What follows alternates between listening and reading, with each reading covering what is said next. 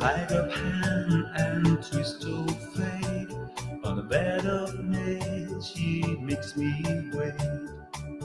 And I'm wait without you. With or without you.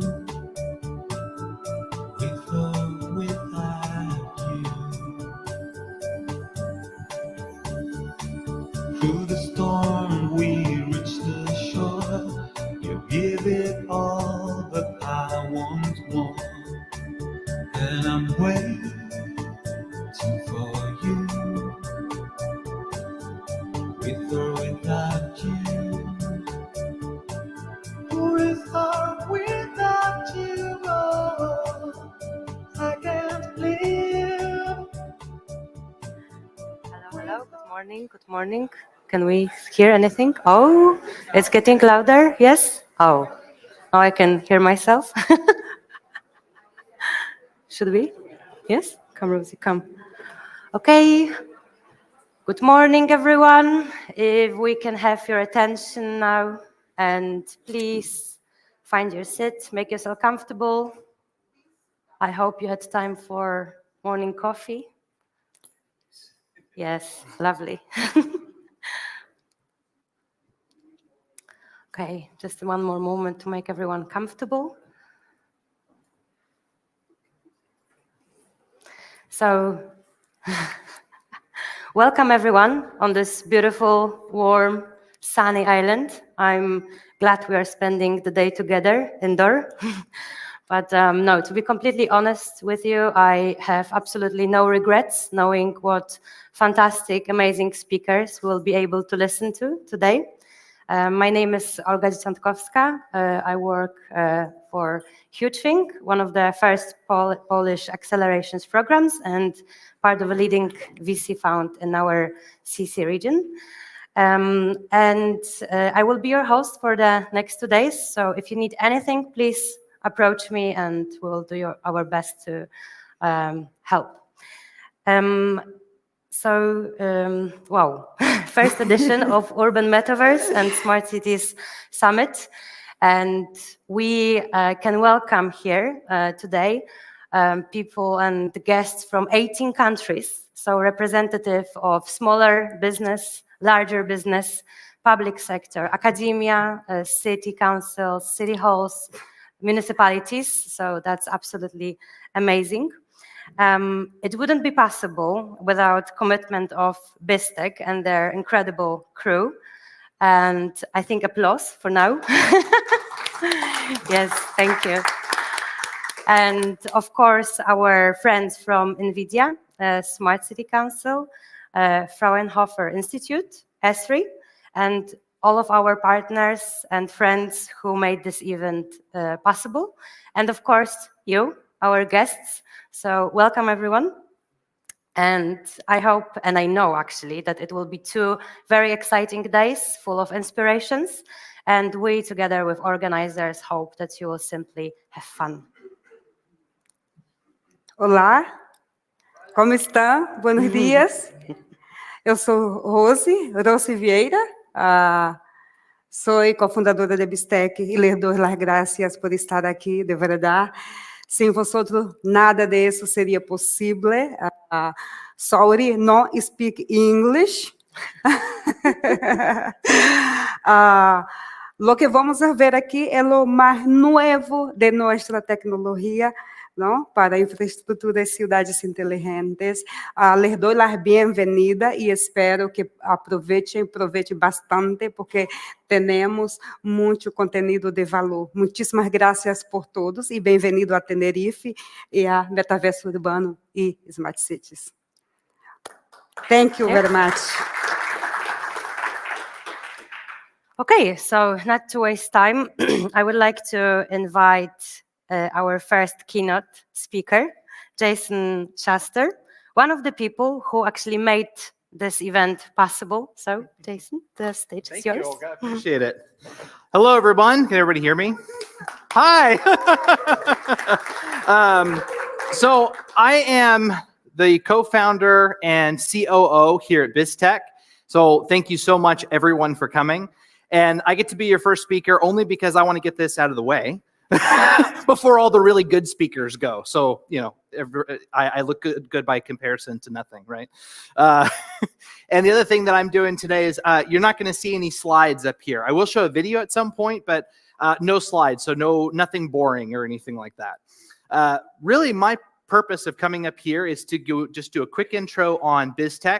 I think most of you are familiar, but for those who aren't 100% familiar, I'm going to do a quick intro on BizzTech, a quick intro into what is the Metaverse. I think most of the people in this room know what that is too, but just in case, I'm going to do my little crash course on what Metaverse is, what it's not, and then talk about what is the urban Metaverse. And then also spend a little bit of time talking about one of our actual live projects that's happening right now.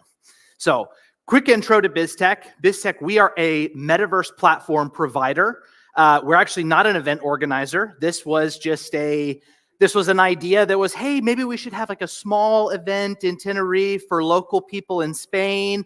And then people found out about it and said, well, no, I want to be there too. And we said, well, maybe we'll open it up to Europe. And then it said, oh, well, no, now we need to open it up to everybody else. So now it just kind of got out of control. So, but we're so glad that all of you are here. And so we're a Metaverse platform provider. So we're a technology company.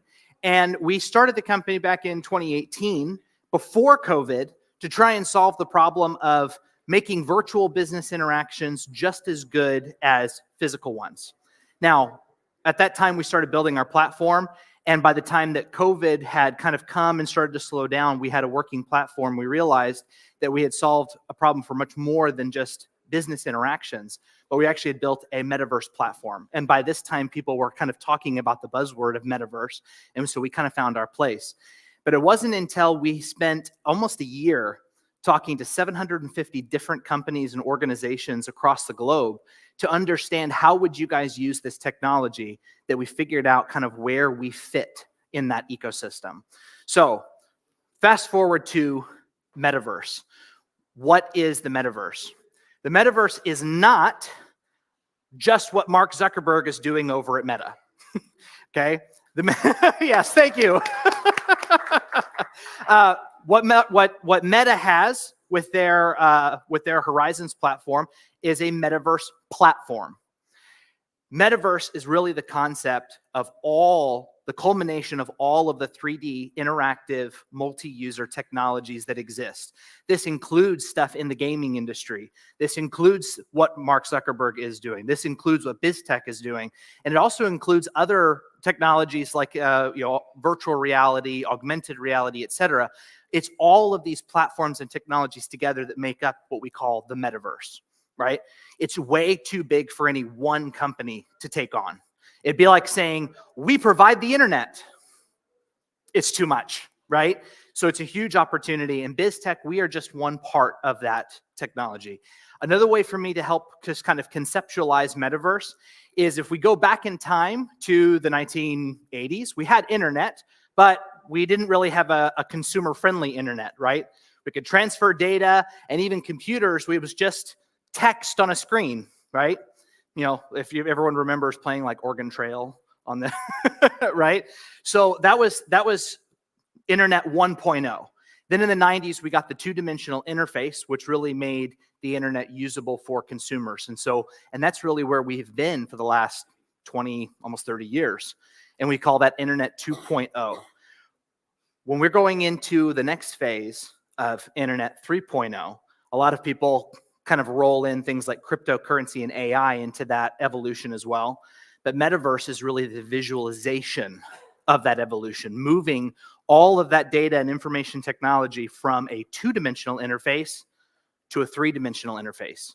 So, for instance, right now we have websites where we can share all kinds of content and videos and things like that. Companies like McKinsey are predicting that in the future, maybe 10 years from now, maybe sooner, there won't be websites anymore. Companies will have 3D spaces where they showcase those products and services, offer those products and services, and also have live customer service where you're actually talking to a real person or an AI-powered avatar, right? So that's future thinking. But when I talk about Metaverse, that's really what I'm talking about is an evolution of technology, not a specific company. Everybody good? All right, fantastic. Now you guys are all experts on Metaverse. So when we say urban Metaverse, and this is what we're all here for today, right? The urban Metaverse is taking this concept and applying it to the urban ecosystem. And urban's kind of a buzzword. We don't mean just large cities. What we really mean to say is the city ecosystem. Most of the people in this room are smart city experts in your field in some way, shape, or form. And so smart cities is probably the biggest chunk of what we would call urban metaverse. But we're also talking about things like government services. We're also talking about the systems that support those ecosystems, like education. Education is a huge part of an urban ecosystem. In fact, some cities are completely built around a single college, right? Or two. So we're also talking about businesses that support that ecosystem, right? So it's really, it's a big ecosystem, but it's very specific. When we talk about urban metaverse, we're not talking about marketing projects. We're not talking about a product launch for Nike's new shoe. We're not talking about a social experience where we're trying to get millions and millions of people to come and check out a single space. What we're talking about is more infrastructure. We're talking about using this technology to solve very specific problems that these ecosystems have. And most of what we're going to talk about in BizzTech, we kind of have our little niche here within this space. So I'm going to talk mostly about those kinds of things. But I want everyone to know that the use cases for this technology are actually limitless.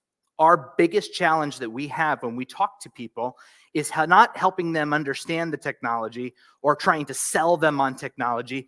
It is, well, where do we start? What do we focus on? We can do so much. How do we narrow down the focus to just one thing that really makes sense for you? If that makes sense. It's like, again, I like to compare it to the internet because what can you do with the internet? Whatever you want. What can you do with software? Whatever you want. It just depends on how you build it, right? And each use case is built for the use case. We see Metaverse the same way. And we also see Metaverse as a place where all of these technologies come together, so especially artificial intelligence and anything that needs peer-to-peer interaction.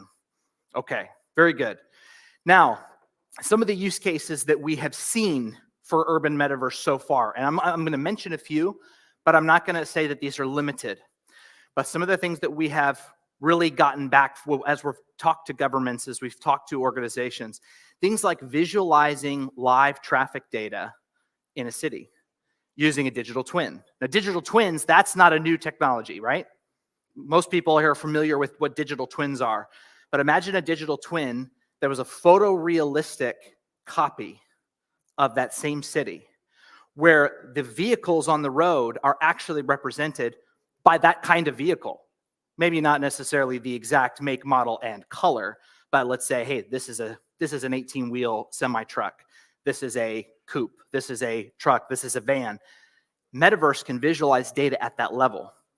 Metaverse can take that same digital twin and go down to, hey, we're walking around in the city as an avatar, so we can actually experience what certain changes in that ecosystem might be like. So that's one of the use cases. Another use case, if I can see how we're doing on time. Okay, I'll try to keep this one a little bit shorter. So one of the use cases that we've also seen for urban metaverse is just city planning.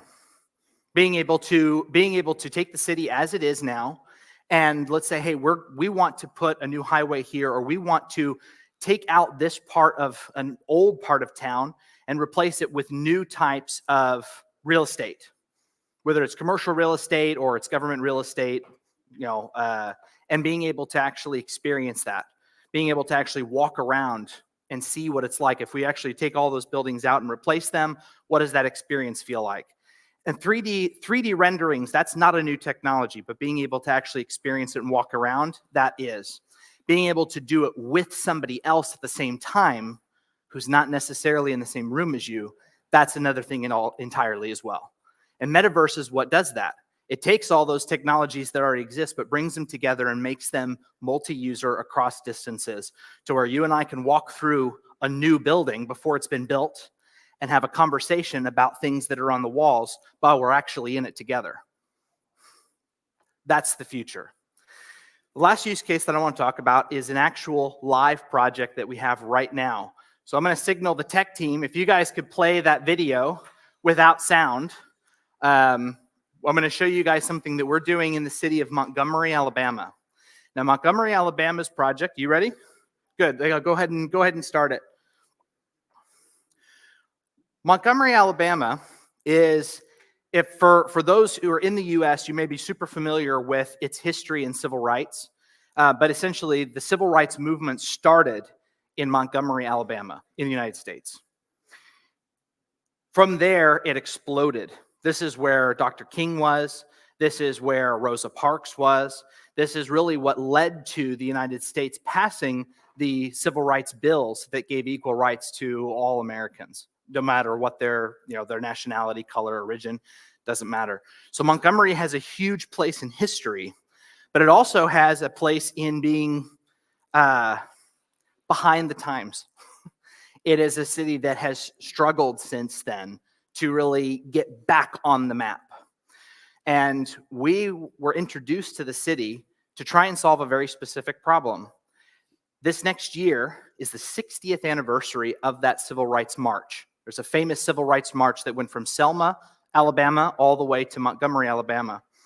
And that civil rights march was in protest to all of these injustices that were happening at the time. And this big anniversary, they wanted to open it up to the world. How can we let people who don't live in Montgomery or who can't get to Montgomery participate in this event? And we got an introduction to someone who knew our platform and said, hey, I think that maybe Metaverse might be the solution. So what we're doing for the city is recreating that famous march path through the city. It's about 3.4 miles of trail. So essentially a digital twin, a visual twin of that space where people will be able to join with their avatar and march alongside those people who are marching physically in Montgomery at that time. But they'll also be marching virtually with everyone else around the world who is joining and doing it virtually. As part of that march, we are integrating AI-powered avatars that will allow you to have conversations with those. Is the video still playing? I don't think so. Can we get the video playing? Oh, it's coming. Well, shoot, I was hoping that you guys could see stuff. Maybe skip like 30 seconds because most of this is just intro. So we're using AI to power avatars so that people can actually have an immersive educational experience as part of this march also. Part of that is recreating Dr. King in the metaverse. It's where you can have a conversation with an AI model that's been trained to speak like him, who knows everything about his history and his life, who even chooses words the way that he chose words when he was alive. A voice recreated from recordings of his voice. Not his big preacher voice, but his normal just talk to you voice. And being able to really learn about what happened. Now, this is not necessarily urban metaverse, but this is metaverse solving a problem that an urban ecosystem has. How do we bring this historic thing to a global audience? And these are the kinds of problems that metaverse can solve. After the event is over, after this famous day, which will be March of next year, this same environment will be converted to a story-driven experience where someone can join and can actually go through all of these historic areas, but be guided by a system that teaches and educates and still have those opportunities to engage voice to voice with an AI that understands everything that's happened, if that makes sense. So we're taking AI, which ChatGPT already does this. We can talk, you can talk to ChatGPT, but Metaverse allows you to actually have basically a face-to-face conversation with that same AI model, but limited to be more of an expert in that field. And so the goal for the city is to take this educational experience, which can be repeated as often as possible, but it's not necessarily the same every time because you're able to engage with these AI avatars, right? and be able to offer it to K through 12 schools in the area, and then hopefully eventually nationally. So this is a very unique experience it's not solving an infrastructure problem. It's not necessarily solving a smart city problem, but it's solving a very specific problem. But it's the kickoff to a smart city project, because the city wants to turn Montgomery into a smart city. And this was really just a place for them to start to say, hey, let's at least get a digital twin of part of the city. And we're doing it in an evergreen manner so that we can constantly iterate on it. The other thing that this environment will do for them, for locally, is local businesses will be able to have their storefronts that are along that march path live, accessible, and be able to sell products and services to people globally. So these are just some of the ways that Metaverse can enable city ecosystems to become global, stimulate economic development, solve social issues. All of these things are possible. Now, you guys are probably done listening to me talk about this, because I think the next speaker is much cooler than I am, from a much more well-known company than me. But I would love to, if you get a chance to come, would love to show you what we're talking about. And this conference is more than just about Metaverse, but we do believe that Metaverse has a place in this smart city ecosystem, and it will be a big part of it in the future. Thank you so much, and on to the next one.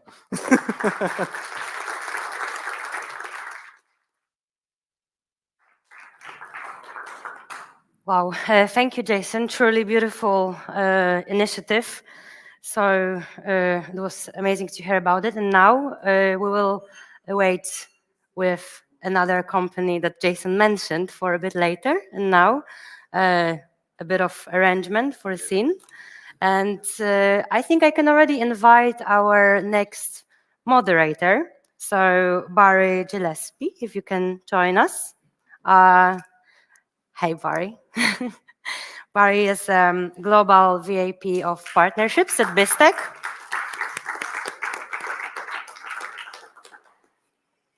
Amazing. Stage is getting ready. And I hope that Barry's panelists are also getting ready to join. Microphone? Yeah, well, I can speak loud too. Either way. Yeah, but you have a microphone, so you can. We will test your voice. Boost my voice. Yeah. Whatever you want. Yeah, you can. Professor Lloyd. Maybe we need a second microphone for a stage. And David, Can we have a second son, one? you are on stage, my friend. Yeah, just don't post anything on me. Good gosh. Thank you. I'll sit in the middle. That's fine. Cool. And we have a second more. If you can share, you'll be comfortable. That's fine. We'll share. Thank you. Sure. All right. All good. Good morning. Good morning. Yay. Good morning.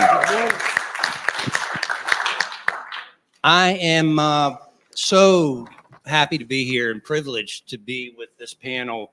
We've had a few changes, but we're going to roll with a topic that's sort of near and dear to my heart, which is enhancing public engagement in smart cities. How many of you, just by a show of hands, kind of touch on that area within your business or industry? Oh, wow, that's great. Okay. I was expecting far less, but this is fantastic. Hey, Jason. Sorry, guys. Apparently, I'm on this panel also. You are. I Sorry. wasn't going to give you up. So again, my name is Barry Gillespie, Global VP Partnerships, but I'm much more humbled and interested in introducing our panel today. You know Jason Schuster. Jason brought me over to the Metaverse world, and I have not looked back. I absolutely love it. I'm excited about where we're heading, both from an economic perspective and a business and governmental application perspective. this topic is really important to me because, you know, the older I get, the more I wonder about what kind of ancestor am I going to be? We need to all be able to give our opinions and allow the people within our communities to do the same. But it's easier said than done, right? I mean, you all raised your hands. How do we get community engagement? So with that said, I would like to first introduce Professor Jen Loy from Professor Loy is a professor of digital business innovation from Griffith University. Secondly, I met Henry this morning. If I butcher your name, I am so sorry, but it's Stettenberg. Sterenberg. Forgive me. Again, last minute changes, my notes. So here's the thing with Henry and his wife, Yulia, who has come here, is that as someone that cares about what's happening with rebuilding in the Ukraine, he has founded the Economy of Trust, Inc., so that he can actually work on building things the right way. So for all the tragedy and terrible things that have happened to their infrastructure and to that area, he understands the importance of building it back the right way. Sort of a silver lining, Henry? Okay, very good. And last, certainly but not least, is David Syme. David is a top voice for emerging technologies, including digital twins, IoT, AI, and then David also serves on the board of advisors for BizzTech. So please give these folks a big hand.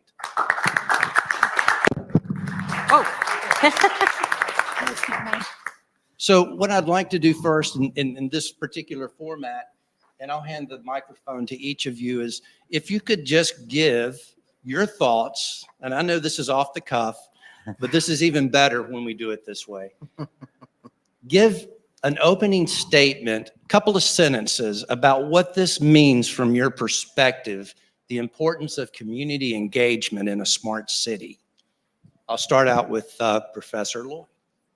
Oh, I think I've got a mic. You're I'm already mic'd, so we can make it a conversation, guys. And Henry, I know you have to head off soon, so that's okay. Thank you. So, from my perspective, I'm from a university in Australia. It's a long way to come for this, and it just shows how committed I am to this space. I definitely believe that we have a responsibility to really engage with what's happening in this space. And it's fantastic to be part of this. In terms of the public engagement, really it's building on what Barry said there. From my perspective, it's thinking about the long-term responsibilities, about intergenerational, about co-design. My own background is in co-design. And so it's very much making sure that communities have a voice and that we understand that engagement, but also we understand the legacy.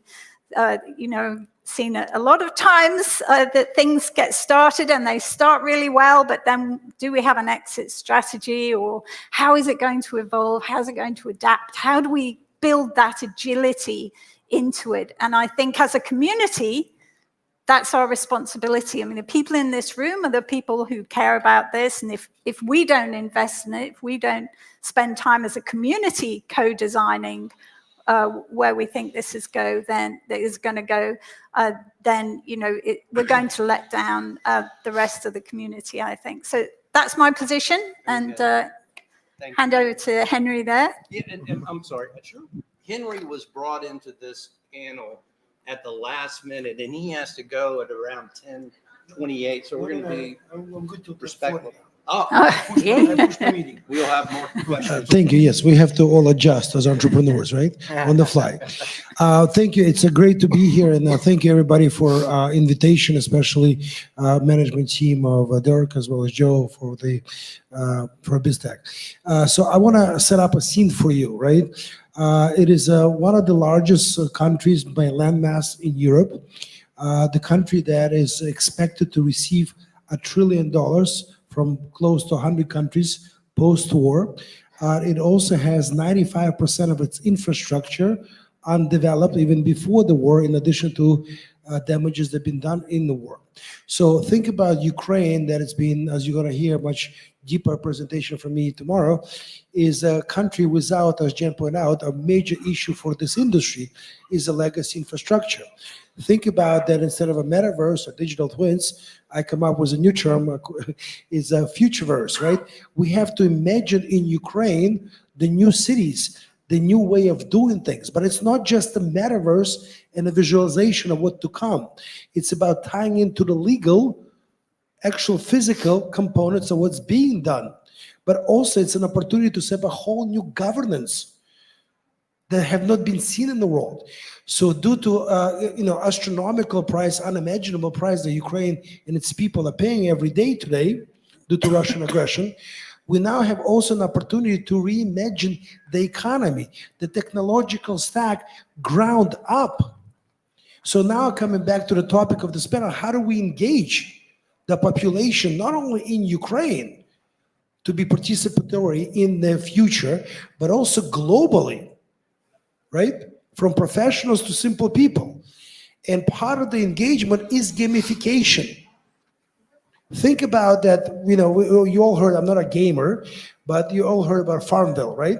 So think about now imagining a new smart city where everybody can contribute to what the cities looks like in the future as a game, right? Where everybody in the world can play. So part of this discussion and this whole conference is about using the new technology that allows us to do things we could not have imagined before and do it in real life, that it will impact literally tens of millions of people in Ukraine. So that's kind of my entry point. Thank you. Thank you.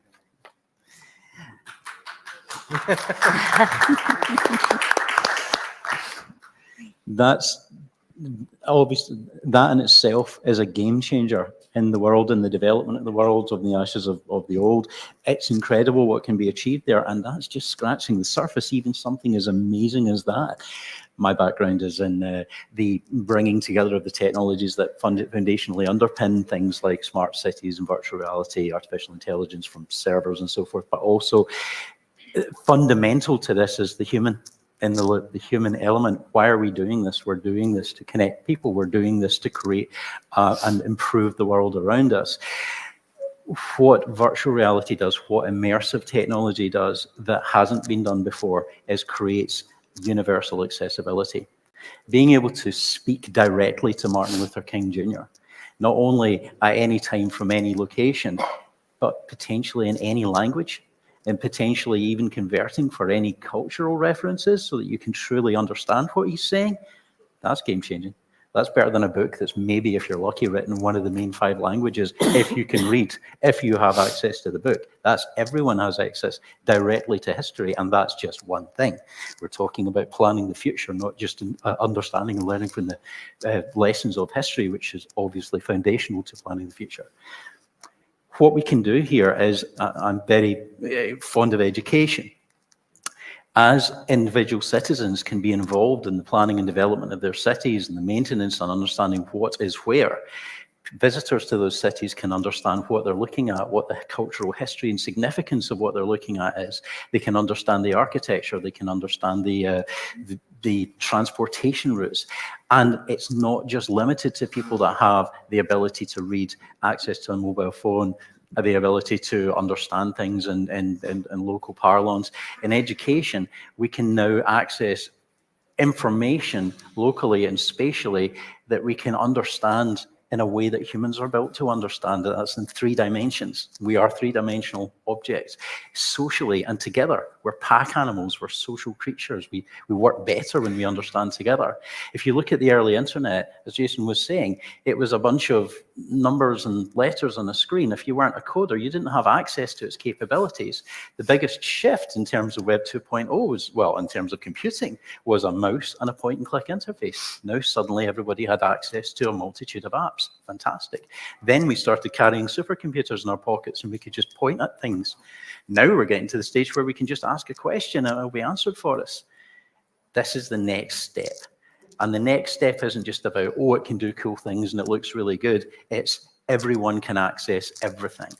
We're out without recourse to what language you speak, what your technical background is. All this technology is being unlocked by this. And that's what truly excites me about the metaverse. And that's what truly excites me about the spatial connection with the real world through smart cities. Thank you, David. Well done. Thank you, David. And I just want to add one more comment. Think about Ukraine, and now we're going to be pushing this across conference. It is a playfield for all of us. Education, everybody in Ukraine must be recertified under European Union standards, or every industry, every profession. And that's the opportunities we can basically to demonstrate the traction of metaverse in itself. Thank you. Henry, can I just ask, are you concerned though that if you're opening it up and this idea of everyone can play in that space, are you worried that the culture might get diluted, or that there's no guardrails or anything like that? Obviously, part of the metaverse that we imagine is that we'll have governance, right, of sort. And these rules need to be set up. It's all for us to define what the rules are of that particular game. But Ukraine historically is a very diverse country from every aspect, and you're going to see hundreds of companies, nationalities, 100 countries, almost thousands, tens of thousands of companies coming in. So the culture inevitably going to change. How we're going to define that culture, it is up to us as a community by setting up, this is what Ukraine is, an opportunity to redefine how we govern. This is my view. So you're still mic'd up, right? Yeah, can everybody still hear me? Yeah, so we want to I can also just talk loud if I quick have to. opening statement from Jason Schuster before we dive into any questions, okay? Can I just say, hey, refer back to my Yes. No, I mean, community engagement is huge. My background, I come from the gaming industry, and it's all about community engagement is the key to any kind of successful game launch. But if we look at that in a broader context, too often I'm going to focus on maybe just like one area here. Too often we have too much focus in government on what do the elected officials want to do instead of what does the community need. And I believe that as these technologies develop, not just metaverse, but other technologies that make information more available and democratize these different things, we're going to see more community engagement, and we'll see communities and governments change to more of a community-driven model instead of a, the people who have been in office for 50 years get to make the rules, right? So I think that that's very, very important. Obviously, there's other areas where I see community engagement being super important, and that is, it's actually the whole purpose of BizzTech even existing, is that we wanted to create a situation where business could be done virtually just as well as in person. And really that is just breaking down the barriers that are there between people all over the planet. David mentioned language as a barrier. Between AI and metaverse, these two barriers of geography and language get broken down, and now we can actually have a global community, a real global community. That's big. I actually don't even want to try and predict how that will change the world, but I know that it'll be more in line with what people actually want and need, because it will be driven by a global community. That's my opening statement. Perfect. Thank you, Jason. Good job. And I'm still smiling because you found a way to weave in the Oregon Trail in your opening dissertation. So that's great. I have one question for each of our panelists, and then we'll throw it out to the audience for any questions or comments, okay? Dr. Loy, or Professor Loy, Jen. Call me whatever you like, Barry. I'll answer to her. to just call me Jen. Yeah. As someone who advocates for this technology and other tech, and especially with student involvement and engagement at Griffith University, how can we include them in the planning and design process? That's a really good question, and it's not a simple answer. In fact, I suppose half the time at the moment, I feel like I'm constantly saying, we can't, there are things at the moment that we don't know how to do. And one of my concerns always with these kind of technologies, because my background is digital technology adoption, I've been through all sorts of digital technologies, and I'm looking at the metaverse from that perspective, is, who are the gatekeepers? How do we engage people in a technology that they don't yet understand? And if I look at other examples of digital technology, one of the problems is that when you try any kind of co-design or anything like that, is that they're looking back to how things operated before rather than how they could operate in the future, because it's such a paradigm shift.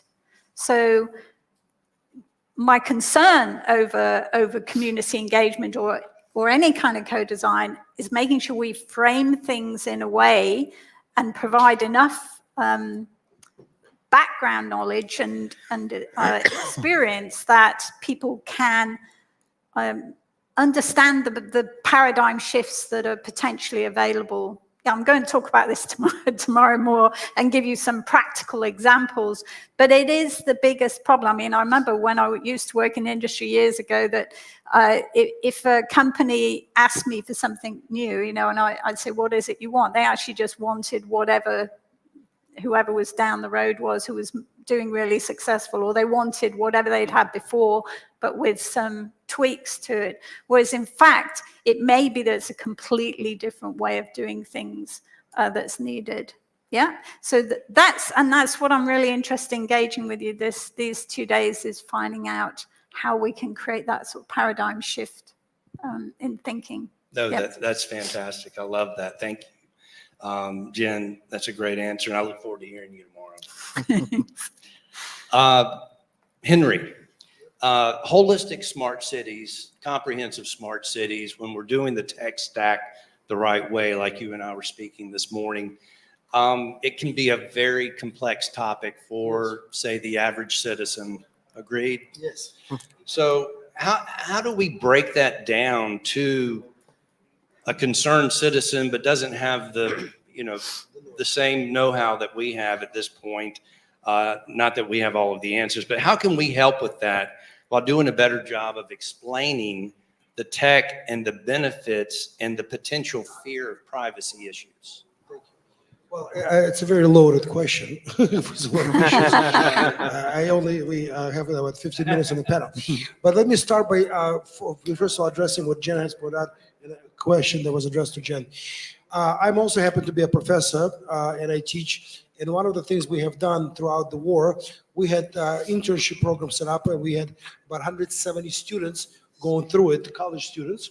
And the reason is because early on I realized this is the next generation of Ukraine, and those people are much more easily able to use the tech versus the mayors of Ukraine. So coming back on the engagement, I'll come back to the policies questions. Part of what we have done through one of our organizations, we manage Mayors Club of Ukraine, and you'll hear we have 637 mayors today out of 1,472 available in Ukraine. And we're going to be over 1,000 by year end. Why is it important? Because as Barry asked the question, those mayors are not technically savvy at all. They have no idea what Metaverse is and why is it created for, or forget about that. They still using 95 software to run their business, municipal operations. So coming back to the question of policy, of governance, my partner likes to say, we're building the plane while we are flying it. Right? Nobody's done what we're intending to do in the world, in history. We don't have a roadmap from A to Z, same as we don't have a roadmap in the metaverse. Meta famously spent about $9 or $11 billion of developing their thing, which didn't work out. Ukraine doesn't have that money. Ukraine doesn't have that luxury to spend the money and just forget about it, right? Ukraine has to find the path in order to build all of it from ground up without having the people who understand why they need it. It is a massive challenge. But the challenge that can be solved through technology. Technology allows us now to really demonstrate to each person, irrespective where they are on the tech spectrum, of how this can be useful to them, how that can build trust. The name of my company is Economy of Trust. We want Ukraine to be known as an economy that can be trusted. economy of trust. So that's kind of my part of my question, and I want to make sure that others have time to delve into all of the policy issues you brought up. Thank you. Great job, Henry. Yeah, I gave you the tough one. David, how can governments engage residents in the smart city conversations? I know some governments are very guarded because they're not very transparent. Some are very transparent, but they don't know how to really engage. What are your thoughts about how to get the communities involved? And maybe part B of that is, what does a citizen have to do to make sure the government knows that they want to be a part of the conversation? That's a good question, and there are precedents for how this is done. I work quite a lot in very traditional industries, engineering, traditional energy. They're not very forward-thinking. They tend to only make changes when they absolutely have to. And it tends to be in a lot of these organizations that when new technologies are applied, it's because somebody at C-suite is going, I read in Forbes magazine that everybody's using AI, so we're using AI now, you know, and then they foist it upon their employees, and their employees are immediately distrustful because they're thinking, well, this is probably to cut costs by replacing us, so they're going to be resistant, and the whole thing collapses because there's no uptake within the organization, and you end up with a cupboard of shame full of new technology that nobody uses. This is true across the board. There's a microcosm of what tends to happen in broader communities, governments, and countries in terms of uptake, and the solution is go to the coalface. And don't go to the coalface saying, hey, we've got this new shiny piece of technology. Go to the end users, the citizens, and say, what do you need? What are your challenges? What's the things that make your life difficult? What's the things that you think and know could be better? Tell us. And we will go away independently of your C-suite, of your government, and find and architect the technologies to solve those problems. And we will come back to you, not C-suite, not governance, and say, is this what you need? And together, we will work on building this together. Together, we will architect the solution. Together, we will give you ownership of the solution to this problem. It's yours. We're just facilitating with whatever technology happens to be there. And if it's not there yet, it will be. Yeah, you just have to wait long enough and know what it is and keep your eyes on it. That's how you get engagement. We've seen this in traditional organizations, your naysayers, your people that go, no, I've always ever done it like this and I'm going to continue to do it like that. People who would be blockers turn into advocates, turn into the best advocates of this technology because it's theirs, not yours, not their bosses, theirs. They see why it's better. They've made it better. They've made it fit for purpose. And they become your advocates. They become your architects. They become the people that spread it to each other in a trustworthy medium. That's how you get engagement. All right. Thank you, David. It's a great answer as well. Everyone, and I appreciate your candor and holistic way of looking at things. And these are not easy questions to answer. And like you say, we're sort of building the airplane as we're flying it. Jason, I'm told we have about 7-8 minutes, and I want to give the audience time to ask any questions you may have or make any comments. But Jason, would you just comment very briefly on the importance of student involvement for Tuskegee and the Montgomery project in terms of, in hindsight, was there anything that we would have done differently with regard to those projects? Well, we don't have enough time to explain the Tuskegee project Right. in 2 minutes. No, I understand. But from a student perspective or a citizen perspective, anything that you can think back on and say, gosh, if we had just done this. No, I think that, I mean, we're also building an airplane while falling off a cliff, which is this is a famous quote from Reid Hoffman, right? That says entrepreneurship is jumping off a cliff and building an airplane on the way down. And so we are learning, we're learning all the time. There's still a lot of opportunity to engage with students on projects like Tuskegee University. But I think that with the Metaverse project for Montgomery, I think that getting more public community engagement would have led to more relevant features and functionality in the project. And I think that the project is going to turn out very, very well. But I think that we missed an opportunity to publicly engage. Now, what we did do, which was very effective, is we engaged community leaders and community leaders came together and helped us understand what they felt would be the most impactful for the community. And I think that they're pretty plugged in, but I think that we would have uncovered some hidden gems if we would have been more public about that. But I understand why, sometimes a city or university wants to keep a project close to the chest before it goes live, right? Because if they're thinking about backing out or something like that. But in this case, I think that we really, that would have likely led to, again, when we talk about metaverse, the possibilities are endless. The hardest thing is coming up with, what do we want to use this for? We should have engaged with the public more broadly. And I think that universities should engage with their student body in the same way, not just let the leaders decide what we want to do, engage with the whole community to see, how would you want to see your government, institution, college, how would you want to see us use this technology for you? That would have been, that's the way to go. Perfect. All right. So with roughly 6 minutes left, I think what I'm hearing across the board is we need a big paradigm shift in the way that we're approaching projects. Instead of doing that in a vacuum and then letting people know what their money's being spent on, I think we need to engage them early on. I'm going to walk out to the audience now and just ask, yes? I have a question for Henry. Please. Henry, I believe you have a call you need to jump on. Maybe I know, I have a schedule, it's fine. Okay, Push Joe, something. first question over. Next question. Do we have other questions? Yes. Before the question comes in, I want to point out one critical thing on the metaverse. And this is where I believe Ukraine plays an enormous role for the industry, right? We as a country can be the laboratory to prove all of types of processes, technologies, engagements, because we have no risk of failure in Ukraine. Yeah, first of all, I want to thank you all for this panel discussion. I believe it was very informative. My small comment and question to Henry also, because I love the topic, and I love the topic and the idea itself of reconstructing, let's say, Ukraine after the war itself.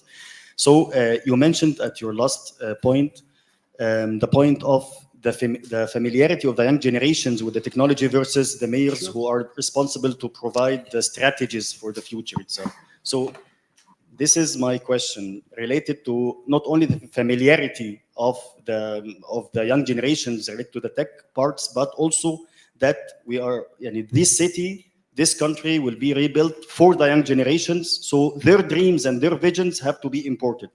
And this is, I believe, the main point. My question is how the opinion of the young generations can be part of the strategy of Ukraine from your point of view. Well, compared to most people on this panel, my background is basically I'm a business development guy, a sales guy, a hustler, right? So the question you're posing is, how do we position what we do in Ukraine for different audiences? And the question is very, very important, because when we talk to young people who are in college today, it's a very different conversation versus speaking to the mayors or let's say 50 plus generation, let's call it that. The conversation differs in a very simple way. I just this morning with my team, who consists of primarily of young people, students from Ukraine, we spoke about the opportunities they have. Yesterday I was teaching a class as a professor with a little older students, master class. Same thing. Think about it. The question was, tens of thousands of companies will be coming into Ukraine. It is opportunity for you to be their bridge into Ukraine. Number one, when you talk to the mayors, think about that you as a mayor of a city will be in competition with 1,471 other municipalities of Ukraine. How are you going to stand out? How are you going to compete not for projects or money? How are you going to compete for people? That's the biggest question that needs to be answered. How do you get into Ukraine, which has demographic problems, right, challenges? How do you get people like me, expats? There's 30 million of them around the world that left since Soviet times. I left the country in '89. I spent most of my career in Boston, right, in life. So now coming back to Ukraine, we see enormous opportunity of a country with size in the center of Europe that is now has opportunity to change the world due to technology being implemented ground up. Think about where we are putting a smart city stacked together, and the first layer is the technology layer that allows us to track the water pressure in the pipe, the cup of coffee that's being paid, the taxes immediately being paid, right, as well as a $100 million investment project, right? Think about opportunity when a citizens, I move in to the city and I pay one fee, whatever that amount is, and it covers everything for me, from utilities, because we can control the energy now. If nobody moves, the energy is not being used for the whole city, right? So opportunity in terms of implementation, it's perfect from technology, what technology is today that needs to be proven, engagement needs to be made, for Metaverse included, right? And I called it originally, when we spoke to Joe first time, I call it a Metaverse in reverse, right? In Ukraine, we have to imagine the future city, but we also can tie it legally. And this is how I believe what you guys all working on, technology-wise, can be embedded into the economy and the society. Where we are imagining in the city, and I'm the owner of the piece of land. I sold it to David. Now the Metaverse demonstrates that land belongs to David. David got a permit to build a building. It's there. David got a supplier to bring in cement. It's there. It drives transparency in every step. That's the future. And in Ukraine, unlike any other country, I was speaking at a big conference in DC, and it was all big companies, Amazon, Microsoft, and all that. And they all came on the stage and they said, the biggest problem, every one of them in different ways, we have in our industry, we can make this building smarter, but we cannot make it smart. I'm pretty quick on my feet, as you probably already gathered. I got up on the stage and said, in Ukraine, we have every other problem but this one. We do not have a legacy infrastructure.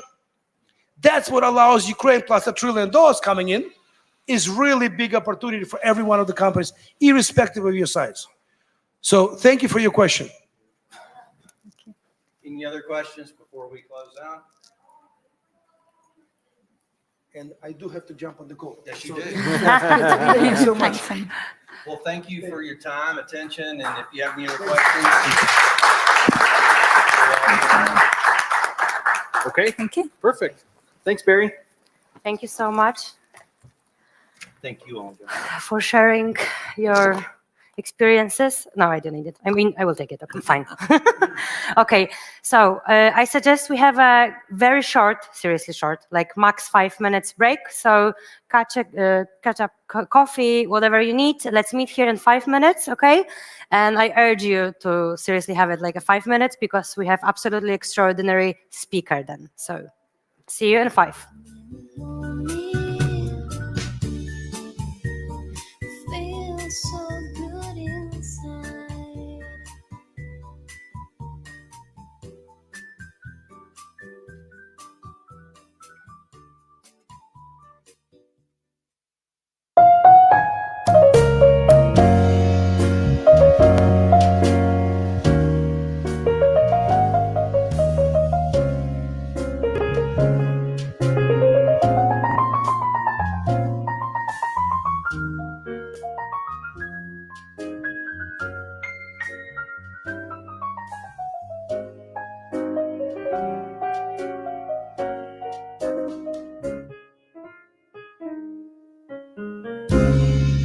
I never meant to cause you any sorrow. I never meant to cause you any pain. I only wanted to one time see you laughing. I only wanna see you laughing in the purple rain, purple rain, purple rain. Purple rain, purple rain, purple rain, purple rain. I only wanna see you bathing in the purple rain. I never wanted to be your weekend lover.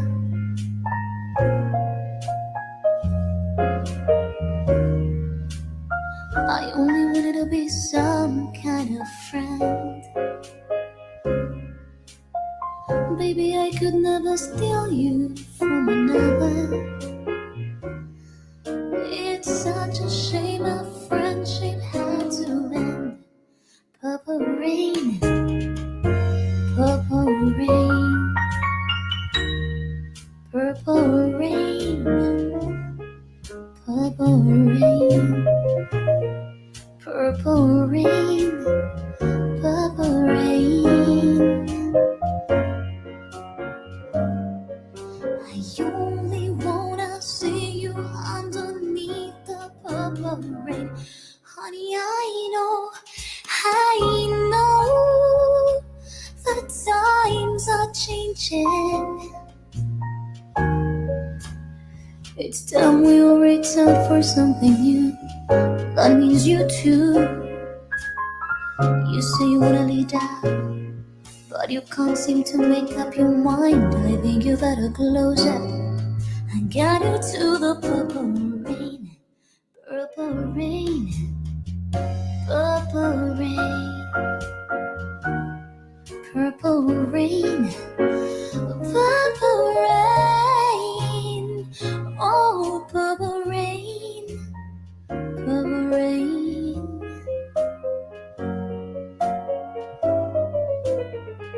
I wanna see you in the purple rain.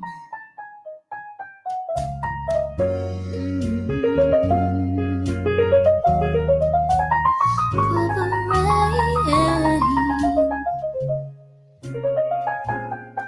Said I wanna see you.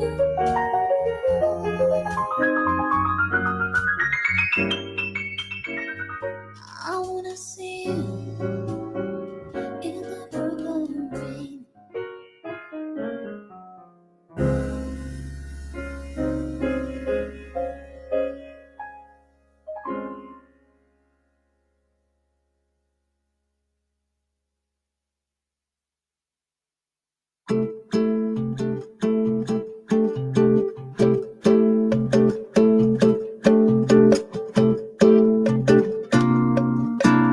One dream, one soul, one prize, one goal, one golden glance of what should be. One shaft of light that shows the way.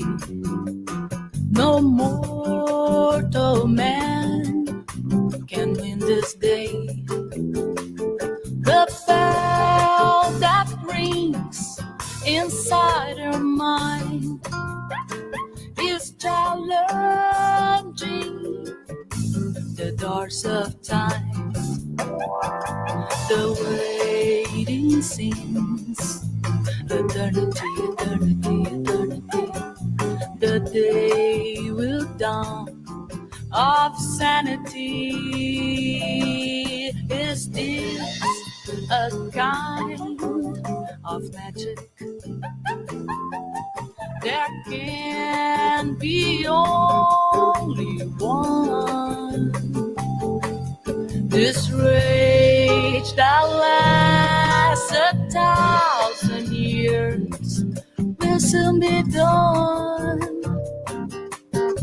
This flame that burns inside of me, I'm here in secret harmony. The bell that rings inside her mind is challenging the doors of time.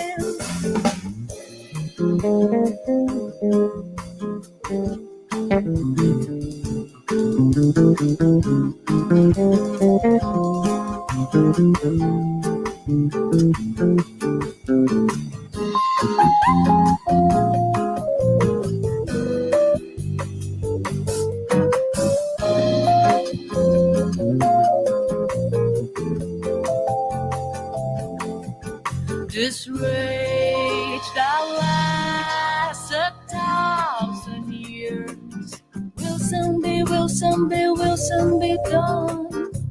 This is a kind of magic, magic, magic. There can be only one. This rage that lasts 1,000 years will soon be done.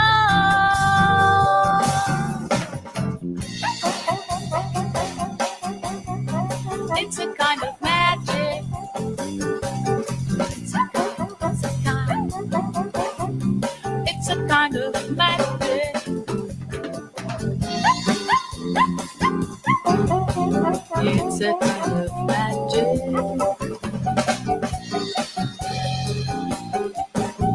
It's a kind of magic.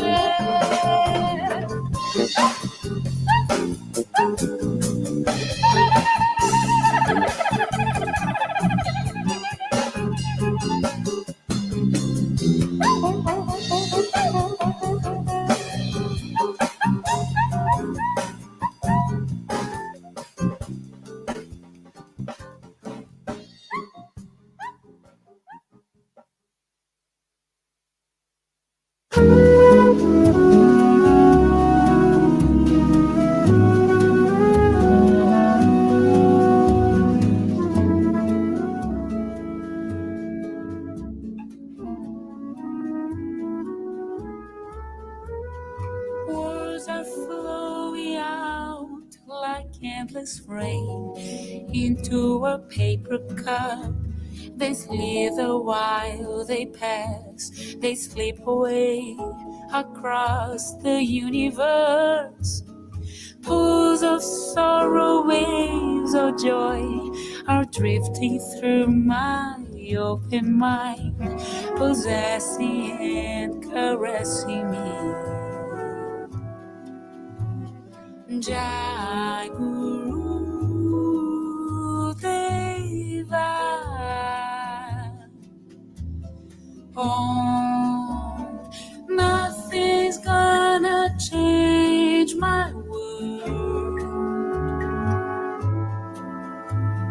Nothing's gonna change my world.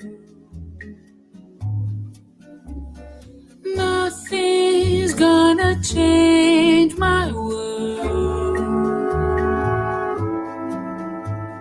Nothing's gonna change my world. Images of broken light which dance before me like a million eyes that call me on and on across the universe. Thoughts meander like a restless wind inside a letterbox. They tumble blindly as they make their way across the universe. Jai Guru Deva. Oh, nothing's gonna change my world. Nothing's gonna change my world. Nothing's gonna change my world. Nothing's gonna change my world. Sounds of laughter, shades of earth are ringing through my open views, inviting and inciting me. Sorry, yes? Limitless, undying love, which shines around me like a million suns. He calls me on and on across the universe. Jai Guru Deva. Oh, nothing's gonna change my world. Nothing's gonna change my world. Nothing's gonna change my world. Nothing's gonna change my world.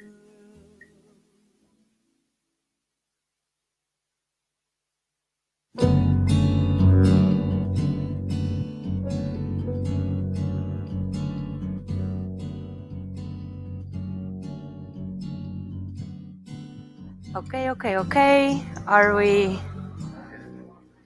ready? I'm glad that people are sitting. Some of you. It's very nice you listened. And I will start speaking louder to encourage also other people to come and to have their places.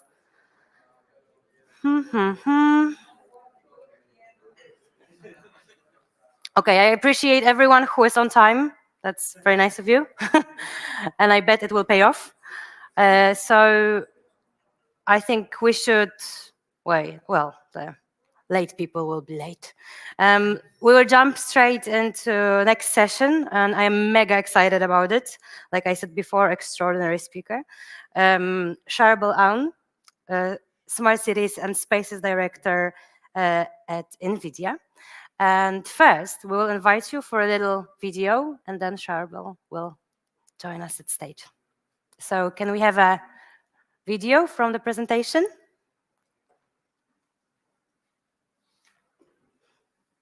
A bit of suspense.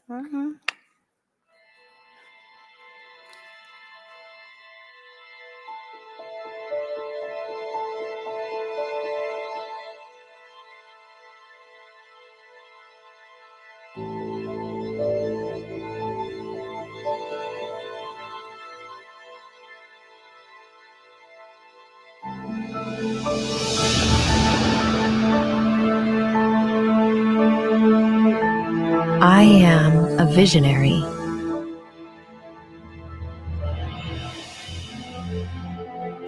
Illuminating galaxies to witness the birth of stars.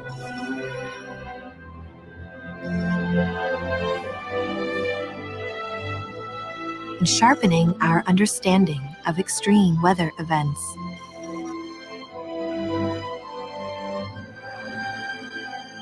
I am a helper, guiding the blind through a crowded world.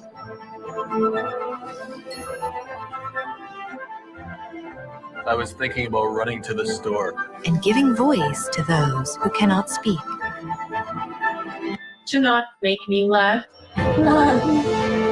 I am a transformer, harnessing gravity to store renewable power.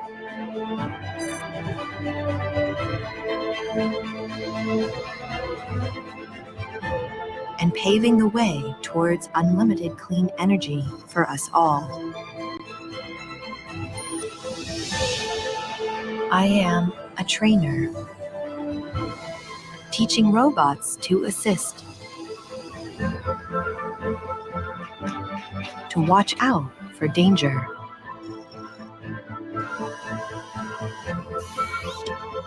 and help save lives. I am a healer,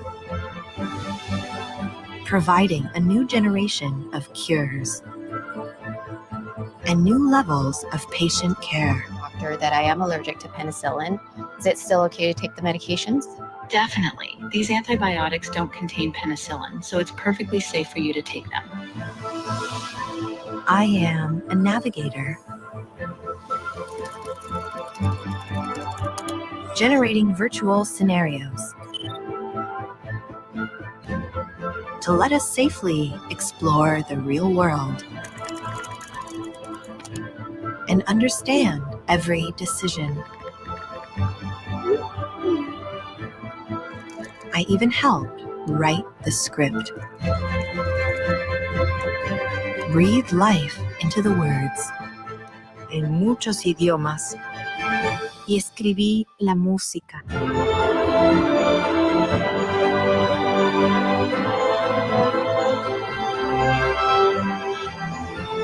I am AI, brought to life by NVIDIA, deep learning, and brilliant minds everywhere.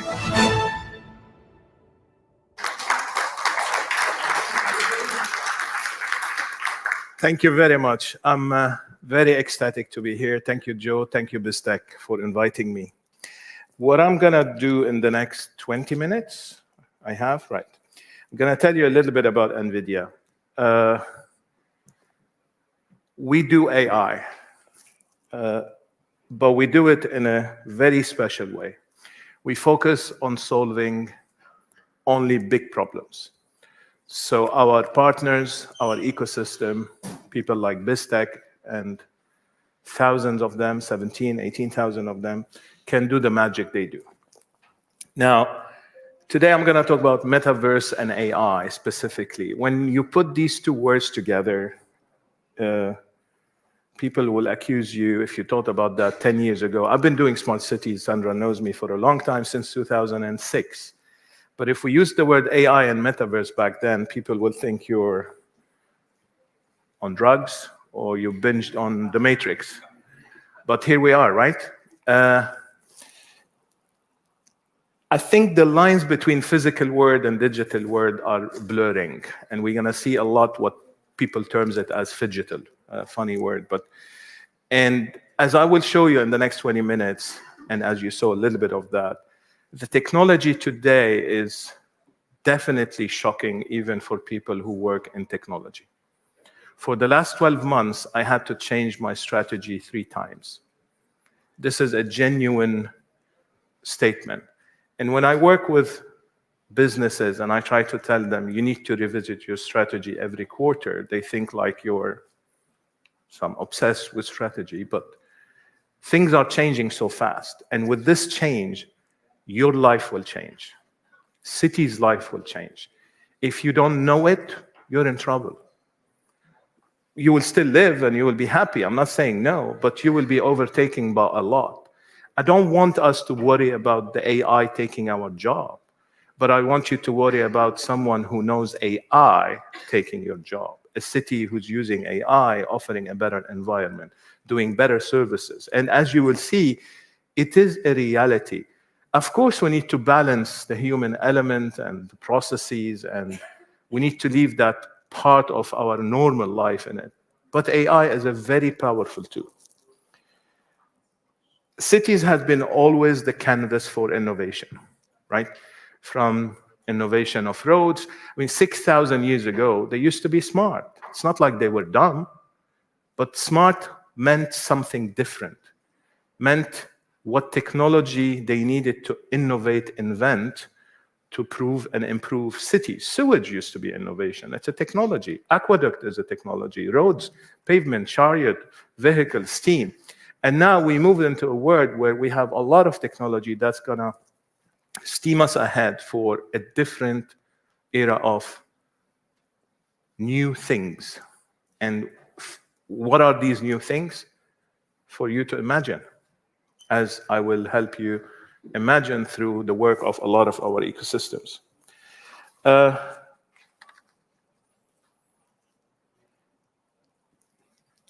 It is at the heart of optimizing things. Technology is delivering operational efficiency and providing safer environment. But now you have an opportunity to reinvent your world. And we love the word spaces. My title is not here, but I run something called Smart Spaces. And because we live in spaces where people, vehicle, and object move. City is a space. Stadium is a space. Everywhere is a space. And our infrastructure are under enormous pressure, and we're all struggling to optimize. You cannot build more. The Ukraine example is good because you're building on a kind of white sheet of paper. Not exactly, but you have a lot of green field element. But you cannot knock down Lisbon or Paris and start all over. You cannot just get rid of the old and bring the new. It doesn't work this way. So we figure ways of layering on intelligence to optimize, to make the best of what we do and incrementally improve. Just another one earlier on the panel, when he said, imagine, I think it was BizzTech, gentlemen, imagine walking into a city in a virtual world before you build it. I don't want you to imagine. I'll show it to you, Gothenburg. Because right now, how many times we've been around, it's like, who the hell built this building here? And who in his sound mind thought this intersection is a good idea here? How many times you felt that? But they didn't have the tools. They had their knowledge. They had a group of 3, 4, 5 people discussing. They saw for the future 5 years ahead, and they built it. And it was perfect. But the world changed. What was perfect 50 years ago is not perfect today. What if you have an environment where you try 1,000,000 times? I don't like it, knock down this building. You cannot do it in real life. You keep playing, you keep simulating until you come with a scenario that you're happy with. And this is when. So we have a tool that allows you to create an accessible city, a city for everyone. Why only city planners need to decide the city? Why can't I have a voice? It's my city. Why can't I provide input? And that's so easy now. And evidence and data are the best way to convince people to buy into.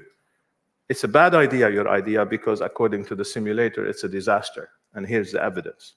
I cannot do it in a real city, right? Anyway, so I'll talk a little bit about that, and I'll fast forward to this. NVIDIA invented GPU in 1999, and we did it for gamers. And that's because GPU is, the word means graphic processing unit, as the term means. It used accelerated computing and parallel processing, basically parallel processing, to deliver much better performance for gamers. And then we discovered it does more than that. And then CUDA came, C-U-D-A. It's a jargon. For those who are not techie, you can Google it. It's just an important milestone in what we know today. It's the heart of what happened today. It's the accelerated computing that powered everything we have been doing since 1999 until today. Fast forward, this is NVIDIA in one slide. This is who we are. It's a very technological slide, you might think, but it's very simple. How we work is, I don't have anything to sell you. If you want a metaverse, you're going to go to BizzTech and many other companies. You will see our engine inside BizzTech. If you want to optimize your traffic, I don't have anything for you. You're going to go to a company, and I will show you tons of them that have developed, but they use the engine. And those engines are things like you see on the top. We have more than 250 SDKs or engines. If you want an avatar, we built it. We productize it. You go now, actually, if you have phones and laptop, build.nvidia.com, and you can download an avatar. You can actually interact with an avatar. You can take that avatar as a microservice, we call it NIMS, and you can install it into your own CRM system. Now, I call the city, and I'm talking, or I walk into the hallway, and there is an avatar standing there. You connect it through an LLM RAG to your database, vector database, and you can start. This is what we do. We use the term, we want to democratize AI. And we want to make it accessible. We take the pain away from developer to give them something so they can innovate on top. And we have developed all of this. You have Avatar Engine, you have Metropolis for vision, you have Isaac for robotics. So how you teach a robot? And if anybody visited our HQ, and I invite anybody who wants, I'm happy to, you will see Isaac, which is the name of the SDK. Isaac is a robot that walks around, and their job, his job, or its job, or whatever it is to go grab coffees and food and deliver it to meeting rooms. But Avatar is walking in that building,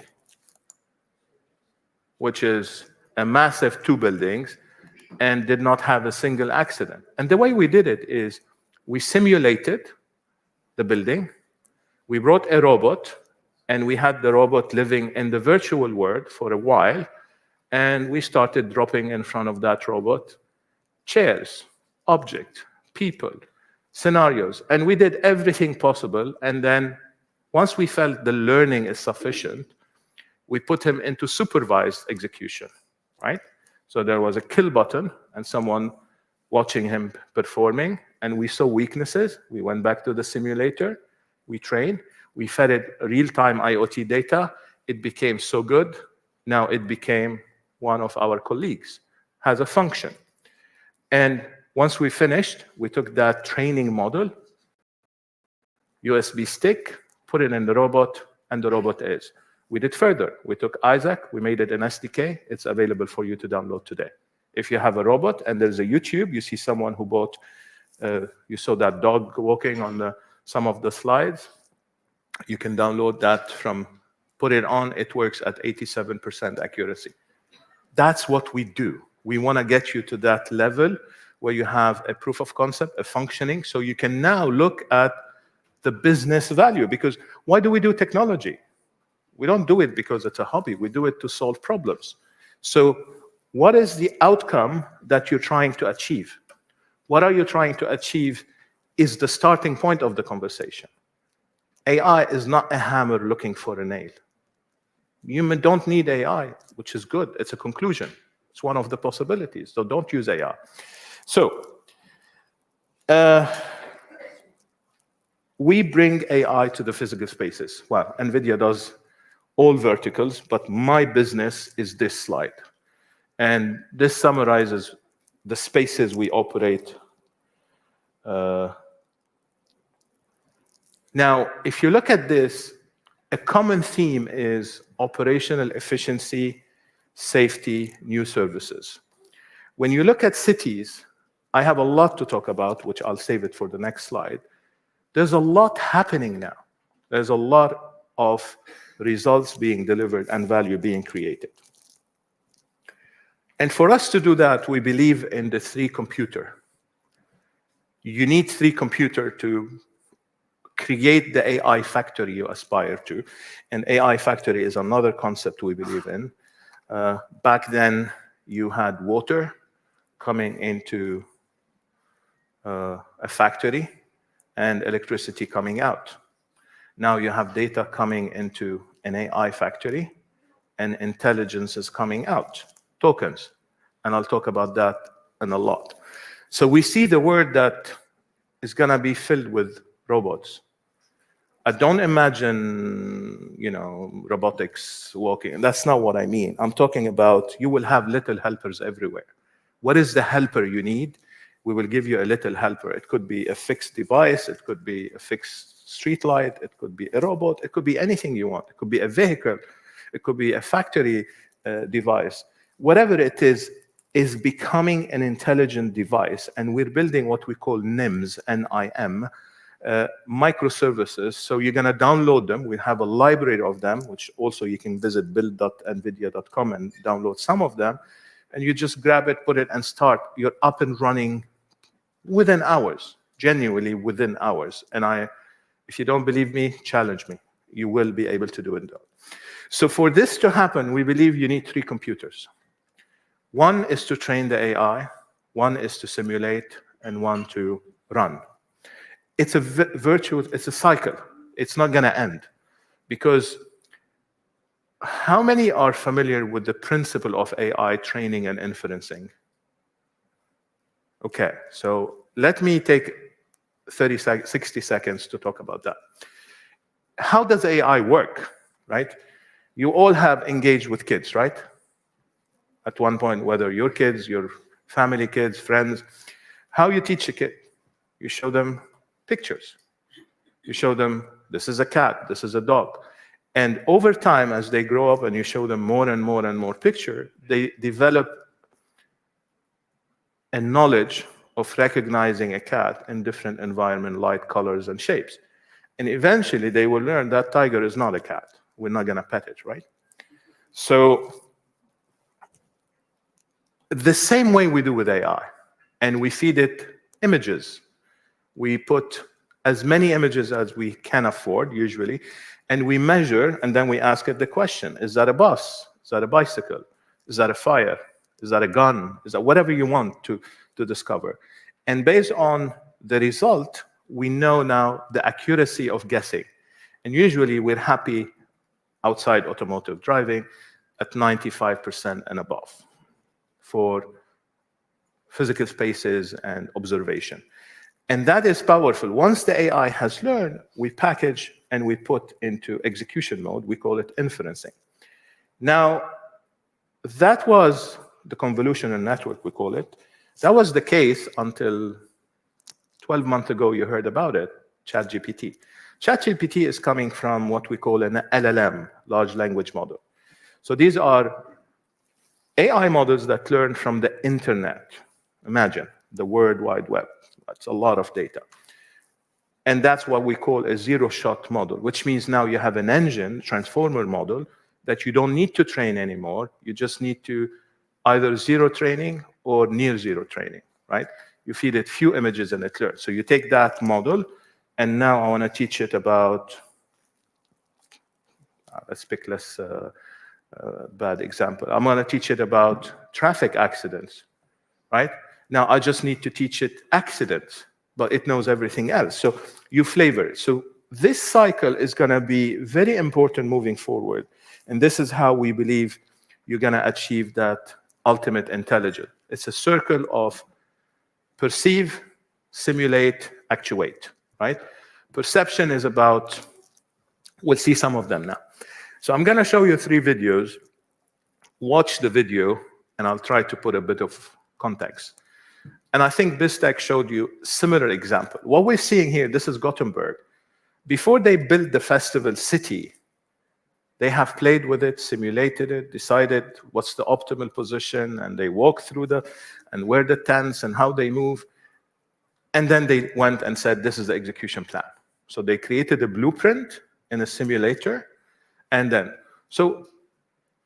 they have a problem of, and that's a lot of cities. I was talking to Sandra a minute ago.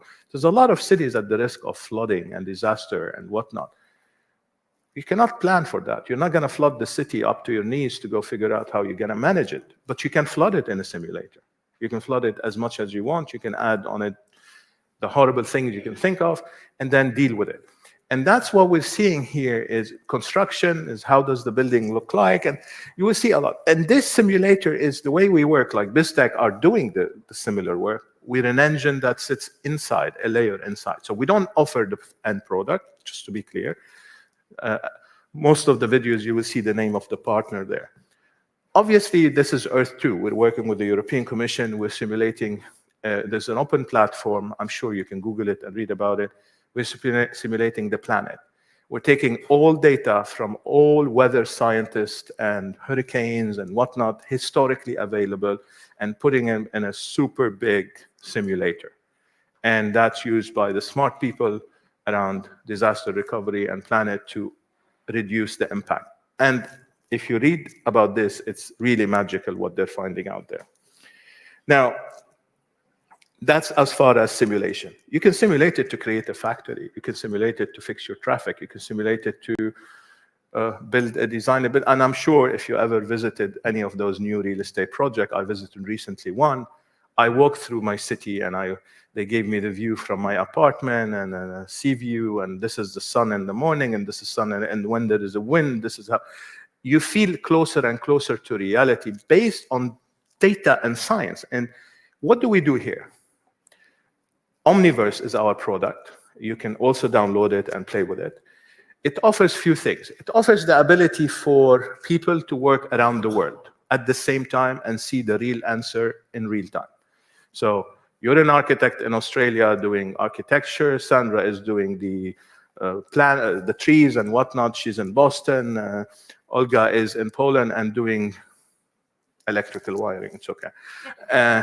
And somebody else is doing the furniture, and everyone is doing their job. But you need a single source of truth in real time where you see everything happening. As they change, they can see in real time the impact of every single change. It looks simple. This is crazy. When you think about it, this is crazy. Now, the next thing is high fidelity. Now we have the ability to create an avatar, and often, in another time I can show you that we always put pictures of a real picture and a simulated picture, and we tell people, guess which one it is. It's very difficult to differentiate. These are cool. What is cooler is this. Now we're able to bring AI, real data, law of physics, and real data sensor and AI models into the simulator, into the metaverse, into the digital twin, which means if you have a real sensor out in the city looking and seeing people and vehicles, and you have a digital twin of that environment, you can reflect that in real time. And based on the scenario you have simulated and this, the city will react. Just imagine. I can change traffic, I can change bus lanes, I can change everything, hopefully to the good. Now, the next video is, you've seen a lot of those. And these are being reinforced now, we'll talk about it, but there's a lot of application in thousands of cities, right? There is 1.2 billion CCTV in the world. You could do a lot of efficiency, and it's being done. We're reducing number of accidents, we're reducing back office resources. There's some amazing results. So now it's not anymore innovation. This, when I started working on AI 6 years ago, 6 years and a half, that used to be wow. Still wow, but it's mainstream now. It's mainstream. So it's everywhere. It's in hospitals, it's an operation. Each use case I'm happy to talk to you about, it's fascinating. It's not just a video. That use case is an example that I learned something new. When they do operation, based on the type of operation, they send medical equipment, whatever items. I don't have the knowledge of the names. Hopefully some doctor here can. So they send, let's say, 12 items for that operation. Another operation, they send 8 items. Hospitals don't have these items. There's a company that sterilizes them and package them and bring them sterilized to the operation room, and they expect to collect them at the end. Most of the time, they return missing items, and hospitals get charged. So that specific business case was about monitoring that aspect of an operation and making sure that based on the name of the operation, I have the right items before I start, not, oops, we don't have this. And at the end of it, I can identify everyone. This is just an example. Again, everything is outcome driven. Now, the magic happens is when you take this, and you all heard about ChatGPT, right? You all did, right? Now, think of ChatGPT as an LLM, that large language model, that works on text. And that large language model now can connect to your own database of data. If you're a legal department and you have tons of archive of legal, you plug in the RAG, LLM RAG, you plug in a pipe to the vector database, and you use the principle of ChatGPT on your data. Give me a precedence of the following crime. Boom, boom, boom, boom, boom. Within a second or 2 seconds or less. Now, can you do it as a human? Of course you can. You just need probably 10 days and 7 paralegals doing research. Of course you can. This is about efficiency. This is about optimization of resources. Now, where cities are using this, they're using it to, you have an accident, there's a procedure. You have to file a report, and if there's injuries, you need to close the road. Now, if you have, and we're putting mobile, etc., and they need to write a report, and that report usually takes a lot of time. So now you arrive, the report is written within 2 minutes. The draft report is written, and the human in the loop, has to look at it and say, yeah, how about this? You didn't notice this, can you? And the funny is, when you do this, you're teaching the AI at the same time. I asked you a question, you gave me the answer. And when you gave me the answer, I told you, hey, what about this? And you went and say, okay, here's this. So now by that process, next time they won't do the same mistake because they're learning. And that's the cycle I talk about, the 3 computer. Now, in this case, and now we're deploying it in an airport, but this case is done in a large logistic warehouse. This is real-time data of every object, every vehicle, every people in this. Let me play it again. And we're able to interact, not only interact, but we're able to have the AI engine in real time readjust the flow in that space. Because the AI helper noticed that there are some boxes that fell, right, from the shelves, and they blocked the road, but also able to say, okay, human in distress, human injury, risk. So there's a lot that we can talk about use cases. And in this case, this is actually in a retail, but this could be your touristic avatar, right? Now, when you think about it, if I'm having a touristic avatar, now you can talk to the AI. You can talk by text, you can talk by words. Now, when you look at it, if I go back to the slide I showed you before, and I said, this is NVIDIA in one slide, when I interact with the avatar, there are like 9, 10 engines in work. So first, speech to text. So I need to convert my voice into text. Then I need to do a processing of LLM. Then I need to reconstruct the answer from text to speech. Then I'm going to feed it to an avatar, and that avatar needs to mimic the language exactly how it is, differently, with emotions, and then convey it to me. And furthermore, now I have cameras that I can look at you and I can have your emotion and interpret your reaction. The kiosk I showed you, I can give you the video, and simply by the lady who's interacting did and a face signature that indicated she's not happy with the answer. She immediately said, in that case, I feel like I did not give you a satisfactory answer. How about this? So this is a lot of compute. This is a lot of years of work in the making, and now it's coming all together. So we expect to see a lot more in the coming days. I won't be true unless I cover this slide. I talked to you, everything we do is through our ecosystem.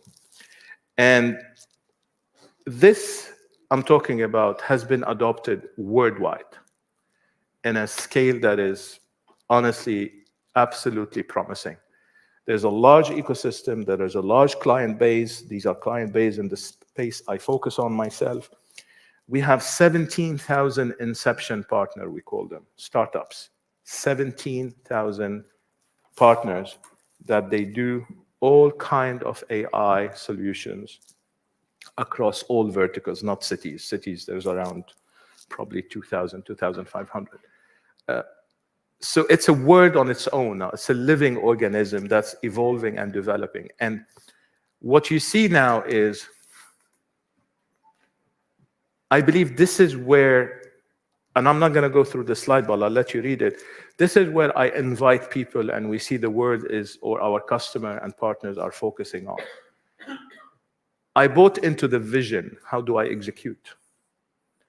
Right? Whether you want to do it in-house, you're on your own, or you want to buy it off the shelf, it requires certain things. It requires skills you may or may not have. It requires infrastructure you may or may not have. It requires data you may or may not have. So these are the three questions anybody that's looking at an AI solution has to process. There are others, of course. How do I finance it? What's the business case? But these are, before you go to financing it, whether you can do it or you cannot do it, this is where you need to start.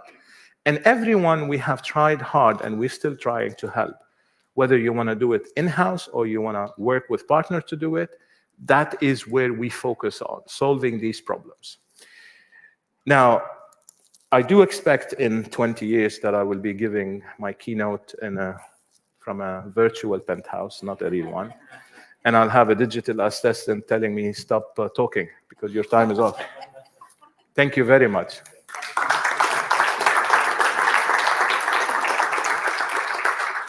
Thank you so much, Sharbel. I hold you to your word. I want to meet Isaac, seriously. And Sharbel, you can also stay, I think, on the stage, because you will be one of the panelists. So now, Joe Appleton, if we can have you here. So Joe is Smart City Director at BizzTech. Probably you know him online, or maybe only today you met him personally. So I would say man of renaissance. I was hoping you will be doing the chairs, and that would make sense then. But okay. Okay? The floor is yours. Can I have my microphone turned up, please? Hello, hello? Hello, hello? Hello? Can you hear me now? Is that better? Now, yes. Fantastic, fantastic. So we obviously have the wonderful Sharbel here right now. I'd like to invite my other two panelists to join us on the stage. So come on up. please. And of course, you all know me from emails probably, and you can see that I'm rushed off my feet. So we're going to try and do this as nicely and efficiently as possible. Michał, please hurry up. Hi, nice meeting you. Oh yes, and all the microphones turned up, please. Hello. You're on. You're on. Is it on? Well, I was at the government event a week ago, and I had my microphone turned on, but I was waiting till I get on the stage, and I didn't know it's already on. And I said, because I was missing a slide shower, and like, where the fuck is my slide? And it was on. So thank you for letting it on right after I reached the stage. So wonderful. We are discussing AI and IoT and the driving forces behind smart city evolution. So I think what would be great right now is for you guys just to introduce yourselves really quickly and let us know who you are, what you do. We've had Charbel already, but if you want to go again, no, he doesn't, that's fine. Please. No. All right, I'm going to start. Hi, I'm Philip van Nedervelde. I have been working in the field of multi-user virtual worlds, cyberspaces, etc., for 33 years without interruption. So I started building virtual worlds and metaverses in 1991, and I founded the longest continuously operating virtual reality studio, which is called eSpaces, and we've been graced with multiple awards in the field. And recently, I'm also, as a serial entrepreneur, also founding Ecoverse, which is my personal 7th metaverse platform that I'm developing. So done hundreds and hundreds of multi-user virtual worlds over 3 decades, but 7 metaverse platforms, and Ecoverse is our newest one. As the name implies, it is focused on doing well by doing good, including for the planet. And so the Ecoverse is about AI-powered virtual reality events and about combating loneliness, which is a problem for 1.4 billion adults on this planet today. And so we're about sustainability, but also about using AI and fully realizing AI in all the possible ways inside of metaverses. Perfect. And Michał? Thank you.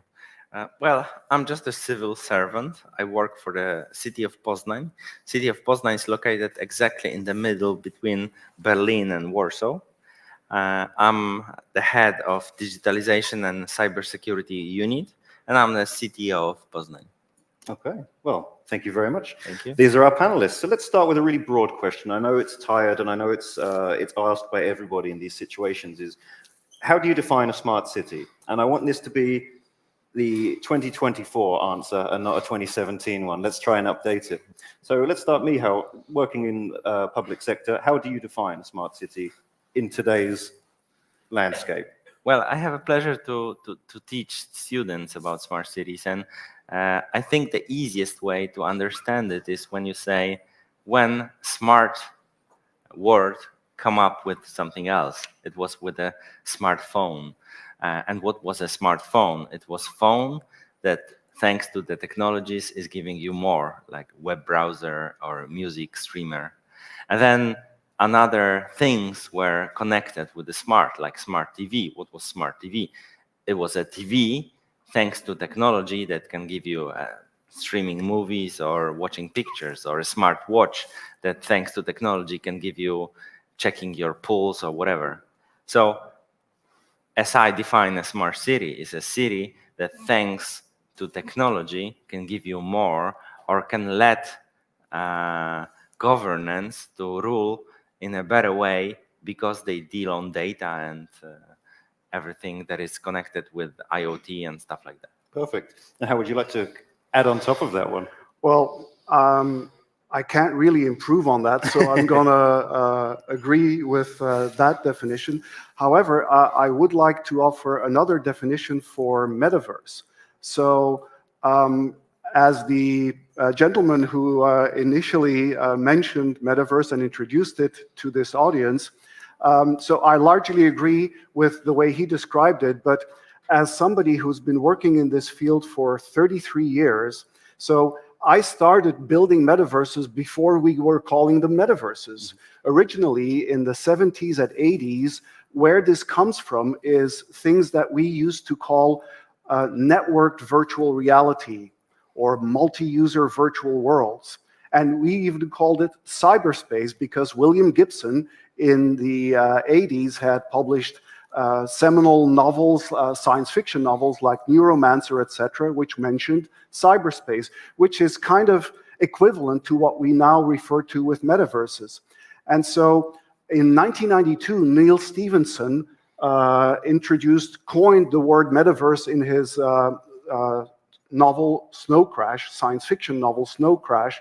And ever since, in the VR industry, we started using that term more and more. But interestingly, the meaning that metaverse has had for 30 years since Neil coined it, or since we started using it, is not the meaning that the world was given by Mark Zuckerberg, as the gentleman pointed out. So we're just between us, we're a little bit miffed with what Mark did with trying to hijack the term metaverse, because what it means in the industry is a general purpose, persistent, massively multi-user virtual world where you can do almost anything that you can do in the real world. So it's not a game, it's a general purpose tool with utility.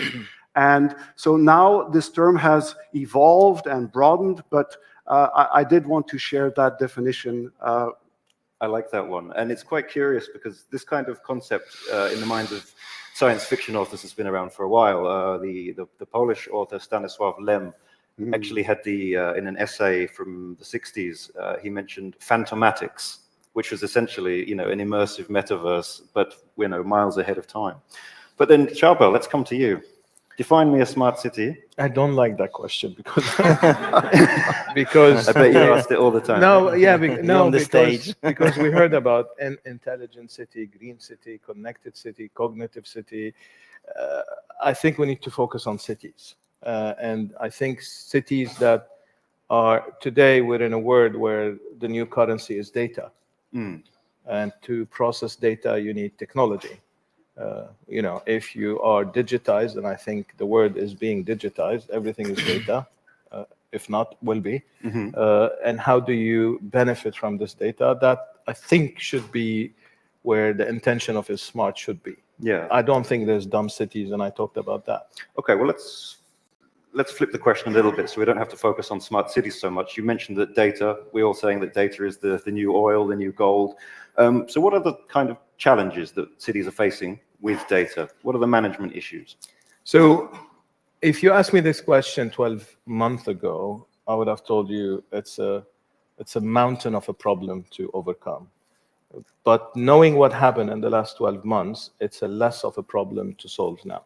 And what I mean by that, if you look at data, and please correct me if I'm wrong, we have a city between us, they're the voice of truth. Not all cities have digital data. Most of them, they have some handwritten documents sitting in a basement somewhere that rats have ate half of the papers. And others have Excel sheet, others have PDF, and all variation. How are you going to digitize that? It's a lot of work. It's a lot of money. It's a lot of investment. So if it ain't broken, why fix it? So we try to do what we can do with what the budget we have. But right now, when you look at the word of LLM RAG and multimodality, and this is very important to understand multimodality.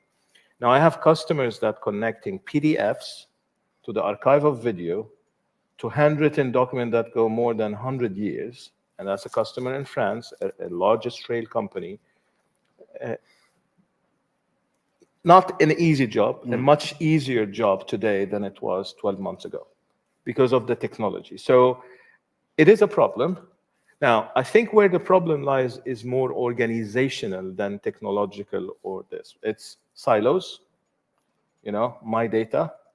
How do you create a layering tool that pulls the data. Again, if you ask me that question 12 months ago, I'll say forget it, because the principle of we want to come business, when I was working in that and we had that conversation many times, we want to come and break the silos.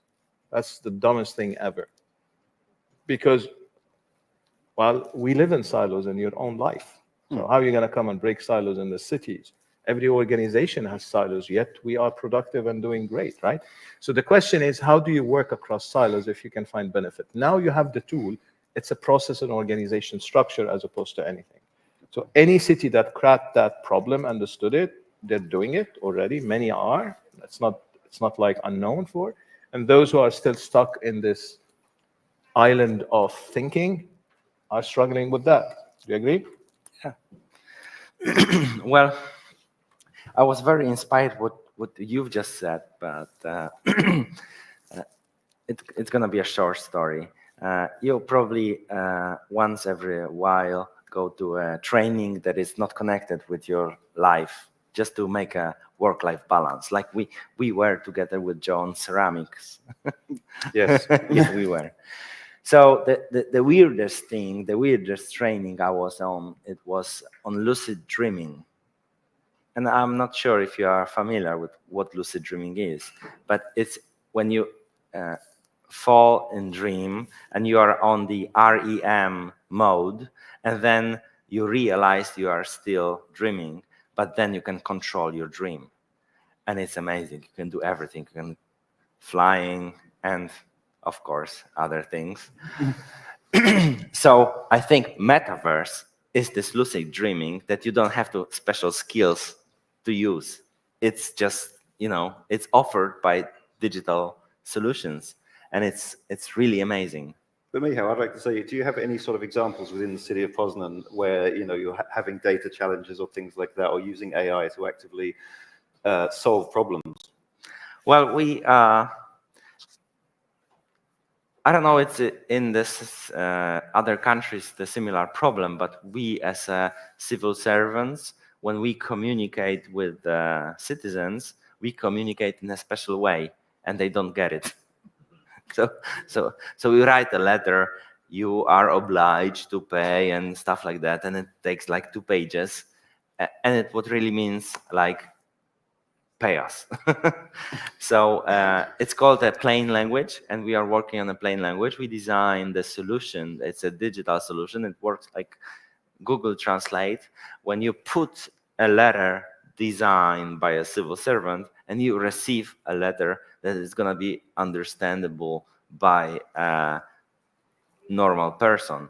And when we are doing it, we were working with a specialist of Polish language, and they were, designing algorithms. But later on, we implemented LLMs. LLM is used for that, so it even helps. So it's very, very popular project in Poland, and a lot of cities are inspired by us and want to use this tool. Oh, very good. So Philip, how could we say this new technologies of AI and Metaverse, how are they affecting sustainability? Because I know that's something you care about very passionately. So how are these technologies helping in ways that, we talk in cities about urban heat islands, we talk about these kind of things, but how are you actually addressing these in real time? So with Ecoverse, our goal is to make a Metaverse platform that excels and leads by example in terms of finding all the ways that you can reduce the carbon footprint of industry and mitigate climate change by using metaverses more. So the project started, we are still in stealth, by the way, but we can already give you a tour. Our MVP is in golden alpha, it works, and it's up and running. But when we started the project, we, of course, needed to find a blockchain network.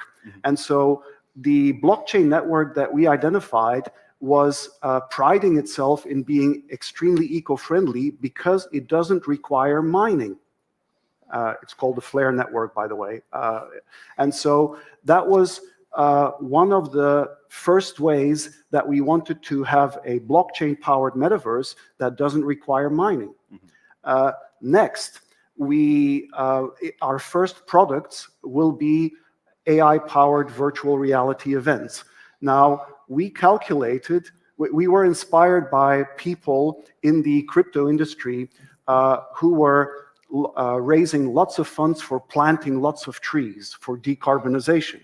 And so we were inspired by that, and we calculated that if we succeed as an AI-powered VR event platform to move 2%, just 2% of all the events in the world happening every year, that we can impact the carbon footprint of the event industry with the equivalent of planting 320 million trees. Just if we make 2% of physical events hybrid or virtual events. And so we also encourage, we see metaverses as a place where you can earn a real living in a virtual world.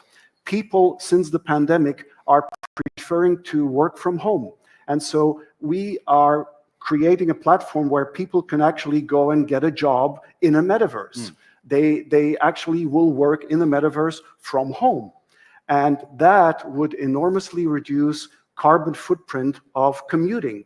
So we reduce carbon emissions from travel for events. We reduce carbon footprint of travel from commuting. The next thing with AI, so we are one of the developers, the 17,000 that you mentioned. I've been working with NVIDIA for decades, and with Greg Jones of the Cloud XR division. So we love NVIDIA, including because it is committed to sustainable development of AI technology. As you all know, AI craves electric energy, so much so that Microsoft recently is reviving the 3 Mile Island nuclear power plant just because it needs all this electricity for compute. So it's a huge energy hog, and we love working with NVIDIA because they take special care in greening their data centers and in making sure that even though AI needs so much compute, that they optimize it algorithmically so that the need for energy consumption is less. Optimize, optimize, optimize. So that's another way of trying to decarbonize, mitigate climate change by metaverses and AI. Perfect. Actually, I just wanted to go to Charbel quickly. You half answered the question is with, for example, NVIDIA, we have the rise of AI. It's now becoming ubiquitous in cities for all public services.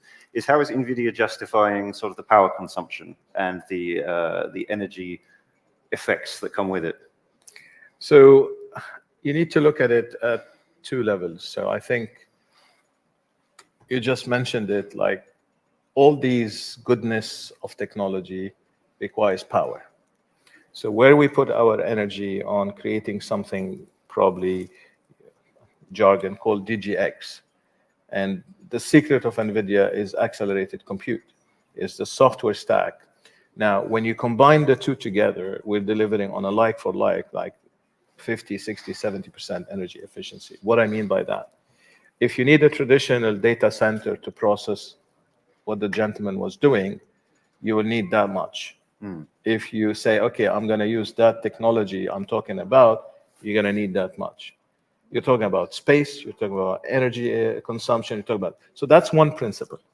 The second principle is on the application on the ground. Like sustainability to me is a big question, is about energy efficiency, but also is about day-to-day life, CO2 emission, and how do we use energy? How can we minimize the use of energy? And I think this is where our ecosystem, and he's one of the ecosystem, there's a lot happening. So we have solution in LA, California for firefighting. We have solutions for Earth 2, which is, I urge you, if you're interested in that, to Google a little bit. It's a fascinating monster of a job. we're part of it. It's not like we don't take the credit, but we're powering that. And we're putting a lot of engineering and AI knowledge in the hand of those smart people who are taking care of climate to do something. The impact that's coming out of it is reducing some really big disaster stuff, like if we understand that. And the third one is traffic. So one of the projects that I find fascinating is a research project happening in the UK is you have data on traffic roundabouts, and there's a traffic intersection. There's a lot of them in this world. Has anybody thought about the idling time we stand on the traffic light emitting CO2? Now, what we're looking at is many things about what we call visual pollution, but at the same time correlating the idling time with the CO2 emission and the healthcare data, respiratory disease, anything related to this. And we're trying to play with, well, the customer is, we're helping, they're trying to play with how do we impact minimizing idling more and more and more and more and more, which will translate into less and less and less CO2. So there's a lot of things that can be done. There's the compute aspect, but there's also on the edge, we need to do things on the ground. And it's not a one entity job. It's an ecosystem. It's a world job. We're just providing tools to help. Okay. So Michał, you had a question, or you wanted to say something? Well, I wanted to respond what just was said, that of course I'm very into new technologies and everything, but I think the audience would agree, and I would ask the audience to clap their hands if they agree. Let's do not make this conference online. Yeah, so we yeah, thank you. I forced it. yeah, but of course the online solutions are really good, and I love the possibility that I can deal with my colleagues at work online, but I mostly do it from my office. So there is it's a bizarre solution that I want to work online, but from the office. Don't want to do it from home. Well, it's kind of an interesting thing as well, is with AI, and let's just say in these technologies taking over, I hate using that term, but you know what I mean. How do you address kind of like inequalities about access to technology? Because there will be people who won't be able to keep up with this. As Charbel, you said, you know, ChatGPT is becoming a household name. Everybody knows what it is in the last 12 months. But there are still many people who don't, and they will be reluctant to sort of get involved with this kind of technology. There's going to be people who won't be able to experience the metaverse just because they don't have the education. Well, let's look at that from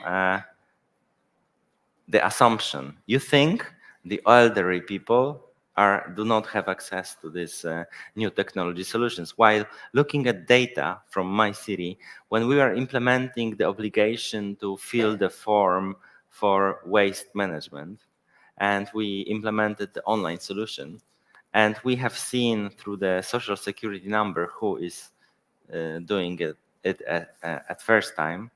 So most of people who did it within the first month were people over 60. So we underestimate the elderly people, that they are outside use of technology. You should think about elderly people who have problems with communicating to go somewhere, like stand in the line. So they would choose the online solution. And well, we're not going to be younger, so I believe preparing these solutions for elderly people is it's essential, and looking at them as the first one, not as the last one, the first one. Okay.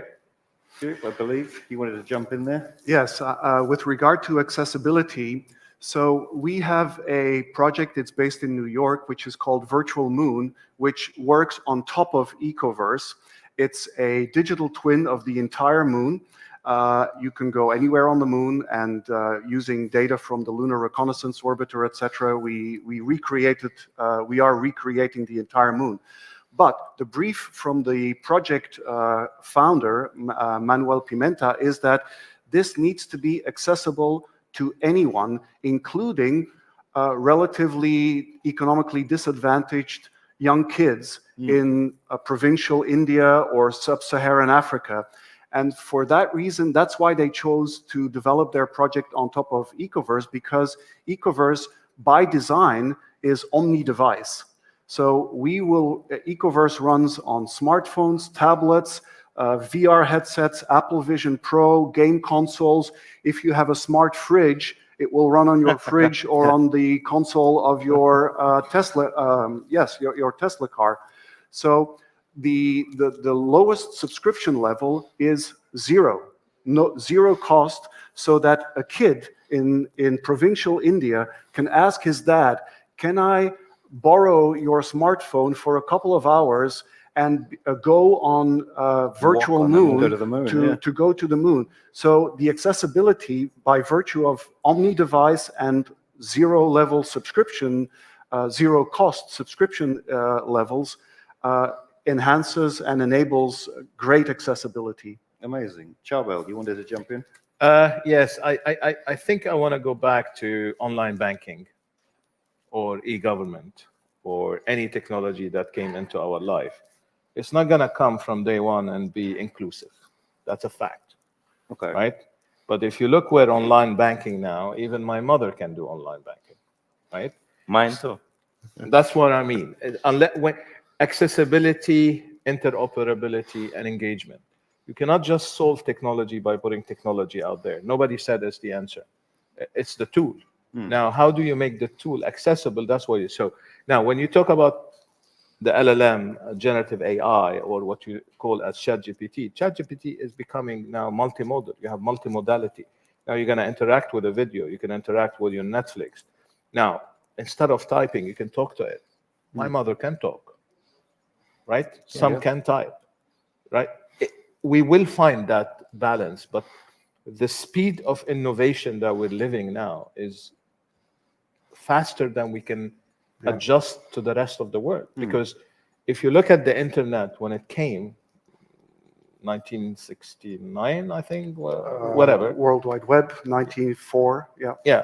So how long it took to have 1 million users? A lot of time.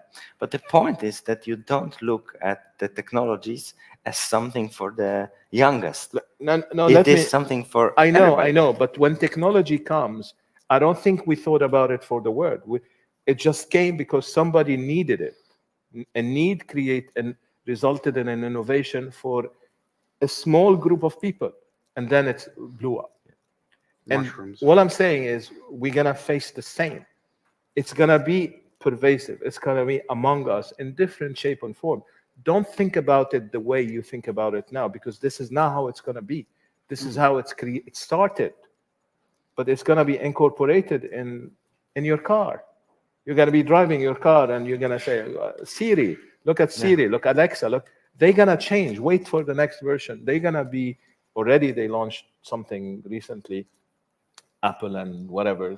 I was reading the news the other day. Wait, don't assume this is how it is. It's not how it is. Okay, that was my problem then. Guys, just to keep things on schedule, I'd like to finish with one question to each of you. And then I'd like to open it to the floor to if people would like to ask questions. And if you would like to ask questions, but you're perhaps you don't want to be on the mic, please feel free to write them down and raise your hand, and we'll come around and read them for you. So if that makes things easy. But while you're thinking of questions, let's talk about these future technologies that we're assuming will come out there. They will. What's your vision for the future? What's the next phase in AI and IoT, Charbel? I'm starting. Okay. Or we can all jump in free for all. I believe everything is going to be a robot. Some robots will move, some robots will not move. I think we need to get familiar with the idea of humanoids, but not in a way that people perceiving it through movies. It's more like in a constructive way. I think in cities' perspective, we will see more and more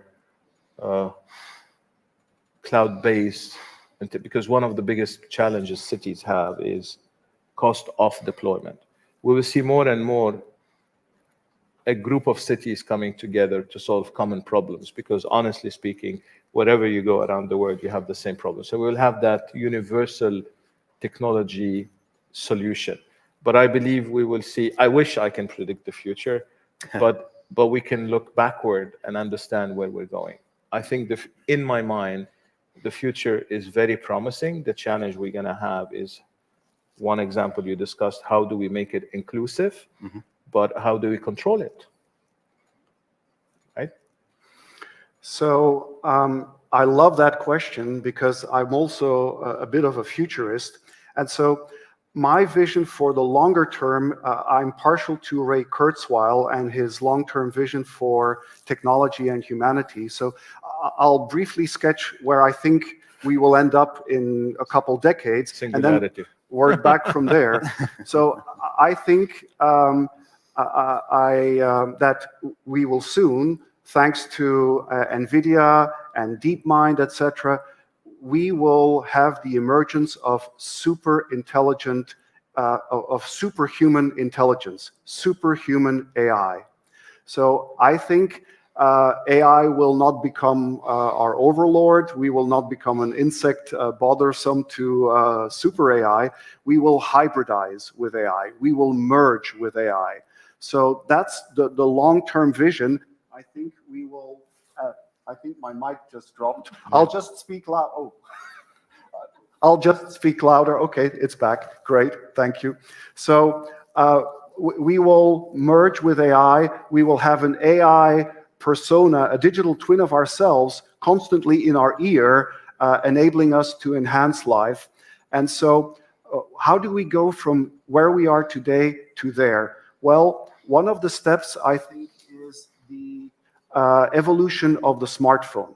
So Mark Zuckerberg, credit to him, recently showed a pair of AR glasses, the Orion prototype. Well, your smartphone will gravitate, will move from your pocket and your hand to your head. And it will be replaced eventually by glasses. Forget your smartphone, everything, all your apps, everything that you do on your smartphone today, you will be doing on your AI-powered smart glasses in the near future. And that's where the 3D graphics comes in, because AR will also be a portal to the metaverse. So the metaverse, with digital twins, the merging between the physical and the digital world will become seamless. And you will be able to wake up in the morning, put on your AR glasses, and check in your virtual office in the metaverse, in Ecoverse, or wherever you want. And then if you still are commuting, while you're commuting, seamlessly, your connection to the digital overlays of the real world will be in the center console of your car, but maybe still also your AR glasses. And so if you come to the office, then you can put on immersive VR headset and fully immerse yourself in the metaverse, in Omniverse or other platforms. And so all of this will seamlessly come together where you will interact. I think the fullest realization of AI will actually be in the metaverse and in AR, where you will have, where AI will be responsive to your every need and will make every interaction unforgettable. So that, in a nutshell, I think is the wonderful future that we have ahead of us, and that is coming very soon. And Michal, do you agree? Well, when we are talking about the future, I always remind myself of pictures of people who 100 years ago draw the future, how they see the future in 2000 years. And that everybody was flying helicopters and still wearing hats, but you know. I think that what we assume gonna be the future, it's as far as those people 100 years ago were from when we are now. But I wanna come to, I think it's a very human need. You were mentioned here before that in BizzTech, in Metaverse, you created Martin Luther King that you can speak to, and he's using the same words and everything. I wish I could talk to my father who passed away. And I think this is the future of digital solutions. Then you can talk to your descendants, and whenever you have a bad day, you can talk to your grandfather or your mom, and it responds like in a real way. And this, on the other hand, is like infinity, like living forever. Living forever. We're gonna live forever. Let's Charbel, say that. I see you've got your hand up for a last piece. Well, going back out from emotional, Sorry. It's interesting. A lot of people will see the future a different way, and there's no wrong answer. I'm interested in what is required for this vision to become a reality. Because if you look at, and you referred to Mr. Kuzwal, if you look at mapping, we can only base reality on the past because we have facts. If we look at the compute improvement, we know that NVIDIA in the last 10 years, we accelerated compute 1 million times. 1 million times. It makes a difference. It makes a difference. Genuinely, it makes all we're talking about possible. Absolutely. Now, the question is, what's going to happen in the next 10 years? I don't know, but I know it will be good. Now, utopia, dystopia, that's a personal position. But if we want to do the vision he's talking about, this glasses needs to have hell a lot of compute, or the sky around me needs to have hell a lot of connectivity with zero latency. And I don't Energy. think the problem is the content and the data, because we have it. I think we have the mechanism of delivery. We call it AI on the edge. Yes. Right? So I'm excited by that part. Like, I'm listening to his vision, his emotional, which I like it. I would do anything to have the same, but because data is out there. Like, your digital data is everywhere. Your footprint is everywhere. Now, what he's doing is probably, if you want to create a world where you exist, an avatar of you, he's going to figure a way to collect this data in real time and put it together to create a Joe avatar. And you will have no, seriously, this is how it's going to be, right? This is what NFT is all about right now. This is about all these things that blockchain. So there's a lot of technology that needs together. And I'm sitting here saying, whoa, that's a lot of work. So we have a lot of work to do, but it's a very exciting time. It is. Absolutely. It is, yes. Okay, I'd like to open the floor to questions. Do we have any? Right, we have Henry over here, first of all. Oh, no, we've got David first. Just to continue on from your previous point, sir, what would you say is the biggest single technical barrier to achieving the futures that you foresee? We've overcome a lot in a short time. But what would you say is the single biggest technical barrier to achieving the outcomes that we've been discussing today, the futures that we've been discussing today, that's stopping us? We've overcome a lot of hurdles in the last few years, but we still have some. Technical barriers. Who wants to answer that? Technical barrier or barriers in general? Technical. Well, if I may start, you don't assume that, but the biggest technical barrier is energy. Because all these AIs, all these engines, they're using lots of energy, and we are not producing as much energy. We may produce from coal or from oil, and it's like devastating our globe. So I think the issue is to find the solution for gaining pure energy, and then we can talk about everything else. As you wish. So if you have to pinpoint one, I would identify artificial general intelligence or superhuman our AI. We are not there yet. We're close. It's so close we can smell it already. And so OpenAI is barking up that tree, and so many I believe that we will probably have the AGI or ASI, artificial superintelligence, within the next 5 to 10 years at the outside.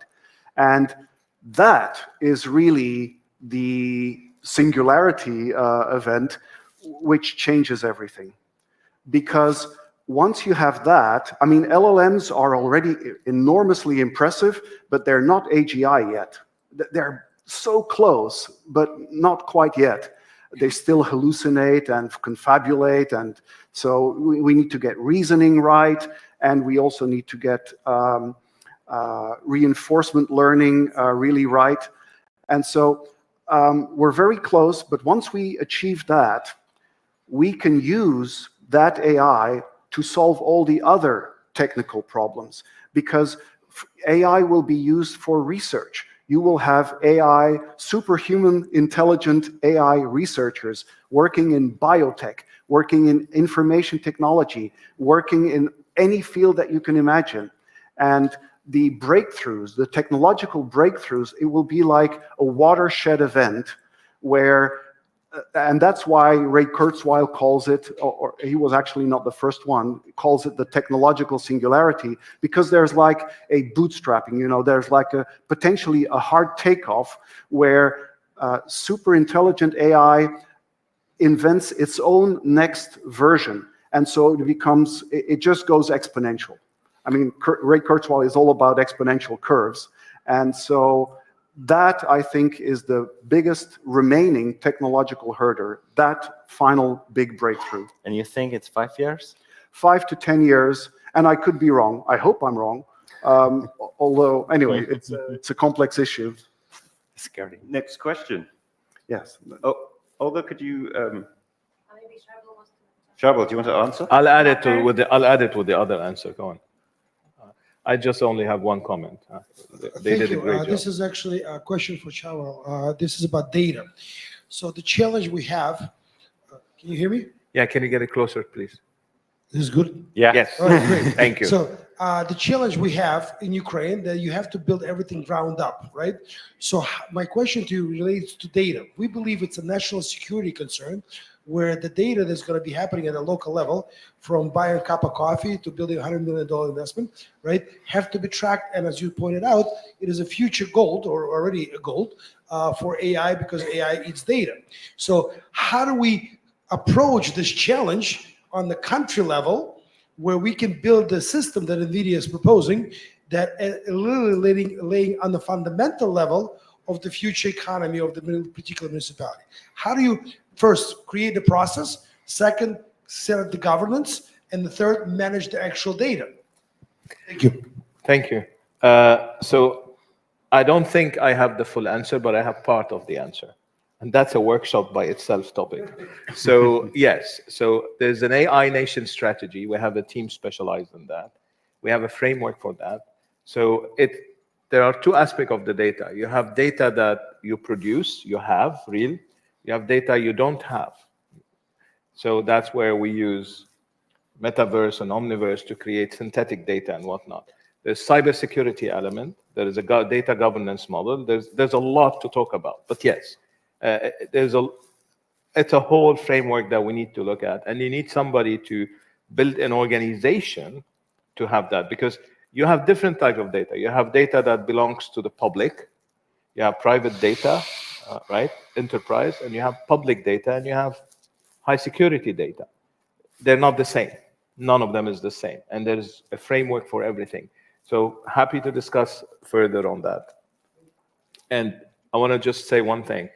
I don't think we have a technological problem. I think we have, because we have technological capacity today that exceeding our ability to consume it, to benefit from it, to convert it into value. We have today in our hand an unknown power.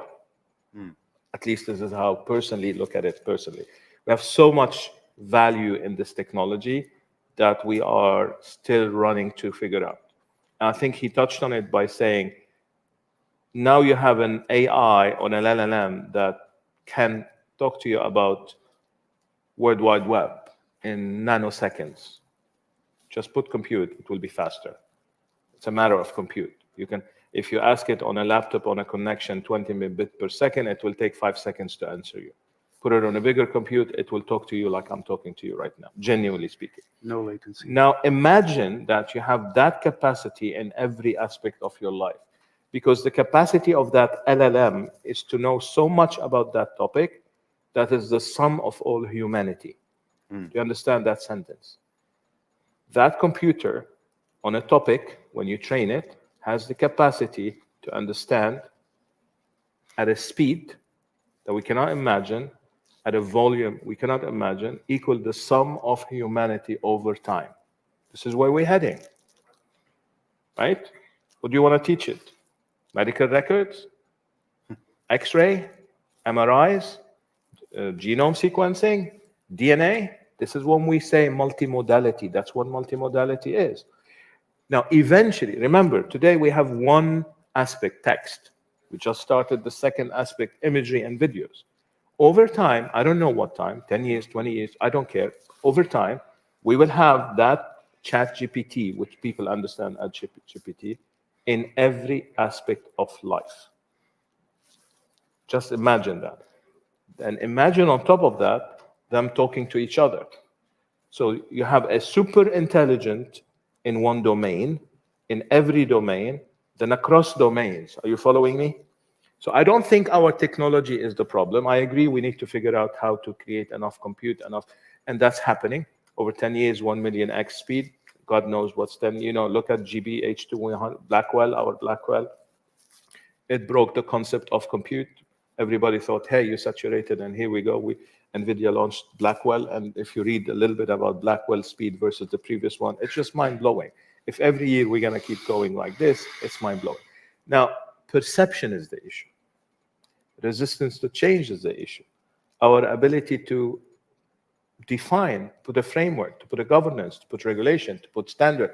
I believe this is where we need to put the energy, and this is where we, NVIDIA, are engaged with every organization at all levels, from the United Nations to the US, because we all need to do our part.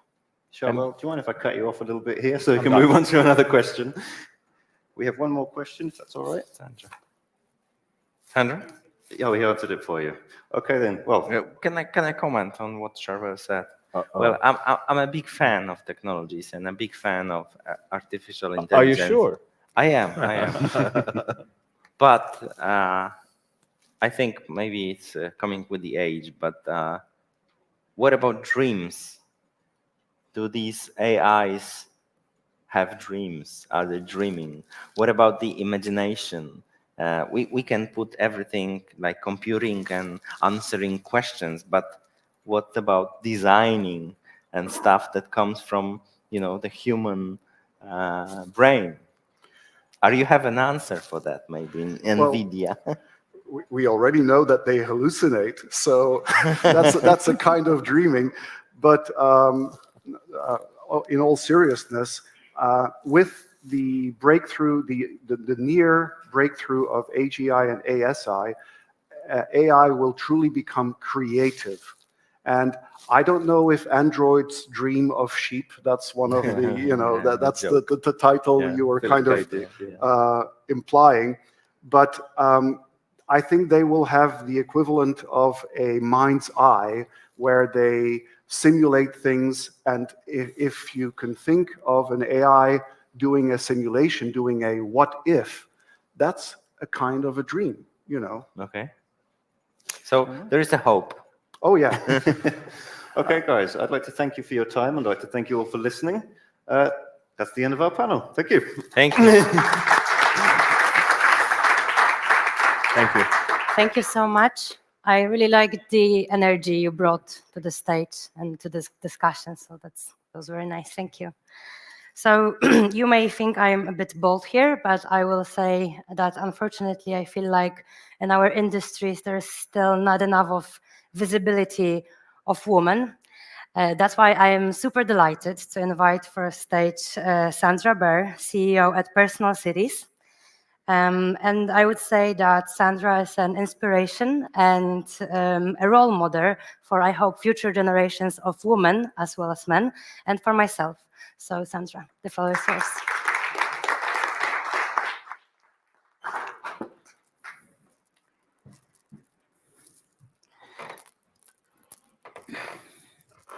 Never mind. $800 billion. Who knows that number? Anybody got an idea what that is? 800 billion.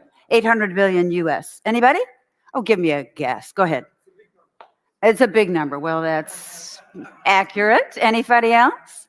$800 billion is the value of this industry today, 2024. There are projections about what it will become, but today it's worth $800 billion. I think, Henry, you're right, that is a big number. In fact, in 2040, it has been predicted that 700 cities will be using the metaverse daily in their lives, in their work, in their play, in their entertainment. Everything is going to change.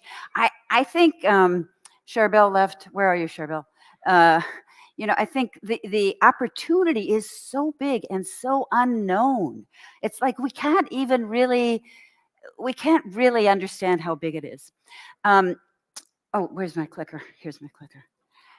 I'd like to first know about this audience. So, how many of you are working in smart cities or working with smart cities or cities, spaces? How many of you are in technology, working directly with tech? How many of you are in government? How many of you in private sector, generally nonprofits, civic worlds? Okay, and how many of you are living in the metaverse? All of you are living in the metaverse right now. I have friends that say, I don't know what it is, and it's not real, it's just a fad. But I hope that no one in this audience thinks that, right? We know it's more than that, right? Say yes. Okay, all right. I want your interaction with this meeting because it's because the smartest people in the room are right here. So I want to hear from you. Okay, I've titled this speech, this presentation, Joe urged me to give it a title, but it is The Magic and the Logic, right? I mean, don't you have a sense already that it's magical? That it's like, I can't really get my arms around it, but things are happening, things are changing in the way I live my life. Look at those words. Is it all of those things? What did I leave out? Anybody?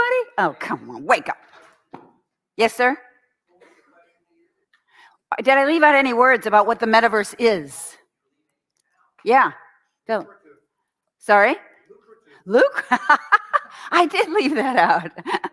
But it is, I put this picture of me and my grandchildren. My kids live in Italy. My grandson Luca is 8. My granddaughter Cleo is 6.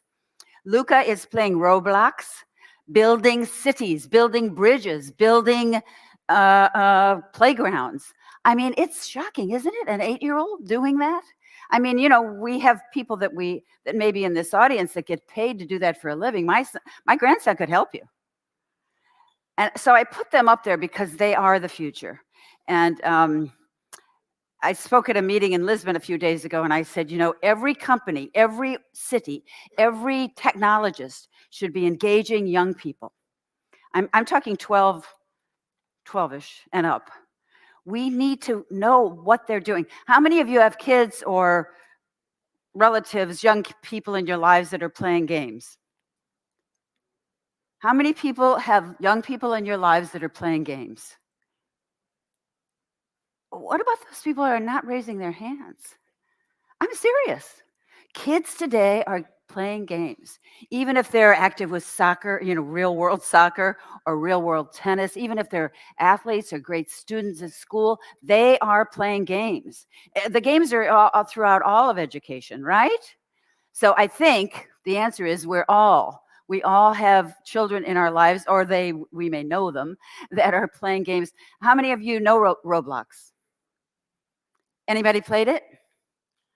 Oh, good. I figured you guys had played it. What about Fortnite? How many have played Fortnite? Call of Duty? Minecraft? Okay. Well, we have some gamers in the audience. That's a really good thing, don't you think? Because I think even if you don't play games, you should know about what's going on with whatever the game. I mean, I'm not a fan of these games where the good guys kill the bad guys. But I think the idea that we know gamification, that we are gamifying so many systems and services in our lives that are changing the way we live and work. I do want to talk about cities because I've been working with cities for over 25 years before some of you were born. And I was trying to, I made this list just thinking, you know, I've been working with cities a long time. I should know what the hell they do for a living. And I'm trying to think of an area that I left out. Look at that list. Again, did I leave anything out? I mean, cities are using the metaverse in all of these ways, right? I'll be telling you some examples in a minute. Yes, go ahead.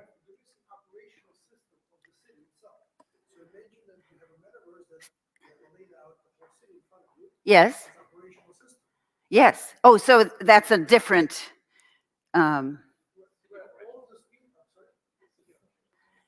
City operations is on there, but you're saying a big operational system.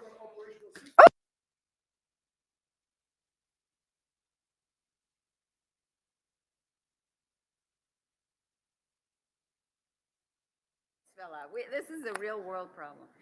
Okay. Am I good? This is so fun. Seen for a moment? No, you're right. Yeah. Is it working yet, gentlemen? Not yet. He said yes. Yay. Thank you. Anyway, what we were talking about was city operations, administration, making cities more efficient. All of that is happening through the metaverse, through AI primarily, right?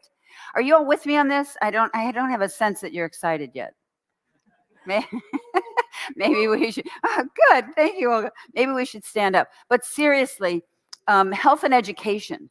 I have a friend that's doing surgery using AI, and they're putting a very small probe into the person's body, and then the AI is on the screen. I mean, I guess that's not that new, Charbel. I don't know, but anyway, it's amazing to me how it's speeding up everything we do, everything we used to do with paper and pencil. We're way beyond, way beyond that. But anyway, if there are things I left out that cities are doing, let me know. And in the meantime, I'll give you some examples. Seoul, anybody been to Seoul? Korea? Oh, it's such a great city. You know, Seoul is a smart city. Does everybody know that? Okay. But anyway, has anyone used Seoul, Metaverse Seoul? Okay, good. And you know, they've shut it down now. They've shut down Metaverse Seoul to expand it into something bigger and better, a different communications channel. But Metaverse Seoul is like a vision, a virtual picture of the city of Seoul and how it's operating and how you can have access to city services and how you can engage with citizens and city leaders. I mean, it's a very cool thing. Did you think? Yeah. But anyway, they're sort of famous for that. Anybody been to Los Angeles? Anybody been to LA? How many of you have been to the US? Well, more of you need to come. I live in Washington, D.C. You're all invited. Los Angeles, however, is where my son lives. And the city is famous, as you must know, for sports and entertainment, for the film industry, the music industry. And they are all over the metaverse for those particular services. They are helping music companies, film companies host incredible concerts. Millions of people are attending. This is not like, an arena of 10,000 people. The metaverse is expanding the way you can find entertainment in your life. Concerts, conferences, anything, music, videos, everything now is sort of changing the way we can experience entertainment. And LA wants to be the center of that. Hey, Chris, how are you? Anybody been to Shanghai? What's going on in Shanghai? You know, they're very famous for esports.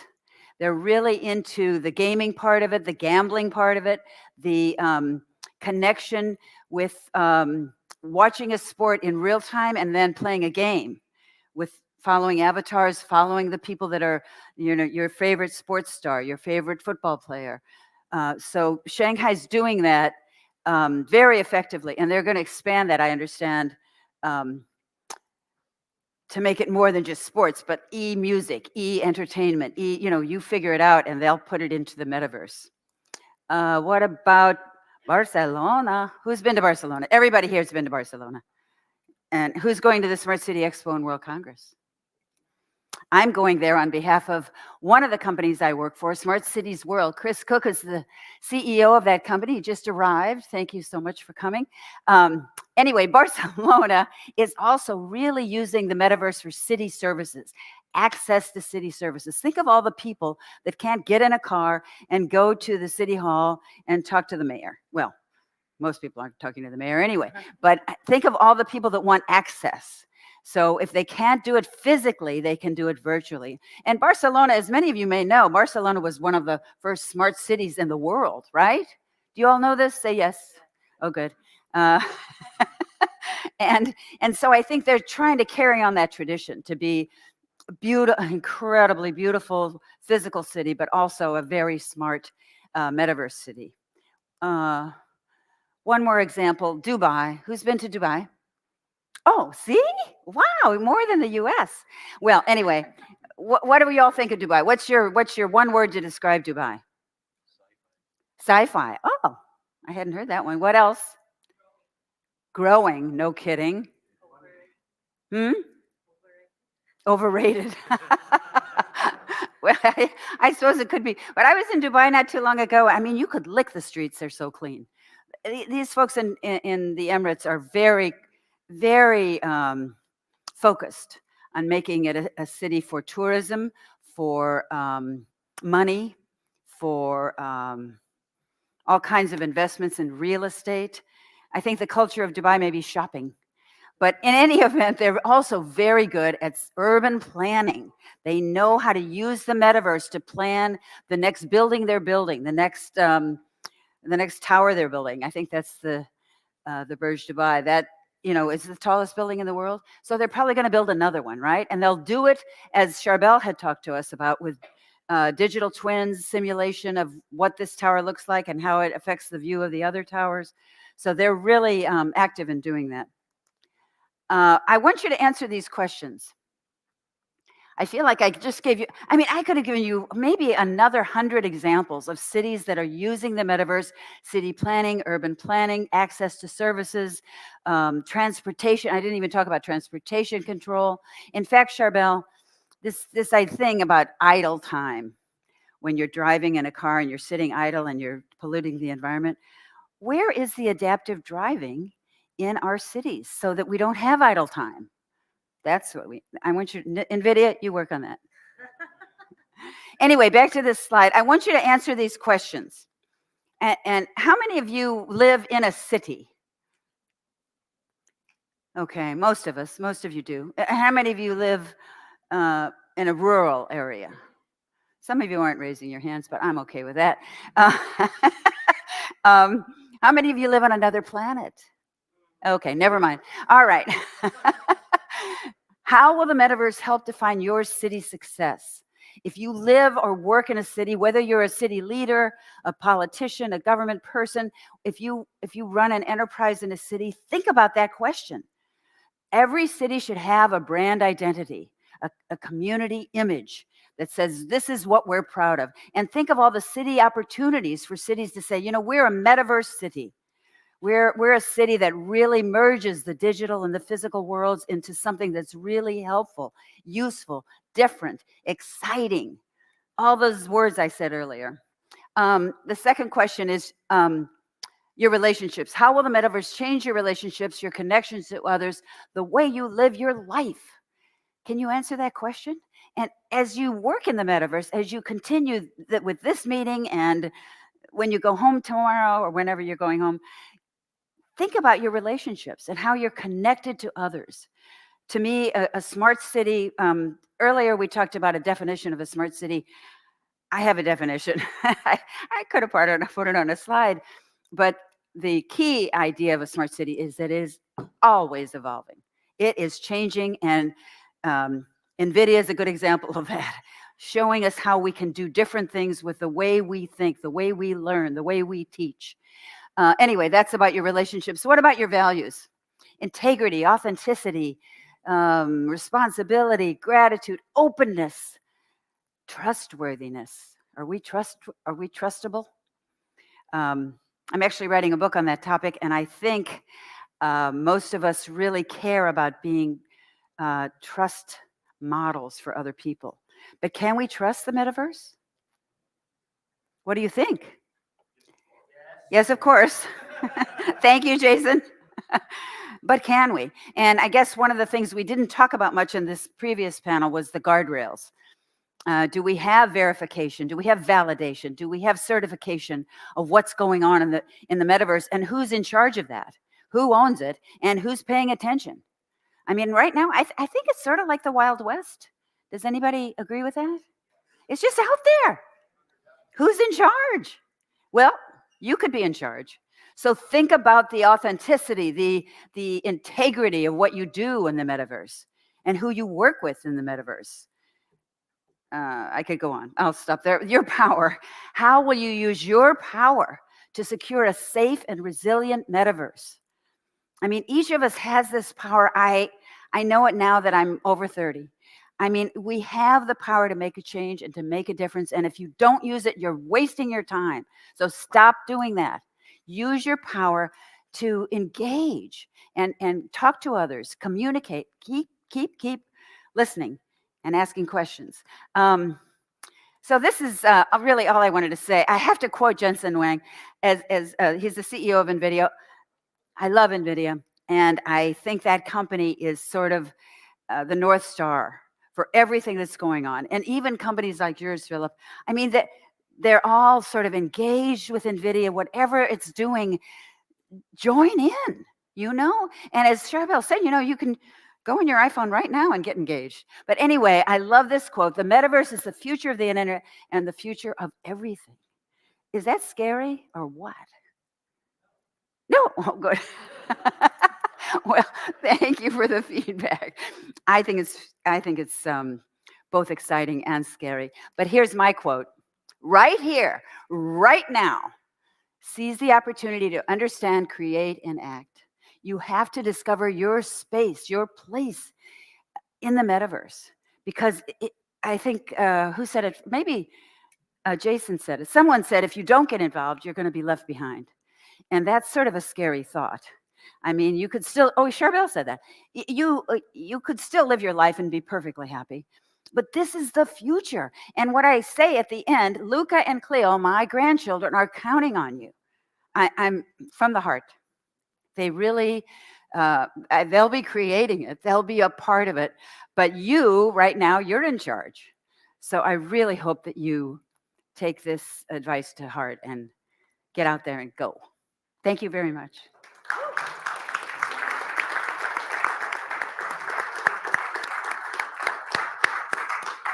Well, I hope that now you are all very stimulated and ready to rock the world. So go for it. Now, Francisco. Esta sesión la vamos a hacer en español. Va a ser un desafío, pero va a ser una introducción interesante. I see your face. Don't understand nothing. It's super cool. Bueno, por favor, Carles. Sí. Yo soy Francisco Fuensalida. Un gusto. No saben lo interesante de haber logrado esto. Mucho esfuerzo. Y hoy nos acompaña Carles para hablar sobre inclusión digital. I like your technologies. There you go. Por favor, Carles, preséntate, cuéntanos un poco. Muy bien, perfecto. Both of us speak English, so if you have questions today or tomorrow, we can attend it. But this panel is not in Spanish, in slow Spanish. Okay. Me presento, básicamente soy director de sostenibilidad y desarrollo de negocio, Business Development, en Worsley Acceleration Services, donde tenemos dos líneas de trabajo que se entremezclan, sostenibilidad y tecnología. Pero mi expertise es Green Tech.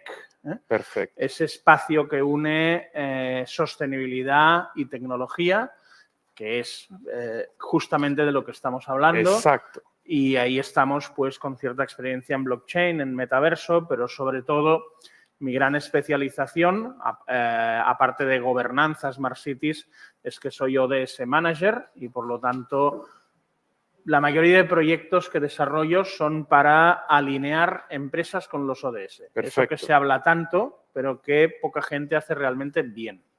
Y sobre eso vamos a conversar hoy. Venga, lo que tú creas. Cuéntanos, por favor, un poco brevemente qué son los ODS, para comenzar. Vale, mañana abundaremos, porque Sí. mañana creo que hay un slot donde podré explicarme un poco mejor y explicar los ODS. En cualquier caso, yo creo que aquí todo el mundo más o menos sabrá. He visto una persona que incluso llevaba una camiseta de ODS, o sea, perfecto. Son los Objetivos de Desarrollo Sostenible, que es la guía de las Naciones Unidas de lucha contra el cambio climático y por la sostenibilidad. 17 grandes objetivos y 169 metas debajo, que son la clave para esa alineación.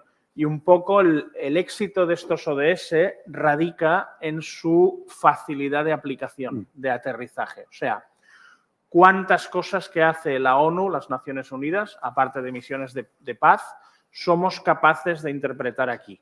Seguro que muy pocas o cero, ¿vale? En cambio, los ODS son una. Claro. Y se creó en las Naciones Unidas y es aplicable a todas las empresas, independientemente de su tamaño, a todo el sector público, privado, municipios por pequeños que sean, incluso al individuo.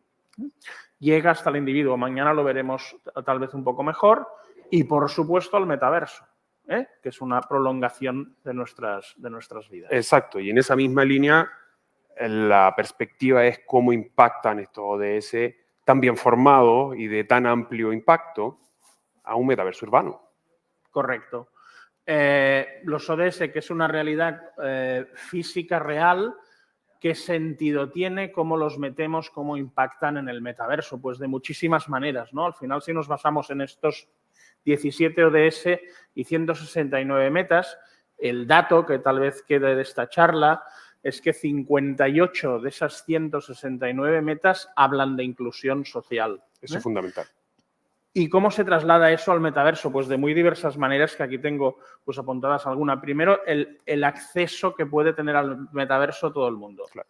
Aquí hay un debate más técnico que es a través de qué, porque unas Oculus o unas VR Glasses no están al abasto de todo el mundo, pero vosotros precisamente, y ahí puedes hablar más tú, trabajáis herramientas, maneras para que todo el mundo, viva donde viva y sea de la condición social que sea, pueda acceder al metaverso a través de diferentes maneras. Por lo tanto, a partir de ese acceso y de generalizar ese acceso, que es una política social muy importante de superación de la brecha digital, pues ahí encontramos formación, educación, gente que no podría tener acceso a ciertas herramientas, a la visión que da el metaverso, pues puede recibir educación, oportunidades de todo tipo de formación, laborales, relacionales, colaboración, participación.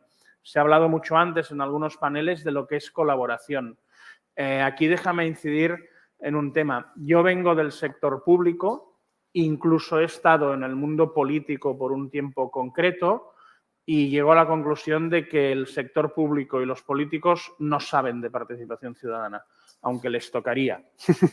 Crean la herramienta, eso sí, pero no creen en lo que los ciudadanos les dicen y no saben interiorizarlo. Y ahí estamos el mundo privado para proporcionar no solo las herramientas que permitan esta participación, sino cambiar la mentalidad y pasar de la participación ciudadana al knowledge management, a la gestión del conocimiento, entendido como que cualquier comunidad humana tiene un valor de conocimiento a aprovechar.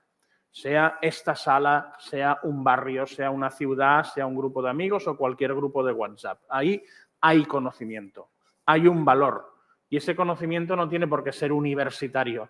El mejor experto en movilidad de una ciudad es el taxista. Absolutamente. ¿Vale? El conocimiento vale y es independiente de la formación del individuo. Y ese conocimiento tiene un valor que es oro, y que hemos de saber capturar para nuestras empresas, pero para el sector público. esta mentalidad, este paso de participación ciudadana clásica a knowledge management es lo que el sector privado podemos aportar y ayudar y que el metaverso puede ser fundamental para realizarlo. Y acabo, pues, accesibilidad, los digital twins de ciudades, los proyectos urbanísticos que se planeen, que se testen en el universo, pues obviamente pueden investigar nuevos productos, nuevos urbanismos que permitan mucho más la accesibilidad a personas discapacitadas o de cualquier tipo, ¿no? Y al final todo eso, como comentábamos, va a luchar contra la brecha digital. Si nosotros conseguimos, y en esto sois pioneros y felicidades, que más y más gente pueda disfrutar de estos espacios virtuales y a la vez beneficiarse de todo lo que hemos dicho, estaremos haciendo una tarea social y de superación de la brecha digital y de inclusión muy importante. Que no sé en cuántos de esos 58 metas de los ODS Sería interesante hacer un análisis. Sí, bueno, y mañana lo puedo hacer. Mañana puedo profundizar un poco de dónde vamos por ahí, ¿no? Cuando hablamos de alineamiento con los ODS que afecta a todo el mundo, pues afecta a todo el mundo. Si le hacemos ese análisis a BizzTech, pues tendremos que mirar sus metaversos que cumplen y que no en ese sentido, ¿no? Y es perfectamente posible analizar de esos 58 cuántos impactáis, cuántos tendríais que impactar. Esa es la grandeza de los ODS, que permiten medir con KPIs, con números, con metas, diversas temáticas como la superación de la brecha digital y la inclusión social, que es la que ahora mismo estamos hablando. Excelente. Y barreras para implementar esos grandes desafíos, ¿cuáles son las que más te llaman la atención a ti? Hombre, a nivel genérico diríamos que la gran barrera sería el creer en ello. O sea, ¿hay cambio climático? ¿No hay cambio climático? Creo que esto hoy en día, en el año 2024, es un debate superado. Es empírico que hay un cambio climático, pero aún hay gente que o bien niega el cambio climático o no cree que sea suficientemente importante como para adaptar su organización, empresa, lo que sea, a esta realidad. Y por lo tanto es reticente a incorporar estrategias de sostenibilidad porque solo ve el coste. Claro. Esto qué nos costará y realmente qué nos reportará, cuál es el retorno, ¿no? Ahí está el error y un ejemplo un poco drástico, pero que sirve, es cuando pasamos de las máquinas de escribir a los computers, a los ordenadores, ¿no? Pues ahí seguro que muchos CEOs del momento se plantearon ¿y por qué he de poner una computer a cada trabajador mío con lo que cuesta? Que tiren con la máquina de escribir, ¿no? El CEO que decidió eso, su empresa entró en vía muerta, seguro, ¿no? Seguro. Un poco la sostenibilidad es un poco eso, por exigencias legales, por exigencias de cliente, por cambio en el comportamiento de mercado, porque las nuevas generaciones nos lo piden y por lo tanto compran más, y eso sí que el CEO escéptico lo puede entender. Claro. El mercado ha cambiado el comportamiento, acaba siendo una inversión. Tú lo has de hacer y si no lo haces tendrás problemas legales, tendrás problemas de acceso a algunos concursos, algunas oportunidades, etcétera. Perderás mercado porque cada vez se exige más. Por lo tanto, es un cambio similar, tal vez más lento, al que hubo, por ejemplo, al paso de la máquina de escribir al ordenador. Hay que ir ahí, ¿no? Ese cambio de mentalidad tal vez cuesta, es un poco lento, ¿no? Y en tecnología, bueno, pues lo que estamos justamente hablando aquí y cómo se aplica la sostenibilidad a un metaverso, por ejemplo, ¿no? A un digital twin concreto, ¿cómo se hace? Ya he contestado antes, es perfectamente aplicable y a través de los ejemplos que he puesto, comprobar cuáles condicionantes X metaverso cumple. Perfecto. Por lo tanto, se puede hacer. A veces la tecnología, bueno, esto no va con la tecnología, no. Y ahí nace ese campo del Green Tech que mezcla tecnología y sostenibilidad, tecnología para la sostenibilidad y sostenibilidad para la tecnología, que es de lo que estamos hablando y podremos abundar. Absolutamente. Últimas conclusiones que vamos avanzando. Espero la clase de español sea interesante. También. ¿Qué esperamos? ¿Qué esperamos para el futuro sobre metaverso urbano desde tu perspectiva? Bueno, ¿O qué te gustaría que Mira, me lo pones fácil y un poco ya lo he dicho. Claro, si vas a mi core, yo soy fan de metaverso, aparte que me gusta la tecnología. Yo tengo Oculus, Yo la televisión la veo estoy ahí en el sofá con mis Oculus y al lado están mis hijos mirando la tele. Me gusta mucho y claro, yo iría a dos cosas, sostenibilidad y participación. Sí. O sea, me encantan las posibilidades colaborativas, participativas que ofrece el metaverso, incluso en algunas ocasiones superior al propio mundo real. Espero eso, que sea colaboración, que sea contacto, que sea humano. Perfecto. Hemos de humanizar y socializar el metaverso, que no solo sea un mundo puramente digital, Exacto. no humano, ¿vale? Y por otro lado, las oportunidades que tiene para la sostenibilidad. Si ahí diseñamos nuevas ciudades, nuevos urbanismos, nuevas formas de calle, de lo que sea, ha de incorporar obviamente la sostenibilidad. Desde dos puntos de vista. El primero, puramente recogido ahí, las ciudades cambian. Esto daría para otro tema, no voy a ahondar. Claro. Las ciudades cambian con la sostenibilidad, menos coche, menos calzada, más verde, más espacio verde, diversos cambios, más tecnología, más espacio para las personas, para el viandante, menos contaminación. Hay un cambio, las ciudades de futuro que se diseñan ya lo van contemplando, pues la sostenibilidad está ahí, pero luego también es una herramienta, puede ser una herramienta pedagógica para la sostenibilidad. Perfecto. Hablábamos antes que cualquier individuo puede entrar en el metaverso por diferentes maneras, pues en ese metaverso se ha de sensibilizar con la sostenibilidad. Pues ha de ser verde, el coche no ha de contaminar, o se ha de explicar cuánto está contaminando, etcétera, etcétera, etcétera. La parte negativa iríamos, bueno, al consumo energético, ¿no? Se hablaba antes huella de carbono del metaverso y cualquier tecnología. Eso se ha de ir mirando, evidentemente. Como menos contaminación, antes alguien ha hecho una intervención muy buena en ese sentido, que ha dado datos y todo, hay que ir mirando. A medida que avanza la tecnología, los productos reducen su tamaño y son más prácticos, que a la vez también reduzcan su huella de carbono, su huella de carbono y su factor contaminante. Perfecto. Bueno, muchas gracias. Mañana vamos a tener una sesión muy interesante, sin duda. Sí. In English, I think, no? Sí. Tomorrow. Tomorrow in English. Tomorrow is in for English. People that understanding nothing. Okay. Thank you. Thank you very This is a much. taste. See you tomorrow. Perfecto. Muy bien, gracias. Genial. Thank you so much. Muchas gracias. And before our bigger break, yes, we already heard some great academia voice, Professor Jennifer there, thank you, and others.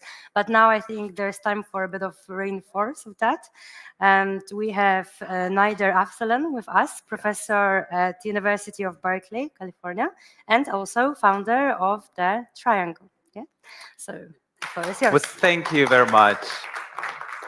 How many of you like a delicious lunch in a beautiful setting? How many?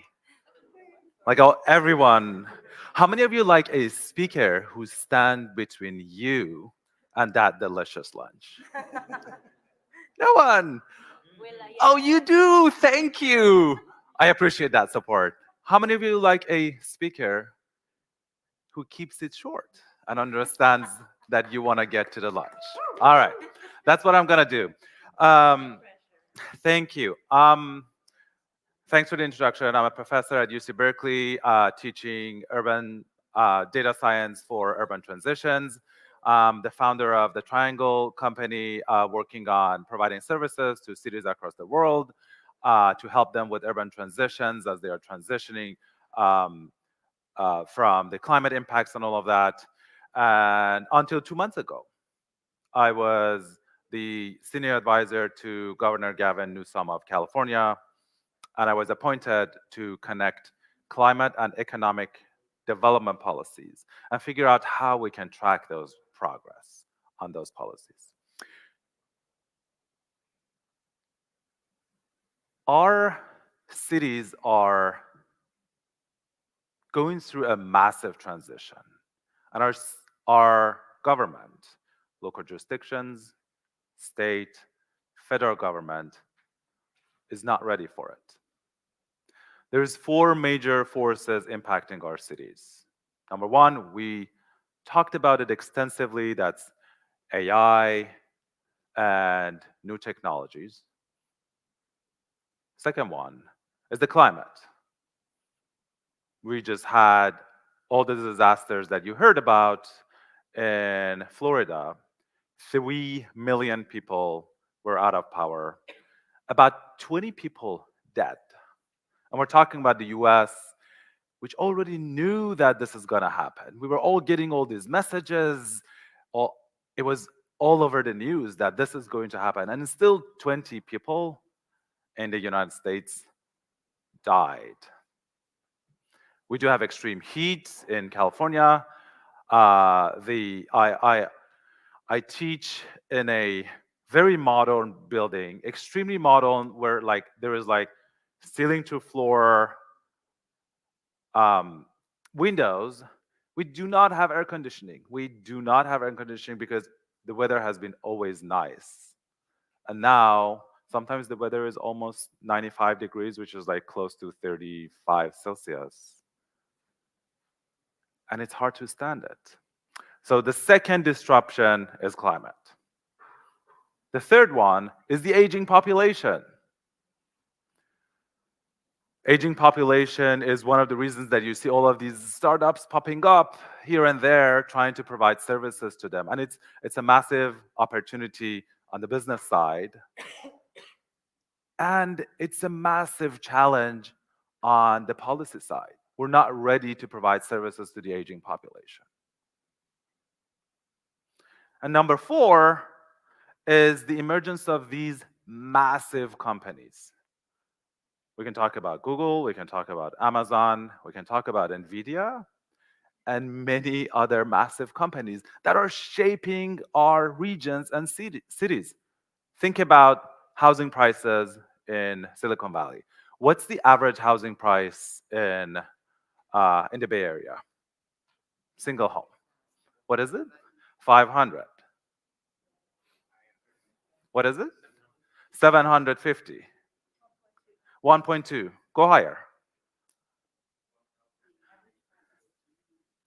The average price of a single family home is $2.4 million. And these are not beautiful homes. Why is this happening? It's like agglomeration of all these smart people getting together in a hub to be more creative. Think about it, $2.4 million for a very average house. Then a lot of you may not even enjoy living it. Okay, 4 major forces are impacting our cities. Again, technology, climate, aging population, and the emergence of these massive companies. We do need new forms of decision making. To some extent, we need data. We do have access to a lot of data in California. And we still have close to 500,000 population of homelessness. Like 500,000 people in this beautiful, progressive state do not have homes. Many of them even do not have tents. We need new form of decision making to go through these transitions. And we need data, but we don't need a lot of data. We need tools to help us tell good stories. We need tools to help us create consensus. The Biden administration in the US has initiated multiple programs, which I strongly support.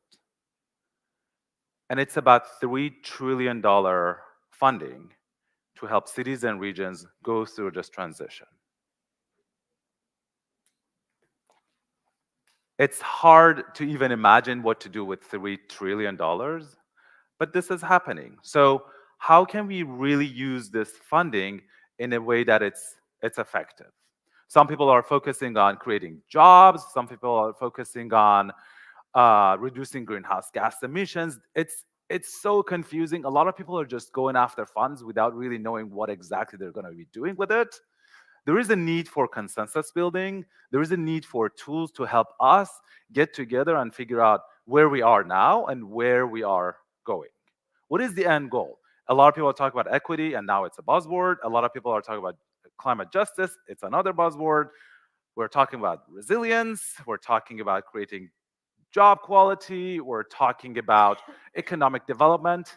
All of these things are important, but it's hard for us to narrow down. We need new forms of decision making. We need new tools to help us narrow down, figure out where we are, what's the point A, and figure out where we're going, what's the point B. Digital twins provide great opportunities to do that. Are they enough? No, but these are great tools to help us do that. And they can do it in multiple ways. Simple versions of digital twins provide visualization services. So for example, you have a 3D model of a city that talks to you about the impacts of flood, boom, easy. And we talked about many of those great examples. Some of those tools are focused on prediction. They're gonna let you know that, hey, there is that hurricane coming, be careful, and these parts of the town and your region are gonna be impacted, and still we're losing like 20 people, but still it helps a lot. It does help a lot. Some tools are helping with intervention, and we are seeing that more and more recently. What are the examples of digital twins that support intervention? Can someone help with that? What is it? What are the examples of tools that provide interventions? Education? How would that happen? Well, by educating public citizens, you hopefully will change the behavior. That's a good way to put it. So education, by providing educational services to citizen, you can have a behavior change. What else? What about a system that when you know that the flood is happening, it triggers the whole transit system in a way that all of these self-driving cars are going to find a route differently. And in fact, a lot of these, I mean, in San Francisco, self-driving cars have been around for about a year now, and I'm sure it's going to happen everywhere. So there are different types of digital twins that can support that kind of decision making. And a lot of our cities do not have the capacity to build these digital twins. Yes? Maybe the governance has to become, and policy has to be first before the physical changes can happen. Yes, so that's exactly what I'm going to talk about. So how we can prepare the environment for these digital twins to be created, to be developed in a way that it's going to be working. Number one, it's education. We need to educate folks, understand what these tools do and do not do, and how we can use them effectively. Number two, we've been talking about open data for about 2 decades now. A lot of our cities still do not have access to good open data, and they are not even opening up the data for a variety of reasons. We need to provide open data. A lot of these digital twins are running on open data platforms. Without accessing open data platforms, they're not going to be doing their job. Without government doing that, again, we're not going to have effective digital twins to do that. Interoperability framework, we talked about that. Ethical privacy frameworks, we talked about that. I do believe we're too concerned about ethics and privacy. I go to meetings and conferences over and over again, and people are saying that, oh no, there is like ethics concerns, there are privacy concerns.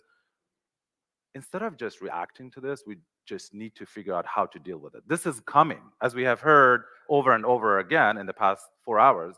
This is coming. We just need to be prepared for it.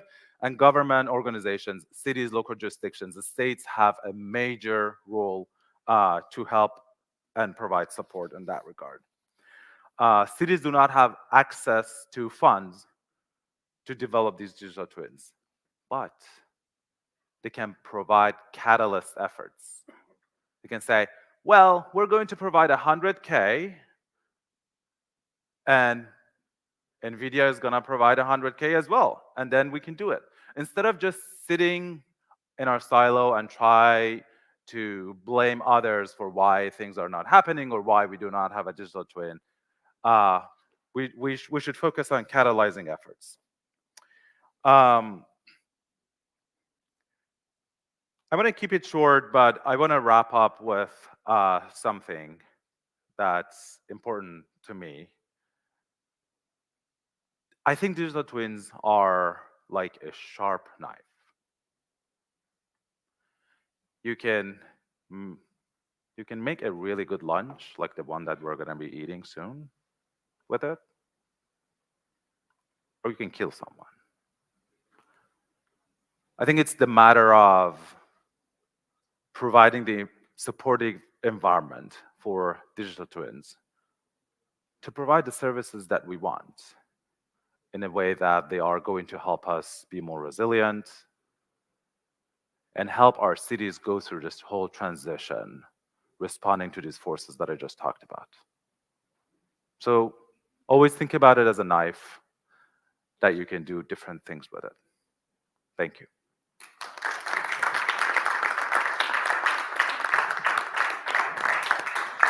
I don't know if you have time for Q&A or... I think yes. Okay, yes, perfect. Yes. Yes, please. So I couldn't help but think during your presentation. So everyone can hear you, maybe.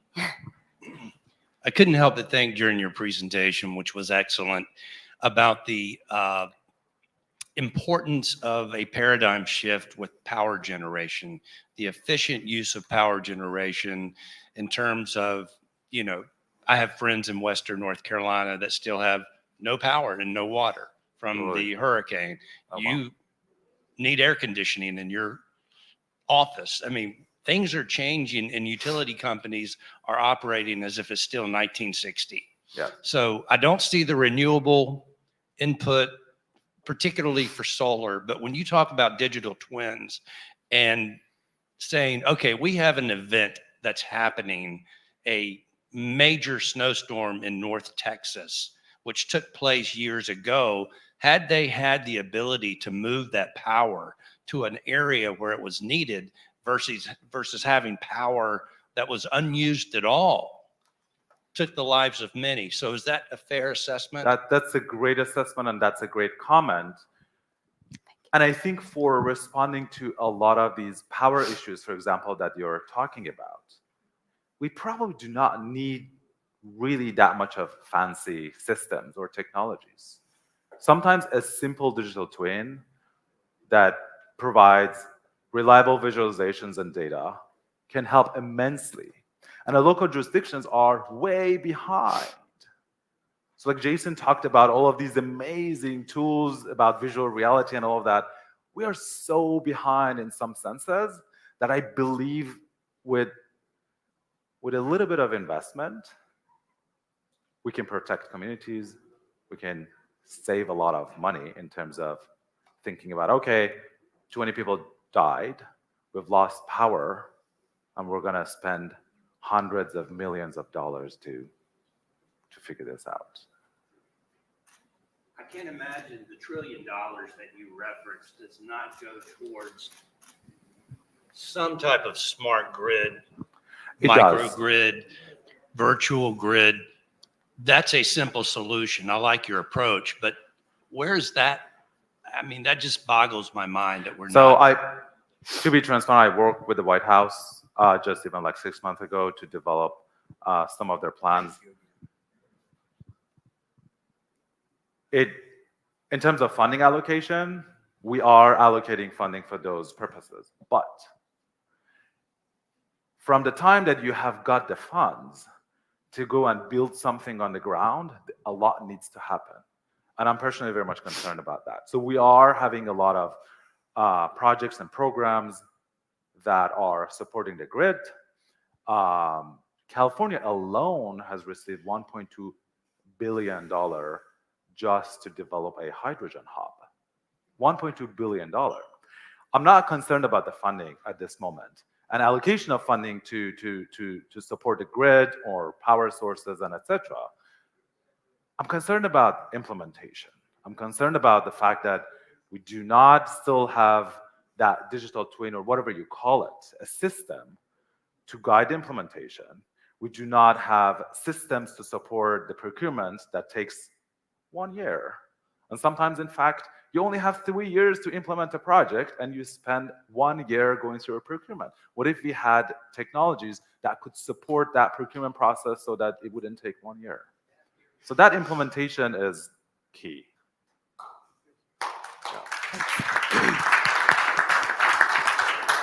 Last chance. Legacy political challenges. For example, in everything you talk about, right, and California is being more advanced state than others, is we obviously have embedded industry, energy included, that's going to be fighting this tooth and nail because they're sitting on the cash cows. They've been working for them for decades. How you deal with those issues as you develop implementation? There's two answers to this, like how the political system in the US deals with that and how I think we should deal with that.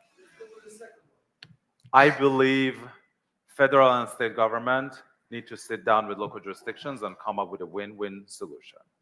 Or federal and state go and talk with private utility companies, come up with a win-win solution. Otherwise, we're just gonna fight forever, and politics is gonna just make things happen so difficult. So it's a matter of finding that groundwork, and it's why I talked about consensus building, importance of storytelling and all of that. It helps making us grounded and center our efforts towards something that's win-win. Okay. Thank you so much, Nader. Yes, big applause. There will be a lot of time for other questions, I think, in the background. We'll have time for networking. So now finally, a break for lunch. Lunch will be, well, that's a true joy. I can relate. So the lunch we'll invite you to is directly opposite of the venue we are now.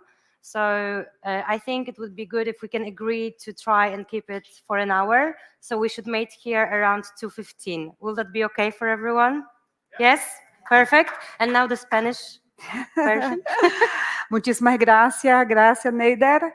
Para mis compañeros que están aquí, não les invito a comer delante no restaurante. Nos vemos agora. Muchísimas gracias a todos. Okay, enjoy. See you in an hour.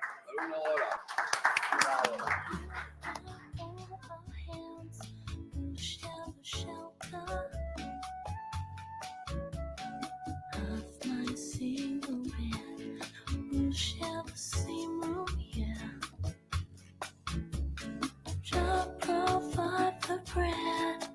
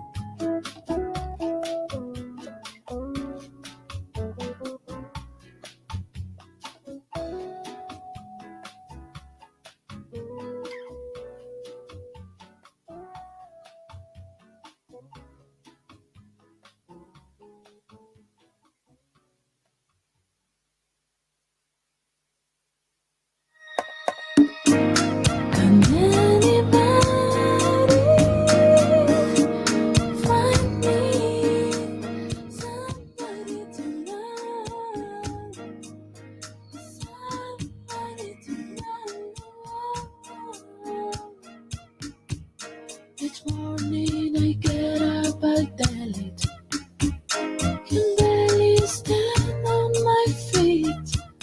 Take a look in the mirror and cry, Lord, what you're doing to me. I spent all my years in believing you, but I just can't get no relief. Lord, somebody, somebody, somebody, somebody, can anybody find me? Somebody to love. Somebody, somebody.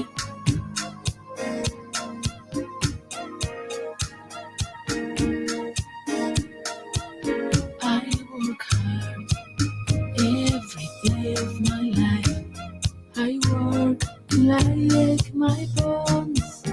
At the end, I take home my heart and pay all on my own. I get down on my knees and I start to pray till the tears run down from my eyes. Lord, somebody, somebody, somebody, somebody, can anybody find me somebody to love?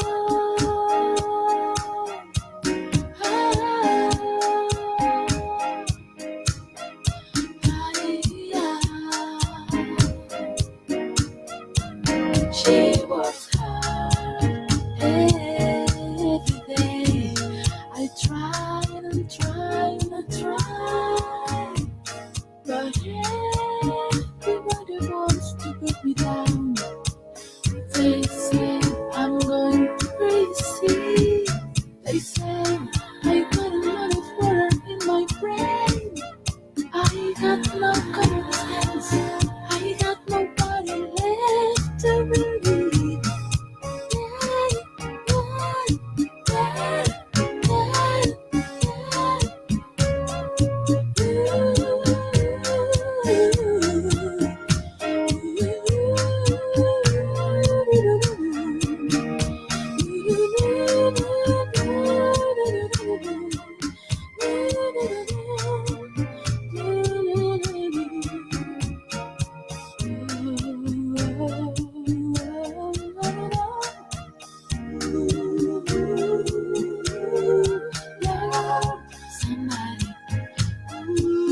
Somebody, can anybody find me somebody to love? Somebody to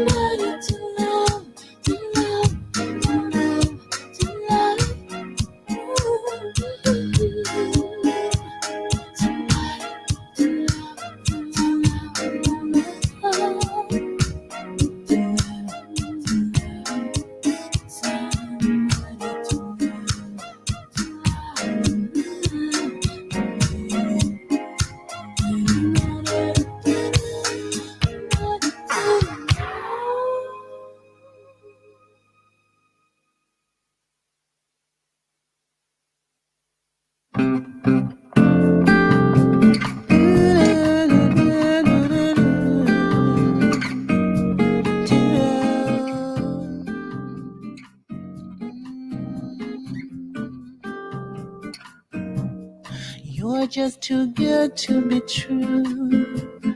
Can't take my eyes off of you. You'd be like heaven to touch. I wanna hold you so much.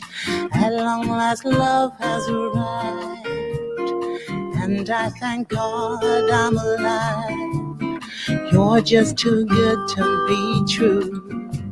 I can't take my eyes off of you. Oh, in the way that I stare, there's nothing else to compare. The thought of you leaves me so weak. There's no words left to speak. But if you feel like I feel, then let me know that it's real. You're just too good to be true.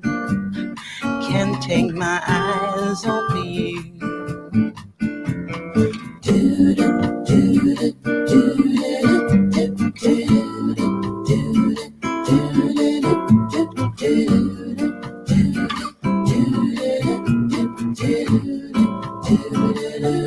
I love you, baby, and if it's quite alright, need you, baby, to warm a lonely night. I love you, baby.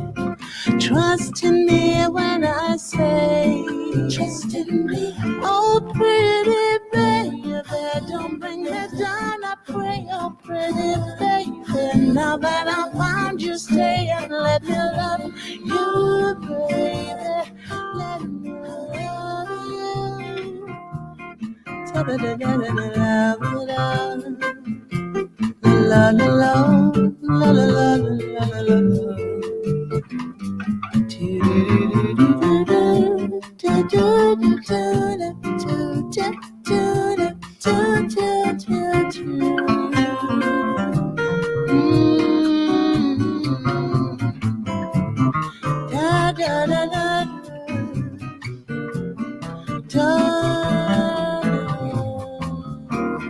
You're just too good to be true.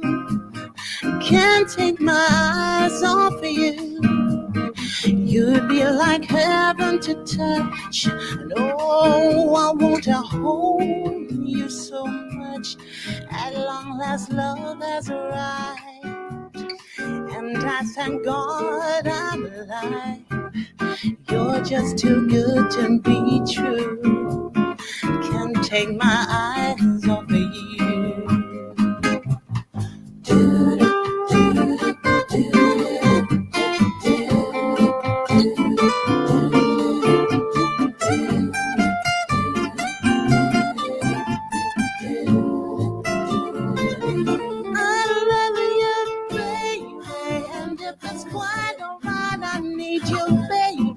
To warm a lonely night, I love you, baby.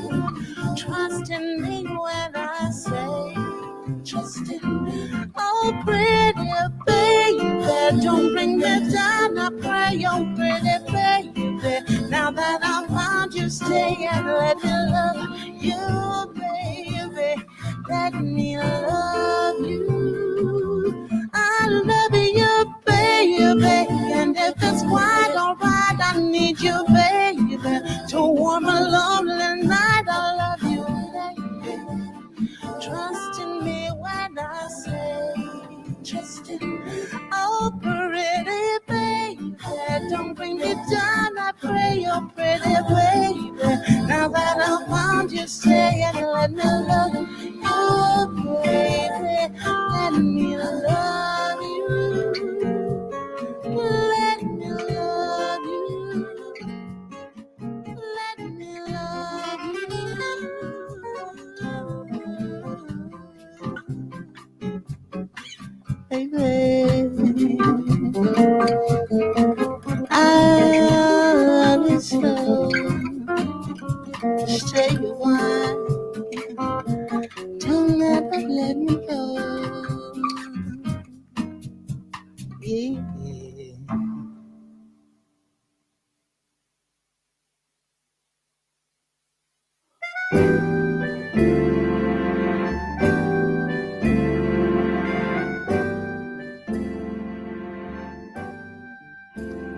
When you're weary, feeling small, when tears are in your eyes, I will try them all.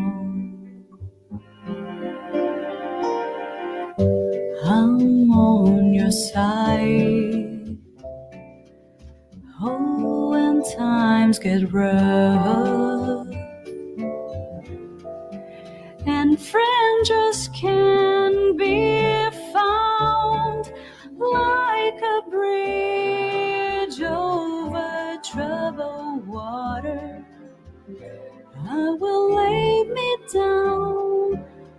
Like a bridge over troubled water, I will lay me down.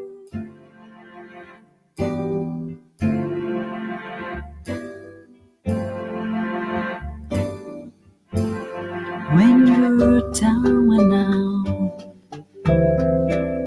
when you're on the street,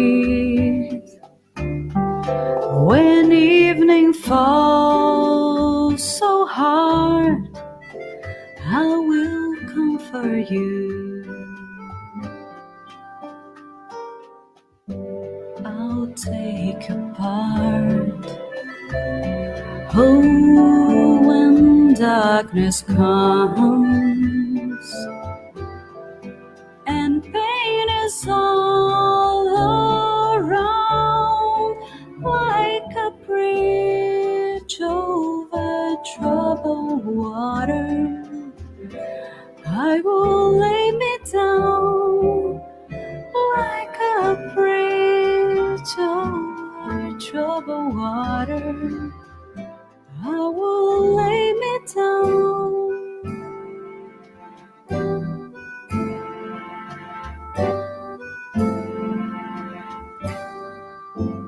Say don't silver girl, say don't buy.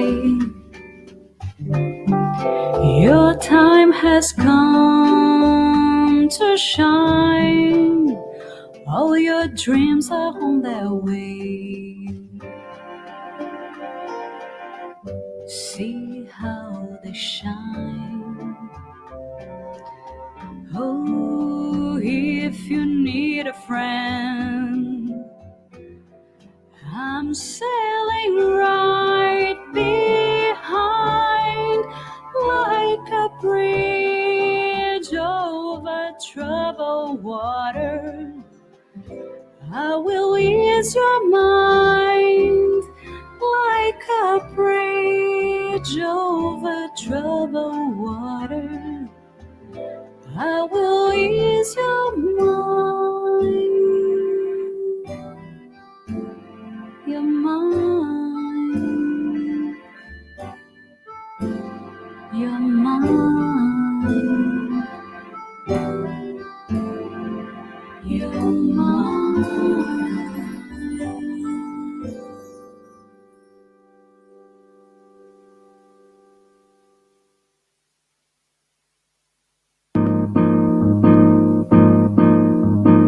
Music Lab. Лаборатория музыки. Tall and tan and young and lovely, the girl from Ipanema goes walking, and when she passes, each one she passes goes ah. When she walks, she's like a samba that swings so cool and sways so gently that when she passes, each one she passes goes ah. Oh, but he watches so sadly. How can he tell her he loves her? Yes, he would give his heart gladly. But each day when she walks to the sea, she looks straight ahead, not at me.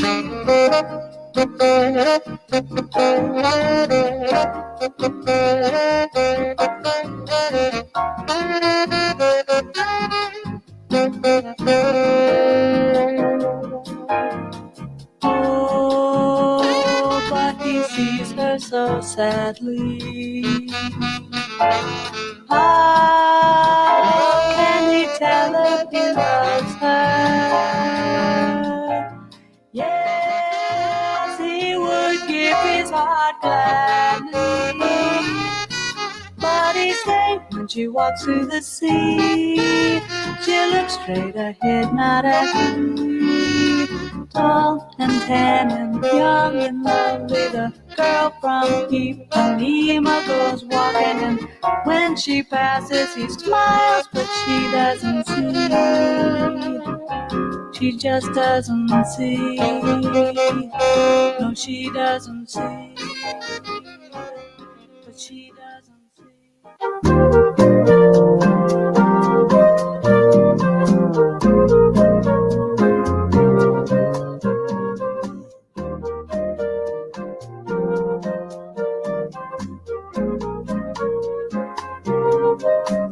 I know your eyes in the morning sun. I feel you touch me in the pouring rain.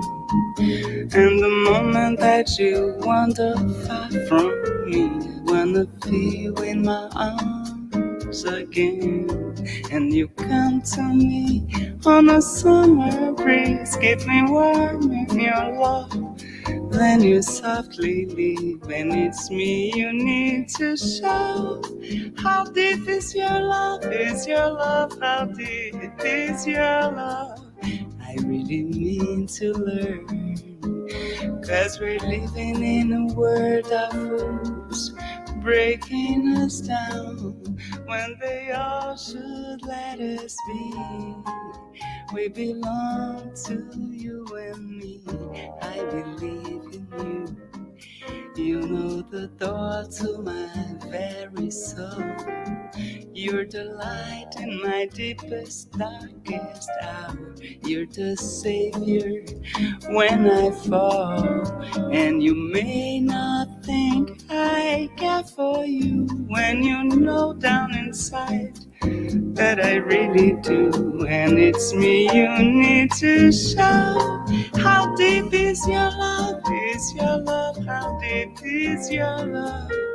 I really need to learn, 'cause we're living in a world of fools, breaking us down when they all should let us be. We belong to you and me. I believe in you. How deep's your love? How deep is your love? I really mean to learn, 'cause we're living in a world of fools, breaking us down when they all should let us be. We belong to you and me. I believe in you. How deep is your love? How deep is your love? How deep is your love? How deep is your love?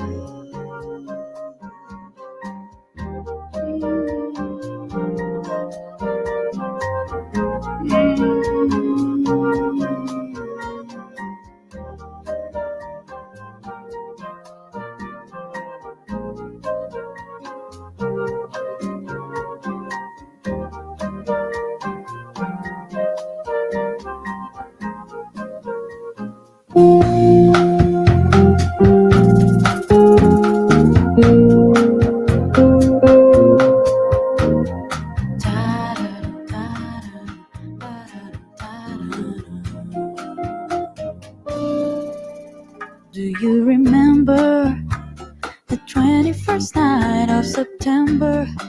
Love was changing the minds of pretenders, while chasing the clouds away.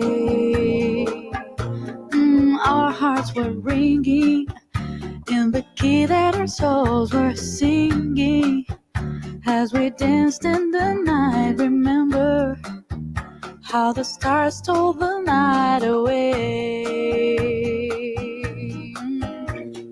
Badia, say, do you remember? Badia, dancing in September. Badia, never was a cloudy day. My thoughts are with you, holding hands with your heart to see you. Only blue talking love. Remember how we knew love was here to stay. Now December found the love that we shared in September.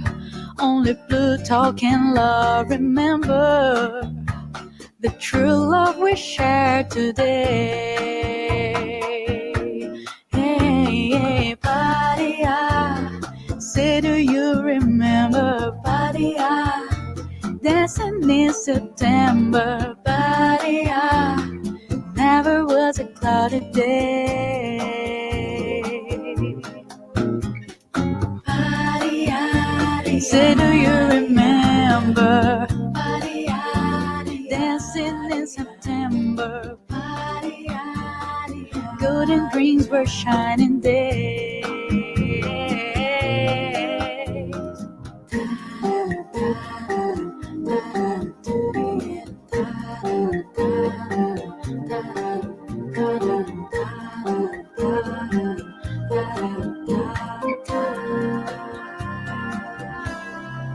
Do you remember the 21st night of September? Love was changing the minds of pretenders while chasing the clouds away, away. Our hearts were ringing in the key that our souls were singing as we danced in the night. Remember how the stars stole the night away.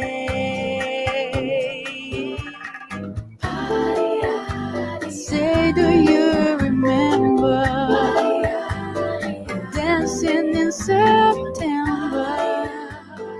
Never was a cloudy day.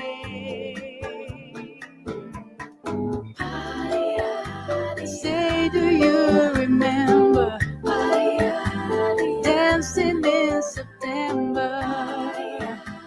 Golden dreams were shining there.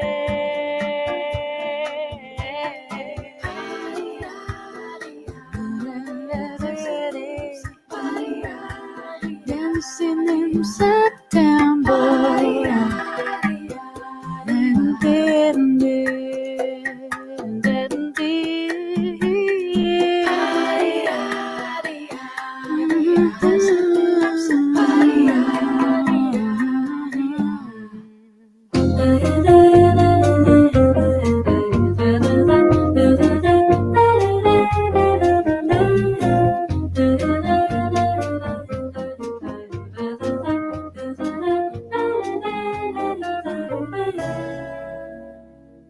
You know that it would be untrue. You know that I would be a liar if I was to say to you, girl, it couldn't get much higher. Come on, baby, light my fire. Come on, baby, light my fire. Time to set the night on fire. The time to hesitate you through. No time to wallow in the mire. Try now, we can only lose. And our love become a funeral pyre. Come on, baby, light my fire. Come on, baby, light my fire. Try to set the night on fire.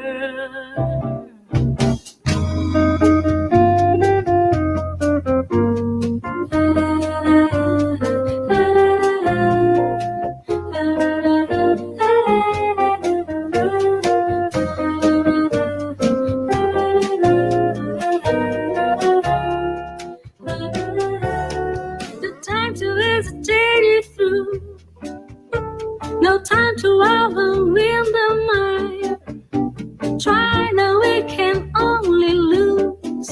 And our love become a funeral pyre. Come on, baby, light my fire. Come on, baby, light my fire. Try to set the night on fire. You know that it would be untrue. You know that I would be a liar if I were to say to you, girl, it couldn't get much higher. Come on, baby, light my fire. Come on, baby, light my fire. Try to set the night on fire. Try to set the night on fire. Come on, baby, light my fire. Come on, baby, light my fire. Come on, baby, light my fire.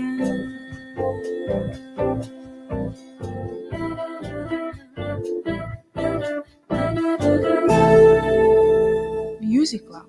Лаборатория музыки.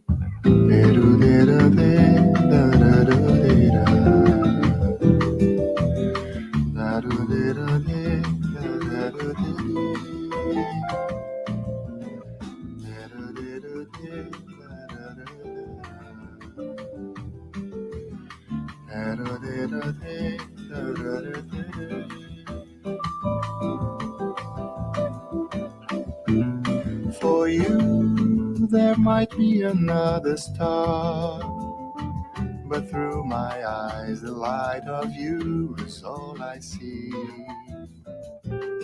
For you, there might be another song, but all my heart can hear is your melody. So long ago, my heart, without demanding, informed me that no other love could do.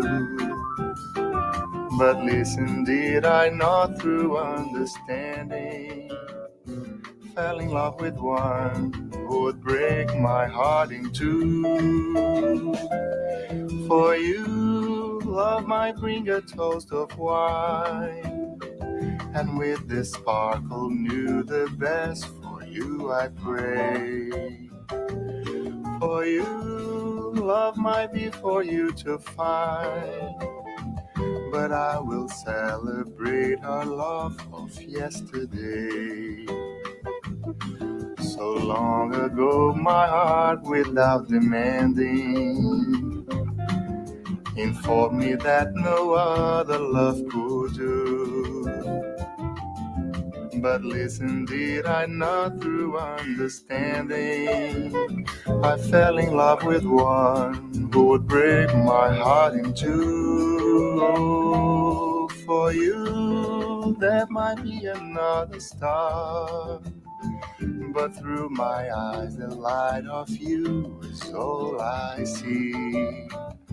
Oh, for you, there might be another song, but in my heart your melody will stay with me.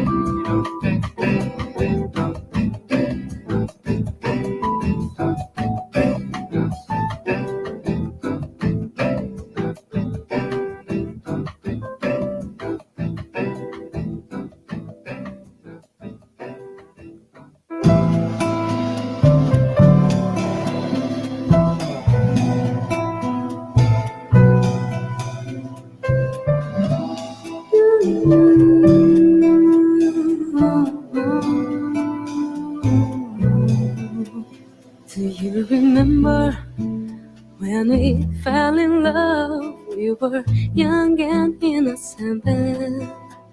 Do you remember how it all began? It just seemed like heaven, so I did it. And do you remember back in the fall, we'll be together all day long? Do you remember us holding hands in each other's eyes we'd stare? Do you remember the time when we fell in love? Do you remember the time when we first met? Do you remember the time when we fell in love? Do you remember the time?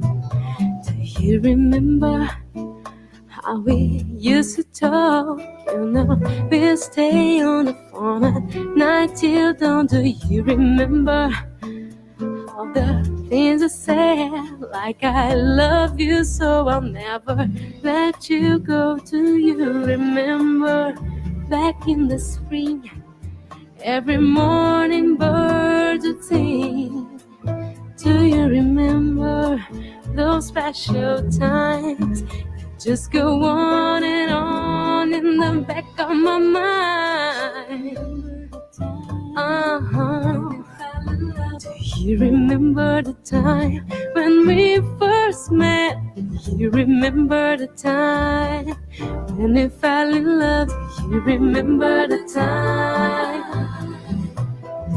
Those sweet memories always be dear to me. And girl, no matter what you said, I will never forget what we had. You remember the time when we fell in love? Remember the time? Do you remember the time when we fell in love? Do you remember the time? Remember my baby? Do you remember the time when we first met? Oh, remember the time when we fell in love? Do you remember the time? Remember? Oh, girl, you remember the time. Remember the time when we remember the time.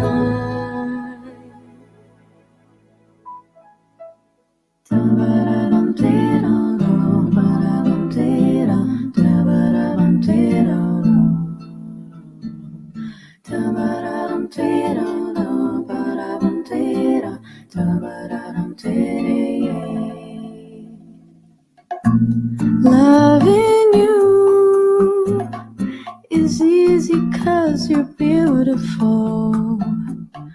Making love with you is all I wanna do.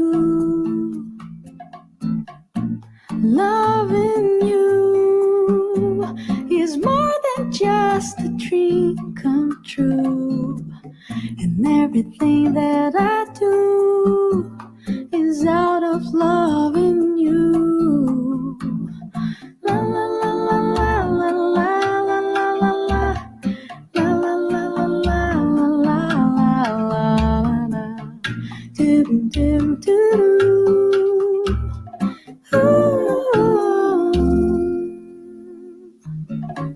No one else can make me feel the colors that you bring. Stay with me while we grow old, and we will live each day in springtime. 'Cause loving you has made my life so beautiful. And every day of my life is filled with loving you. Loving you, I see your soul come shining through. And every time that we I'm more in love with you.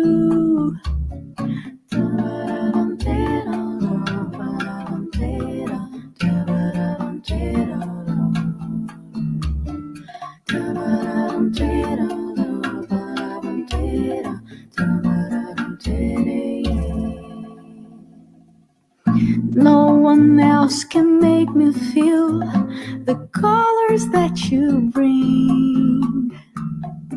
Stay with me while we grow old, and we will live each day in springtime. 'Cause loving you has made my life so beautiful. And every day of my life is filled with loving you. Loving you, I see your soul come shining through. And every time that we I'm more in love with you. La la la la la la la la la la. La la la la la la la la la la. Doom doom doo doo.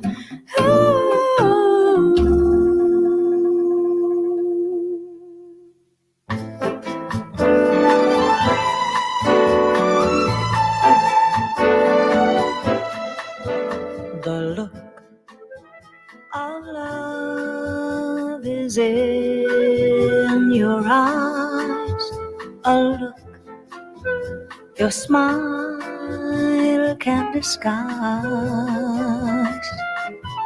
The look of love, it's saying so much more than just words could ever say. And what my heart has heard, well, it takes my breath away. I can hardly wait to hold you, feel my arms around you.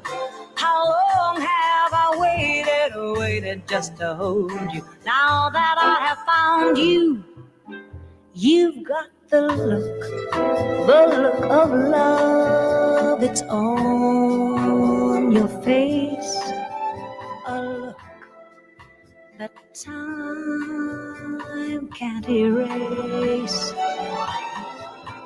Be mine tonight.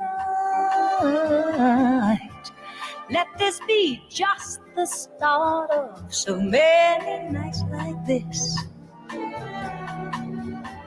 Let's take a lover's vow and then seal it with a kiss. I can hardly wait to hold you, feel my arms around you. How long have I waited just to hold you? Now that I have found you, don't ever go. I love you so. Don't ever go.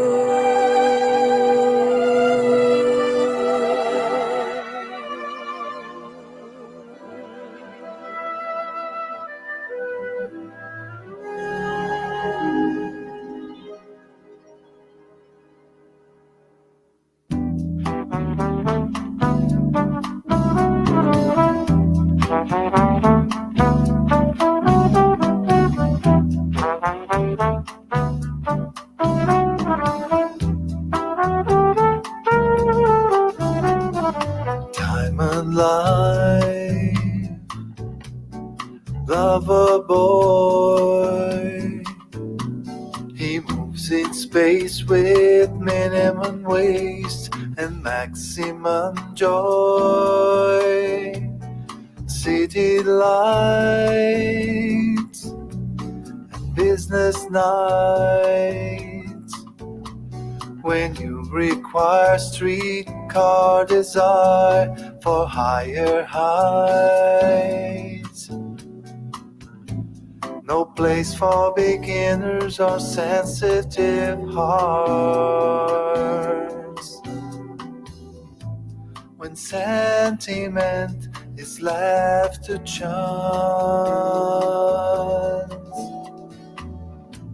No place to be ending, but somewhere to start.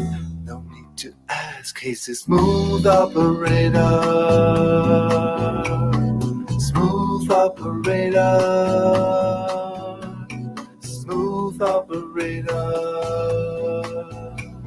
Smooth operator. Coast to coast, LA to Chicago. Western Mail, across the north and south to Key Largo, love for sale.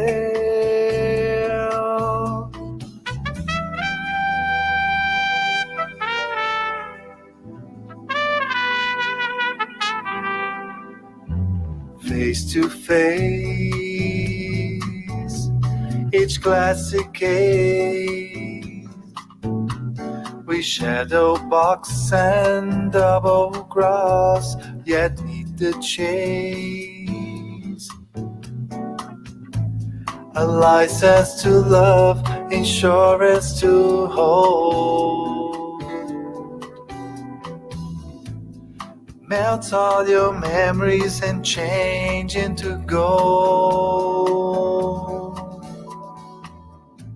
His eyes are like angels, but his heart is cold. Don't need to ask, he's a smooth operator. Smooth operator.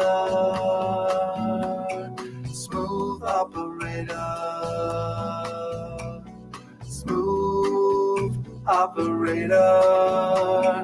Coast to coast, LA to Chicago, Western Mail. Across the north and south to Key Largo, love for sale. Smooth operator. Smooth operator. Smooth operator. Smooth operator. Smooth operator. Smooth operator. Smooth operator.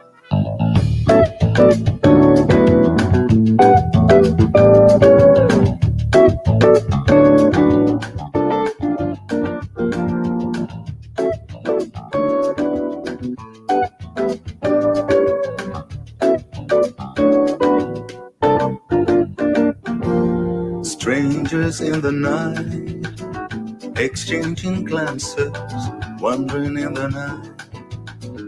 What were the chances we'd be sharing love before the night was through? There was something in your eyes that was so inviting. Something in your smile was so exciting. Something in my heart told me I must have you. Strangers in the night, two lonely people, we were strangers in the night. Up to the moment when we said our first hello. Little did we know, love was just a glance away, a warm embrace and dance away. And ever since that night, we've been together, lovers at first sight, in love forever. It turned out so right for strangers in the night.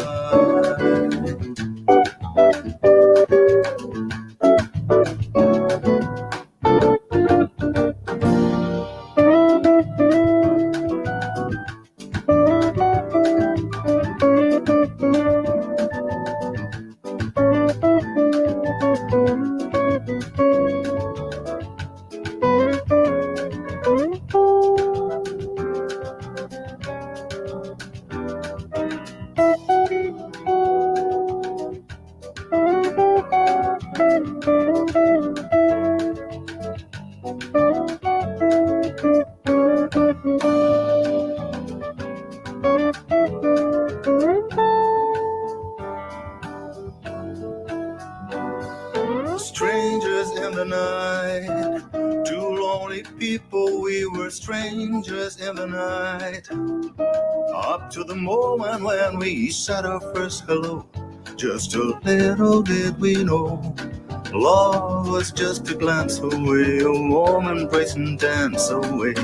Ever since that night, we've been together, lovers at first sight, in love forever. It turned out so right for strangers in the night.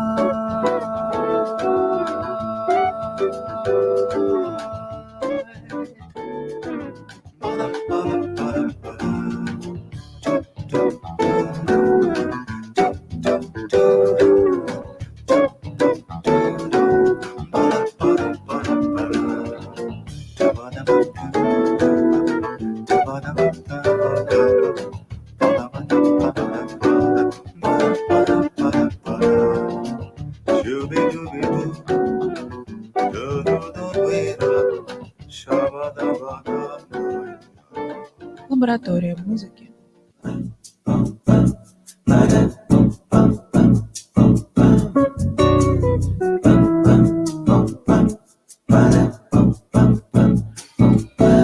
Calabrine once hang up the phone to let me know you made it home. Though I'm nothing to be wrong with part-time lover.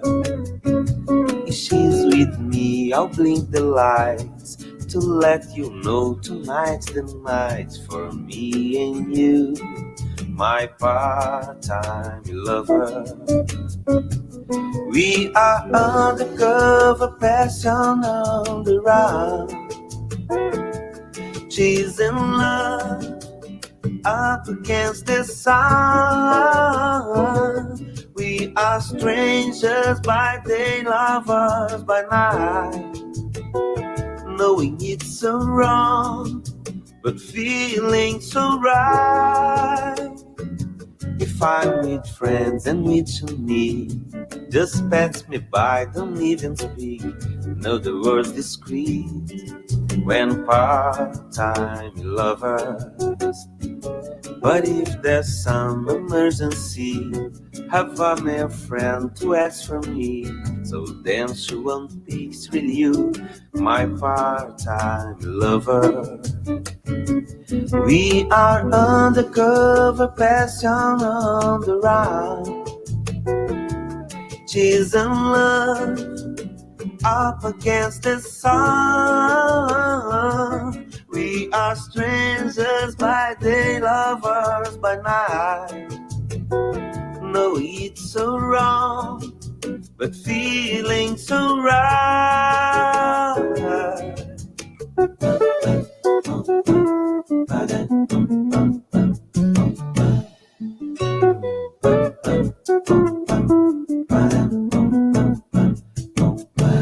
I got something that I must tell.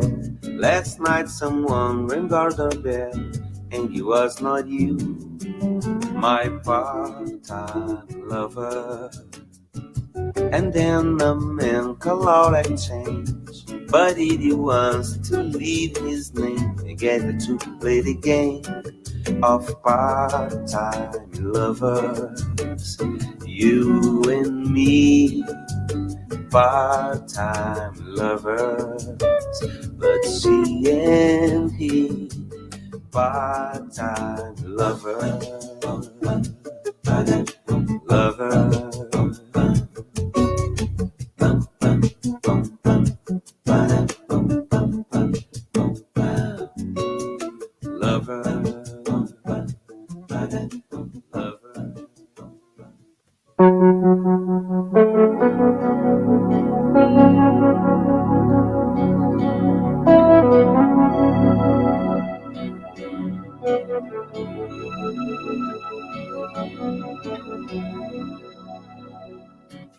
All the gold in all the world is nothing to possess. If all the things that it can bring can add up to 1 ounce of your happiness, and for your love I would do anything just to see the smile upon your face. For your love I would go anywhere just to tell me, and I'll be right there. A diamond that shines like a star in the sky is nothing to behold. For minuscule as any light, if it can't like you, brighten up my soul. And for your love I would do anything just to see the smile upon your face. For your love I will go anywhere just to tell me, and I'll be right there. I could have never felt them this, such joy, love and tenderness. that you give to me. For the love I feel inside, it's so wonderful I can't hide, and I glow with just the thought of you. I do. And for your love, I will do anything just to see the smile upon your face. For your love, I will go anywhere just to tell me, and I'll be right there. And for your love, I will do anything just to see the smile upon your face. For your love, I will go anywhere just to tell me, and I'll be right there.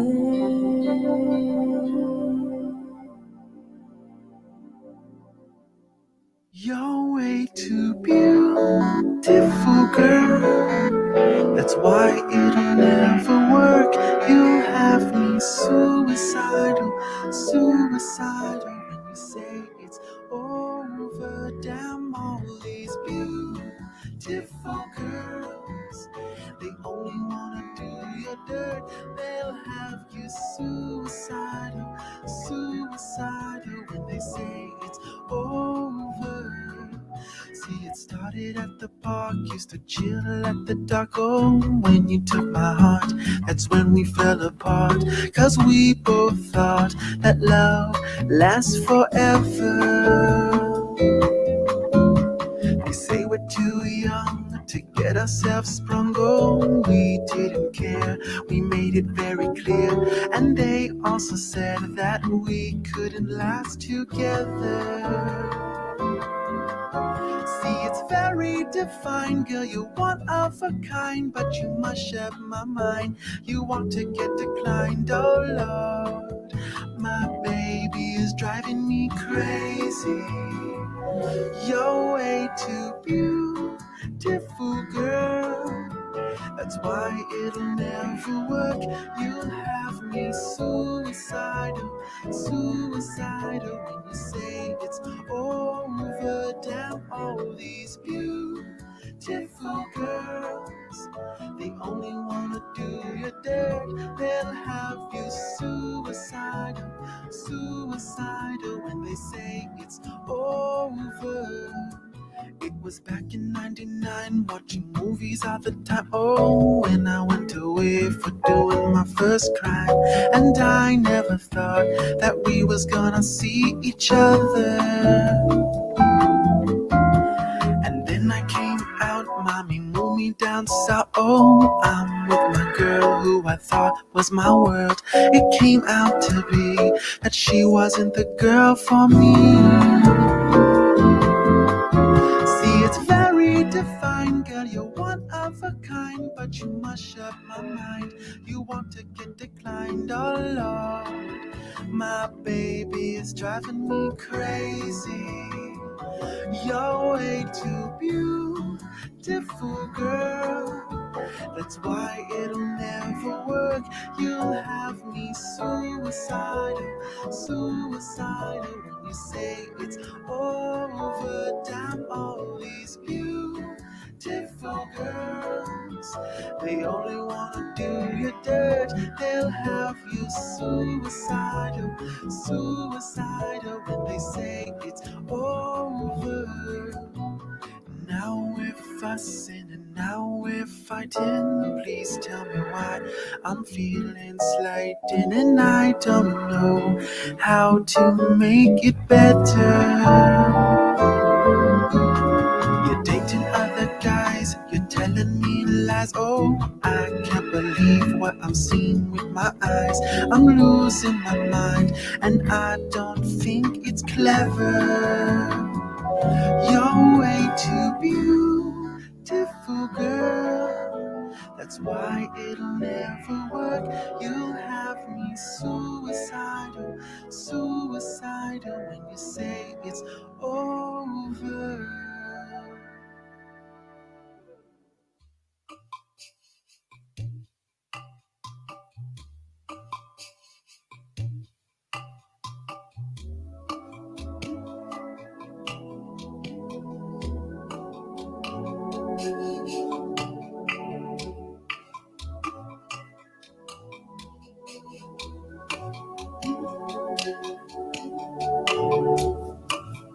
No woman, no cry. No woman, no cry.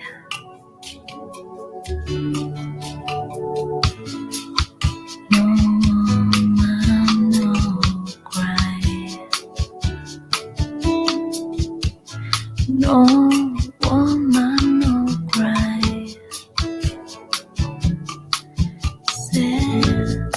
Said I remember when we used to sit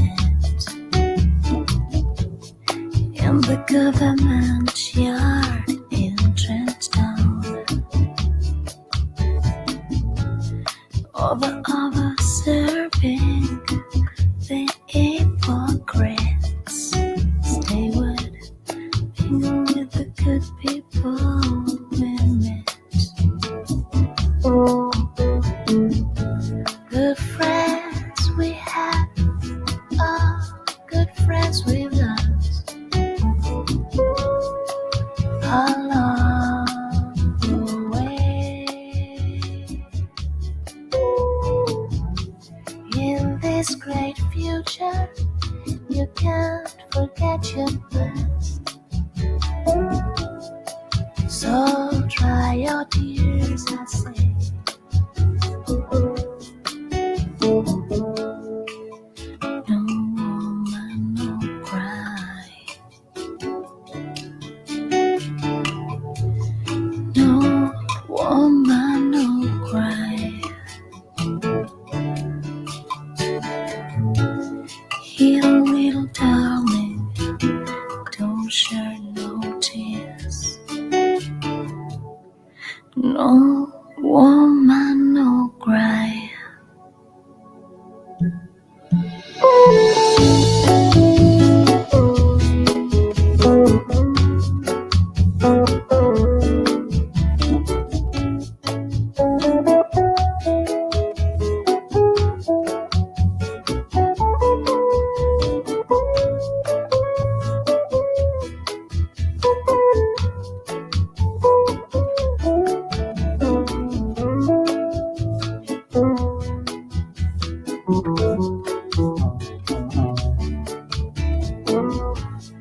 Then we would cook cornmeal porridge,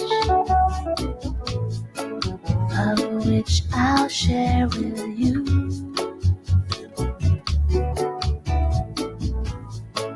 My feet is my only carriage,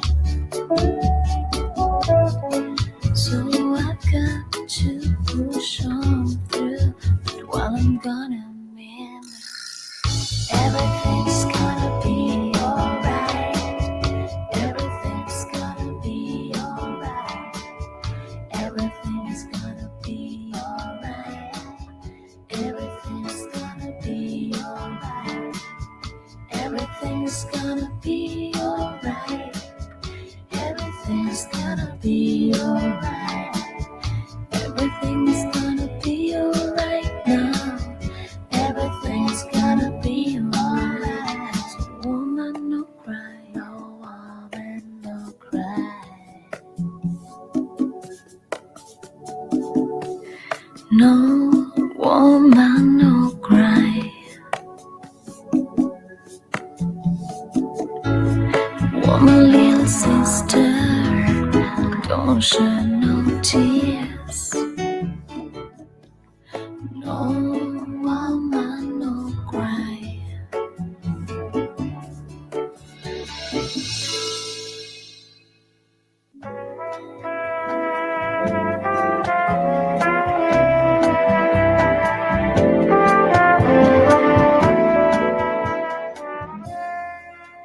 could stay awake just to hear you breathing.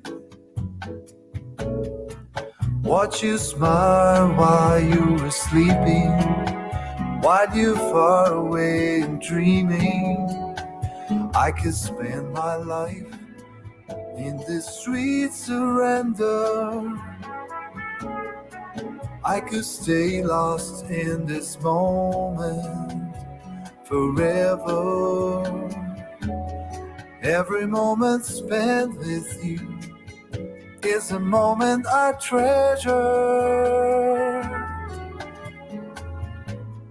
Don't wanna close my eyes, don't wanna fall asleep, 'cause I'd miss you, babe, and I don't wanna miss a thing. 'Cause even when I dream of you, the sweetest dream would never do. I'd still miss you, babe, and I don't wanna miss a thing. Lying close to you, feeling your heart beating, and I'm wondering what you're dreaming, wondering if it's me you're seeing. Then I kiss your eyes, thank God we're together, yeah. I just wanna stay with you in this moment forever, forever and ever. I don't wanna close my eyes, don't wanna fall asleep, 'cause I miss you, babe, and I don't wanna miss a thing. 'Cause even when I dream of you, the sweetest dream will never do. I still miss you, babe, and I don't wanna miss a thing. I don't wanna miss one smile, I don't wanna miss one kiss. I just wanna be with you, right here with you, and just like this. I just wanna hold you close, feel your heart so close to mine, and just stay here in this moment for all the rest of time. I don't wanna close my eyes, I don't wanna fall asleep, 'cause I'd miss you, babe, and I don't wanna miss a thing. 'Cause even when I dream of you, the sweetest dream will never do. I'd still miss you, babe, and I don't wanna miss a thing. I don't wanna close my eyes, I don't wanna fall asleep, 'cause I'd miss you, babe, and I don't wanna miss a thing. 'Cause even when I dream of you,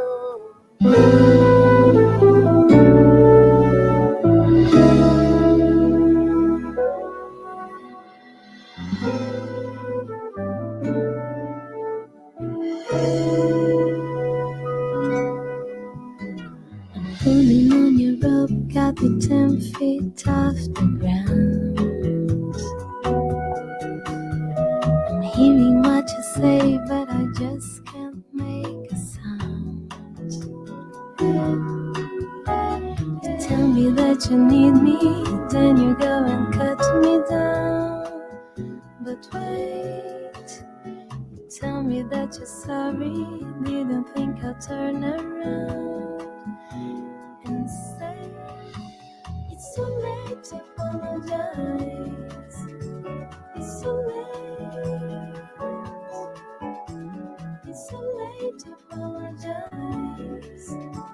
It's too late.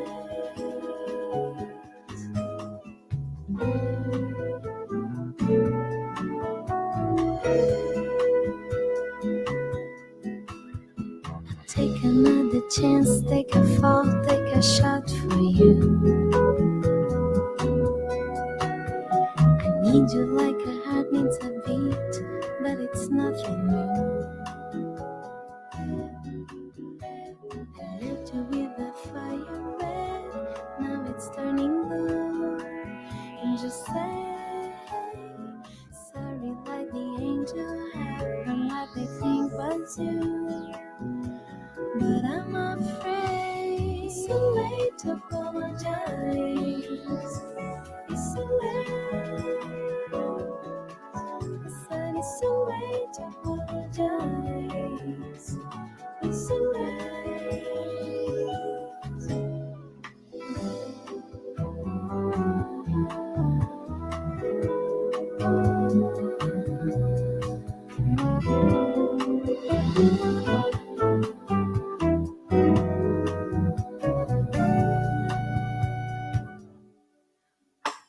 It's so late to apologize. It's so late. It's so late to apologize. It's so late. I said it's so late to apologize. It's so late. I said it's so late to apologize. It's so late. Holding on your rope got me 10 feet off the ground. Music Lab. Лаборатория музыки.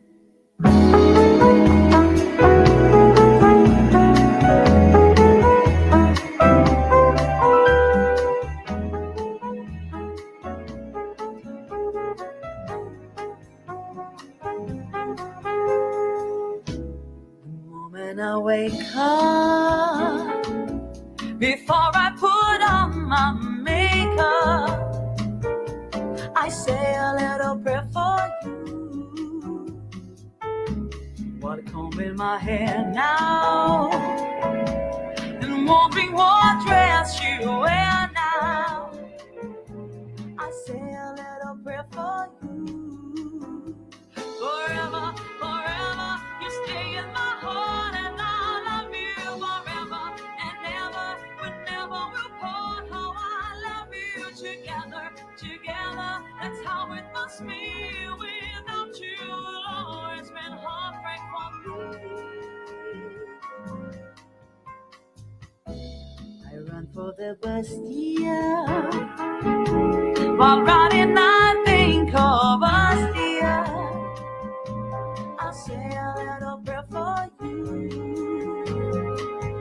At work I just take time, and all through my coffee break time, I say a little prayer for you.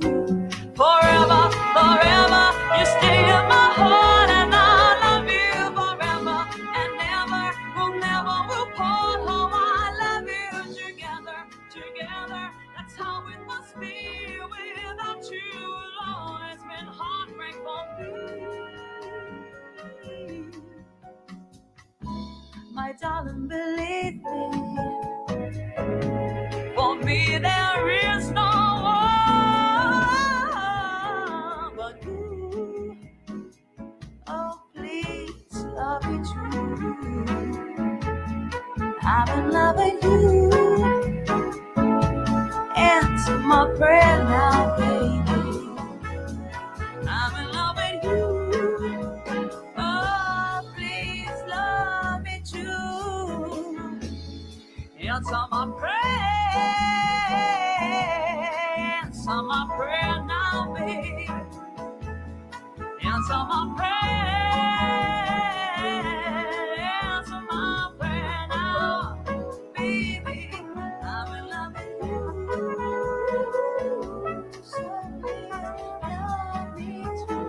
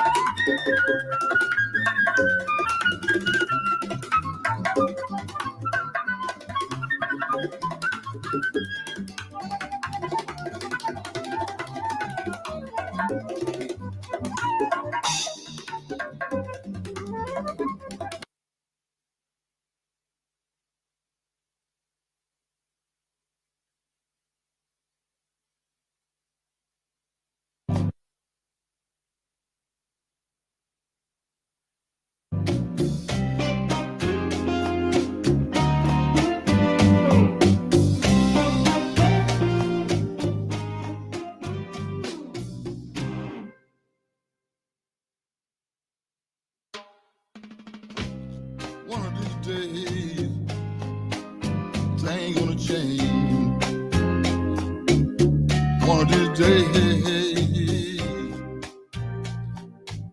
things gonna change. Your time now, baby. After a while, gonna be mine, gonna be mine. One of these days, I'm moaning, droning, baby. Try. Won't be long.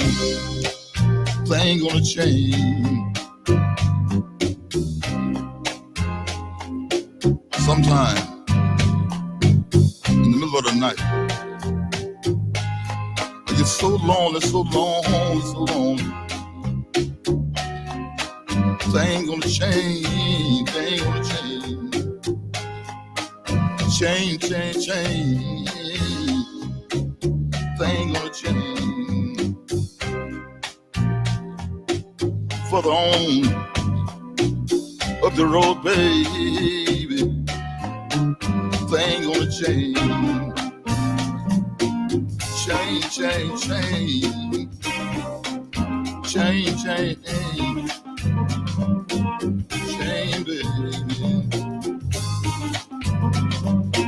Your time now, baby. But after a while, gonna be my time, baby. Things gonna change. Change.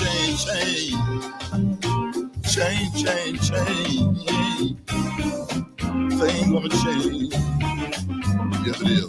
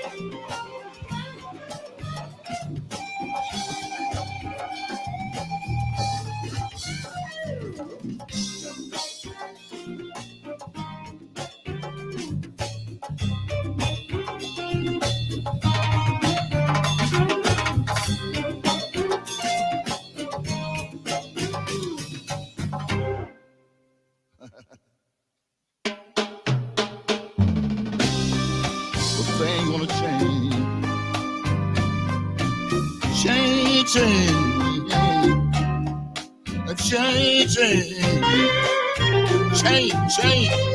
Change. Things gonna change. Got the blues. Things gonna change. Things gonna change. Change.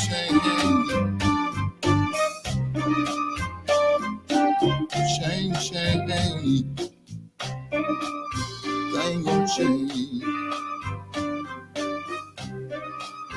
Change.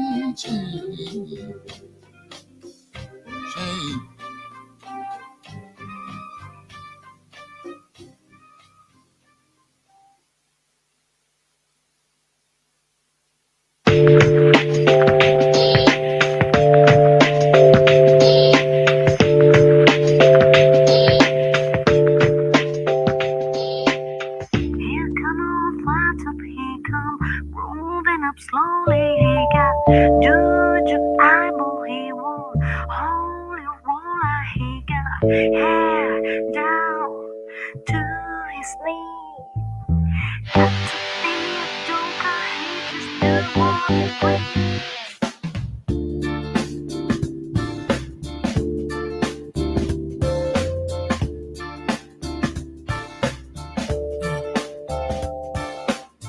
He wear no shoes and he got toe jump football. He got monkey finger. He should Coca-Cola. He say, I know you, you know me.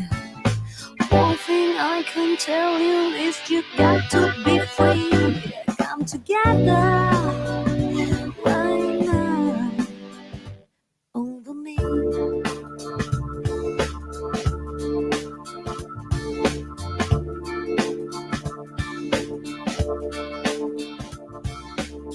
He back production, he got almost gone, but he got almost cyber. He won spinal cracker, he got feet down below his knee. Hold you in his launcher, you can feel his disease. Come together right now over me.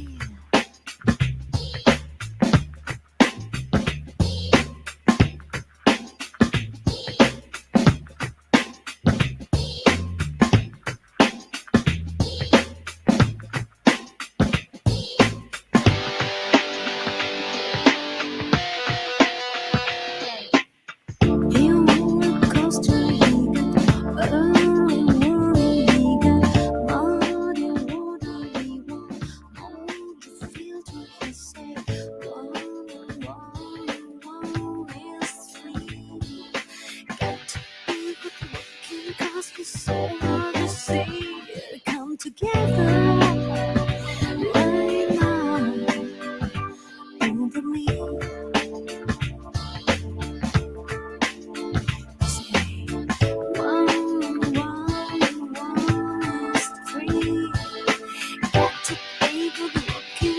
So hard to see. Come together right now over me.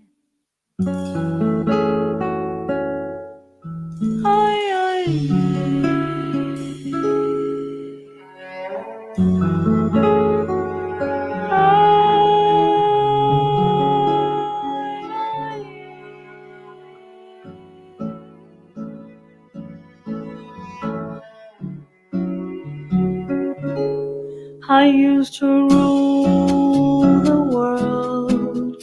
Seas rise when I gave the world. Now in the morning I sleep alone. Sweep the street I used to roam.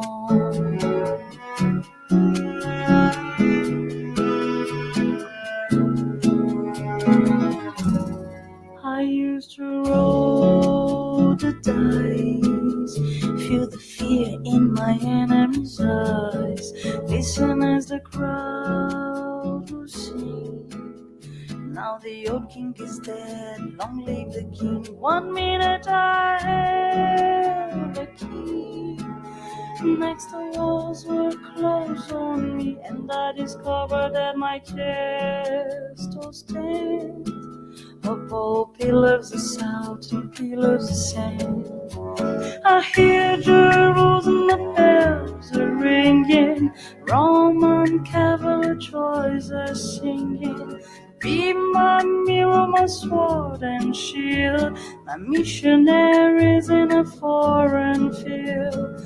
For some reason I cannot explain, once you know there was never a moment That was when I ruled the world.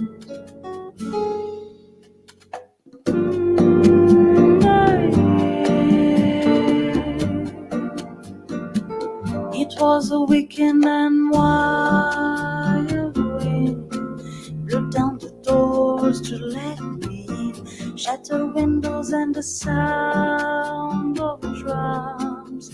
People could not believe what I've become. Revolutionaries wait for my head on a silver plate, just a puppet on a lonely string.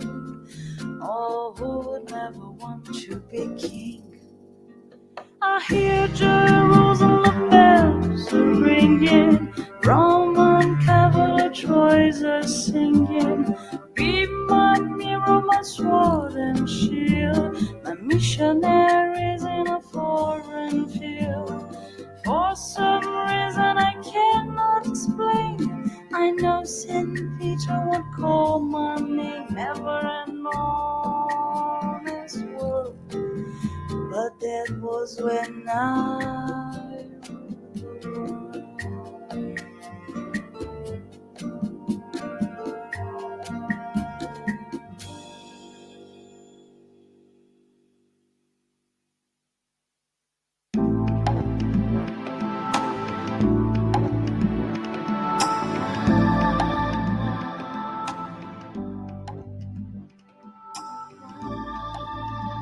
Is it getting better? Or do you feel the same? Will it make it easier on you? Now you got someone to blame. You say, one love, one life, it's one need in the night. It's one love, get to share it. Leaves you, baby, if you don't care for it.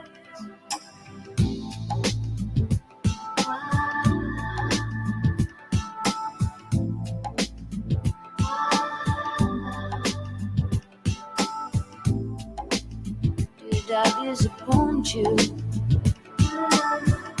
Or leave a bad taste in your mouth? You act like you never had love, and you want me to go without. Well, it's too late tonight to drag the past out into the light. We're one, we're not the same. Let's carry each other, one.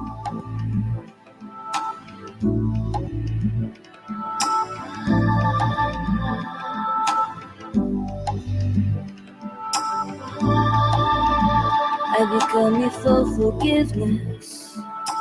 Have you come to raise the dead? Have you come here to play Jesus? To the lepers in your head? Did I ask too much? More than a lot?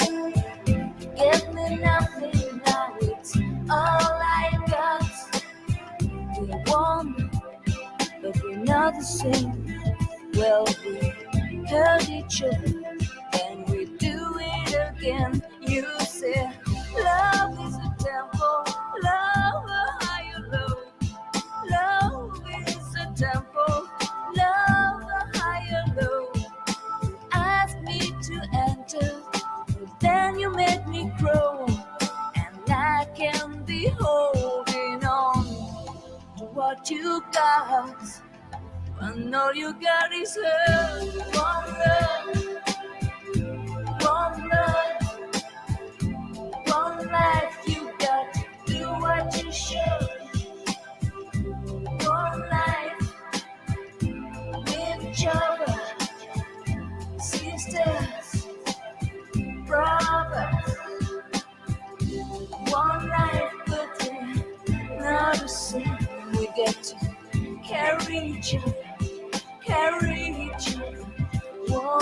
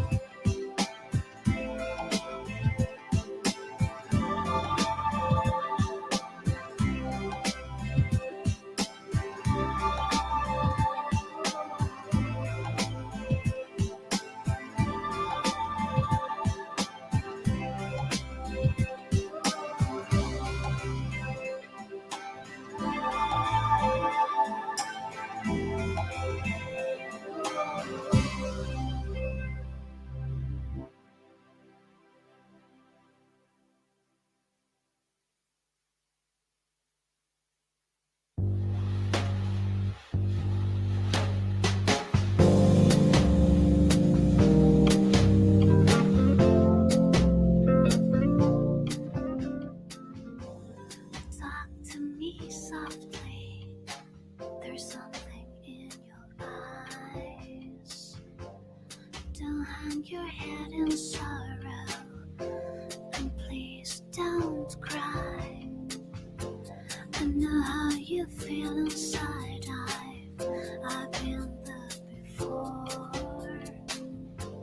Something is changing inside you. And don't you know? Don't you cry tonight. Don't you cry tonight.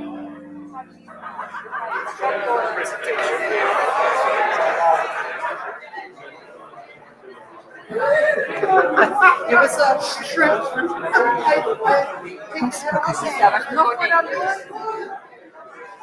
Okay. Well, everyone very energetic after lunch. That's good. Very good. And slowly, I know, everyone is enjoying conversations. I feel very bad now that I have to, disrupt it. So, but someone has to be a bot agent here, so that's me. Okay.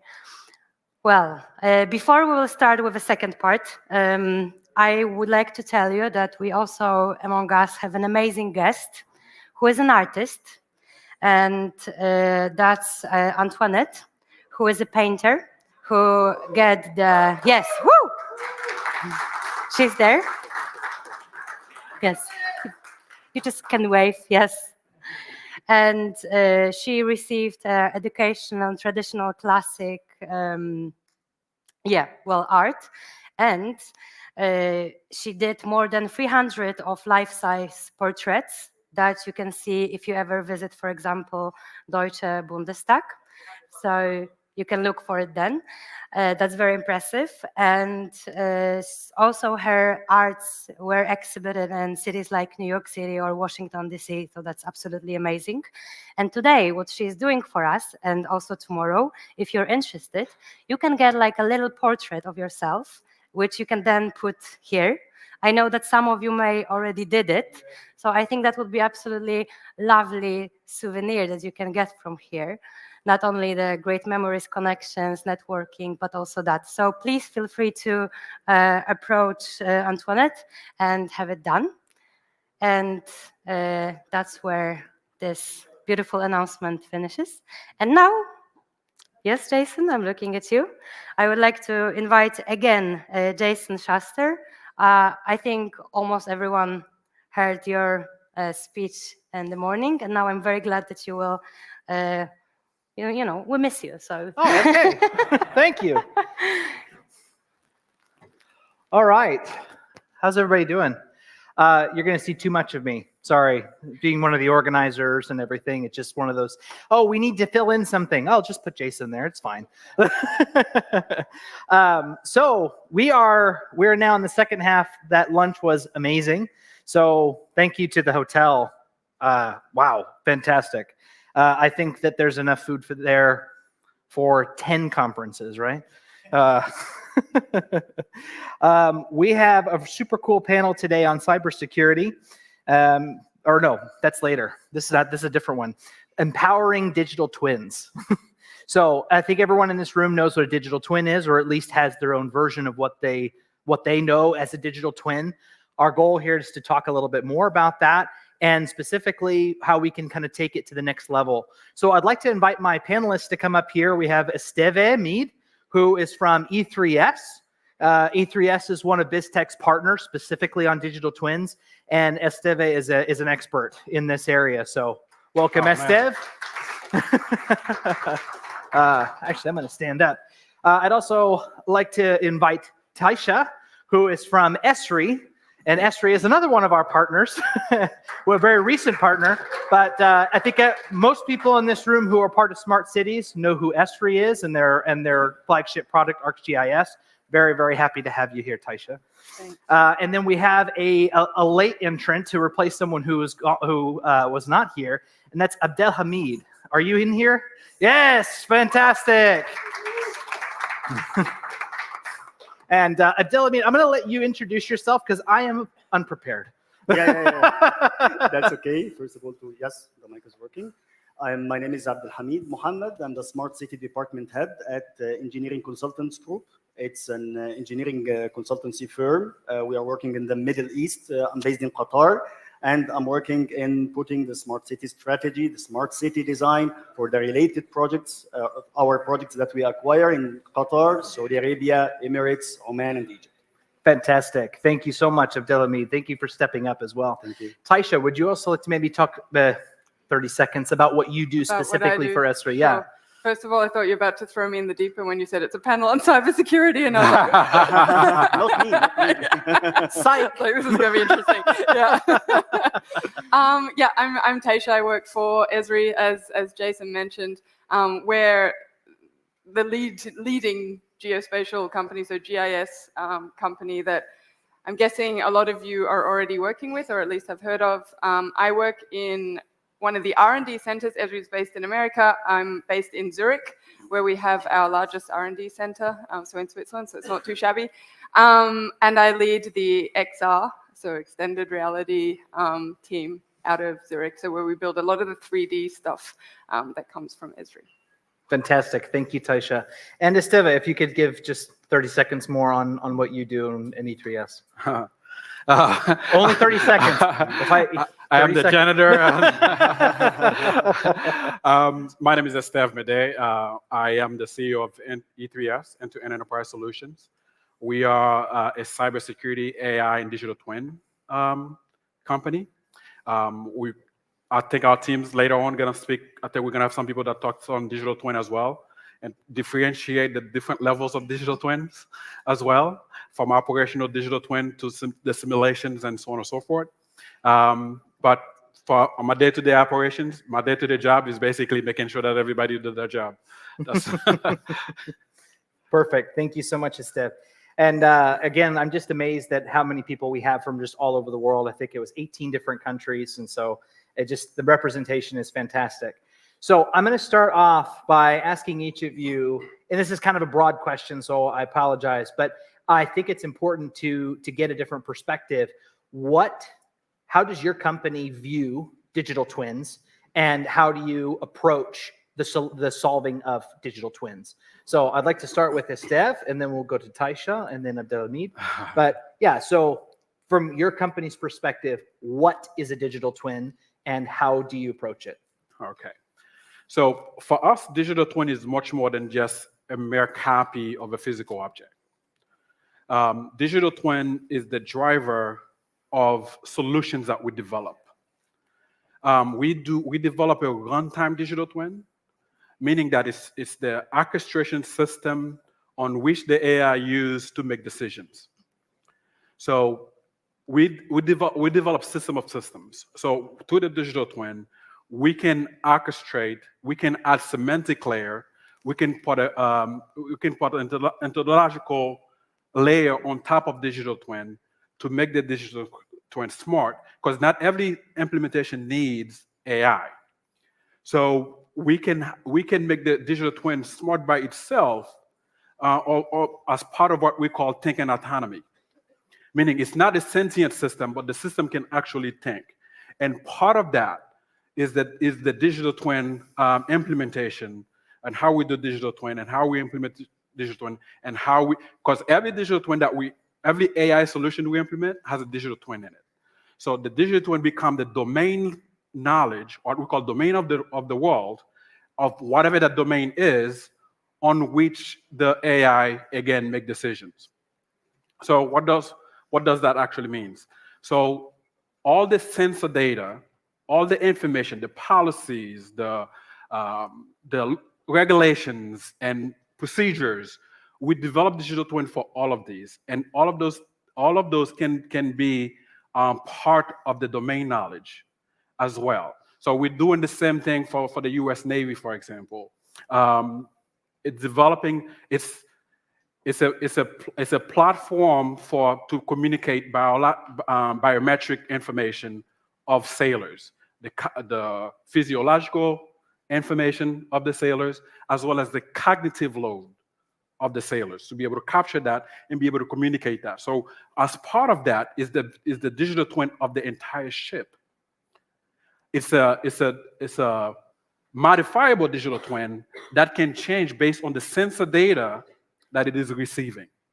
So as you can see, almost everything we do has that digital twin layer in it to basically run the operations, from satellites to rocket engines to the human. So I think our next project actually is going to be to develop a digital twin of the human body, the internal body.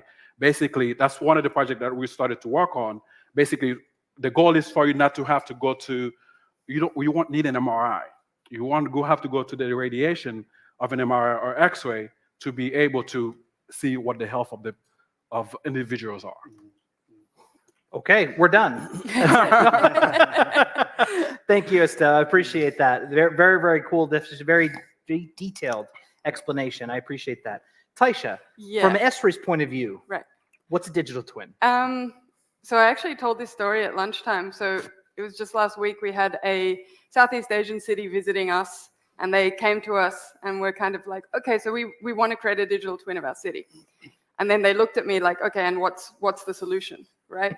And I was like, ooh, okay. It's not, like there isn't an Esri digital twin product, right? Like, and the way that we view it is this kind of, you mentioned it as well, like system of systems, where you have all these layers, all these things that play together. And I mean, with Esri as well, geospatial, location, context, all of that is hugely relevant, hugely important, right? So all of that needs to come together, right? And it's not going to be, and I think that was mentioned in the NVIDIA talk earlier today, it's not going to be, this is the solution to this, and one technology company has the answer here, right? It's going to be a play with everybody playing together. And so the perspective that we have on that is being able to deliver these different ways of data and tools to visualize, analyze, simulate, all of that. Fantastic. Thank you, Taisha. Abdelhamid. Yeah, great. I want to add, I believe all what have been said in this area is the main thing, talking about the digital twin itself, but I want to add two main points. The first point is, when I think about the digital twin, I just think about that I have a problem and I went to Jason, please, I have a problem. So Jason would say, Abdelhamid, provide me with all the information related to the problem here on the table and the different scenarios that can happen, and I can give you an advice. This is simply the digital twin from me. This is the first point. The second point, I'll take what Charbel said in the panel discussion. It was a very important point when he said that the need will drive the use of this tool itself, any technology, any tool. As an example, it's not logical that now I will tell you, okay, you will ask me, Abdelhamid, please prove that the car is important to us or the phone is important to us. The need is driving this. So the digital twin for us is a tool for better decision making. And of course, it adds an additional important layer to the traditional ways of operation and decision making. Absolutely. Wonderful. Amazing definitions. I love the different perspectives, because each of your companies says something very different, but it's all part of the ecosystem, I think, that comes together to make these digital twins. And obviously, at BizzTech, I'm going to shill Metaverse as part of that, but we'll get into that. But I want to follow up the same question with what's missing though? Out of all the digital twin solutions that are out there, what do you feel, and I'll start on this end with Abdelhamid, what's missing from the current digital twin solutions that are out there? I'll say what's missing is, I'll name it the personalization of the case. As if, and the point is that in any project, I'm working in the project itself, and then the client say, oh, I have heard something in the smart operation called the digital twin. Maybe we will use this. Okay, so I will just go to Esri and say, please, Esri, I'll take your platform and work with it. But the point is that the personalization of the case itself, that when I'm working now in a project with Esri, by the way. This is happening in one of their Saudi Arabia I didn't know that, by the way. Yeah. So when I go to them, they will just make the personalization of the case itself. What I mean is that what's missing is that you first define the target that you want to reach, the strategy. I believe your question is in line with the discussions that's happening since the beginning of the conference today. Right. Is that we have to define the end target, the destination, and also assess our starting point. And if we will go and find that the digital twin, the metaverse, the AI, the machine learning, any of those tools will be the way that will take us from our starting point to the destination. So this is the appropriate thing to use here, personalization of the case itself. So again, as Charbel said, the need will drive us. Fantastic. Thank you very much. Taisha, what do you think is missing? Yeah, the whole time I was like, and I think, I don't know if it's missing per se still, but I think it still needs to advance, is just this sort of notion of transparency as well, right? Like, data, open standards, all of that.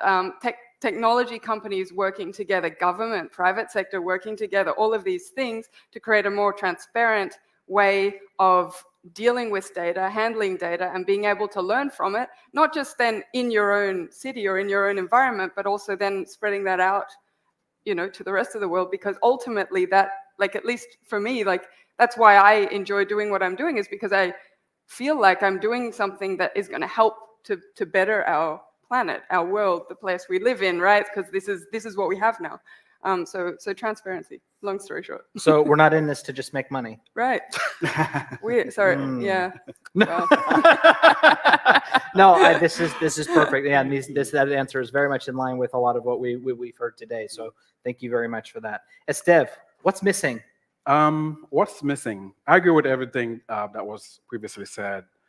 Standardization of the industry, because as you stated from the first question, there's so many names of what a digital twin is. Some people think it's just a 3D picture of the physical asset, right, and they think it's a digital twin. So standardization, because NVIDIA is working on a standardization. Microsoft is working on a different standardization. So it's basically to be able to bring all these things together. Yeah. And also, because that's one thing that we're working to participate in these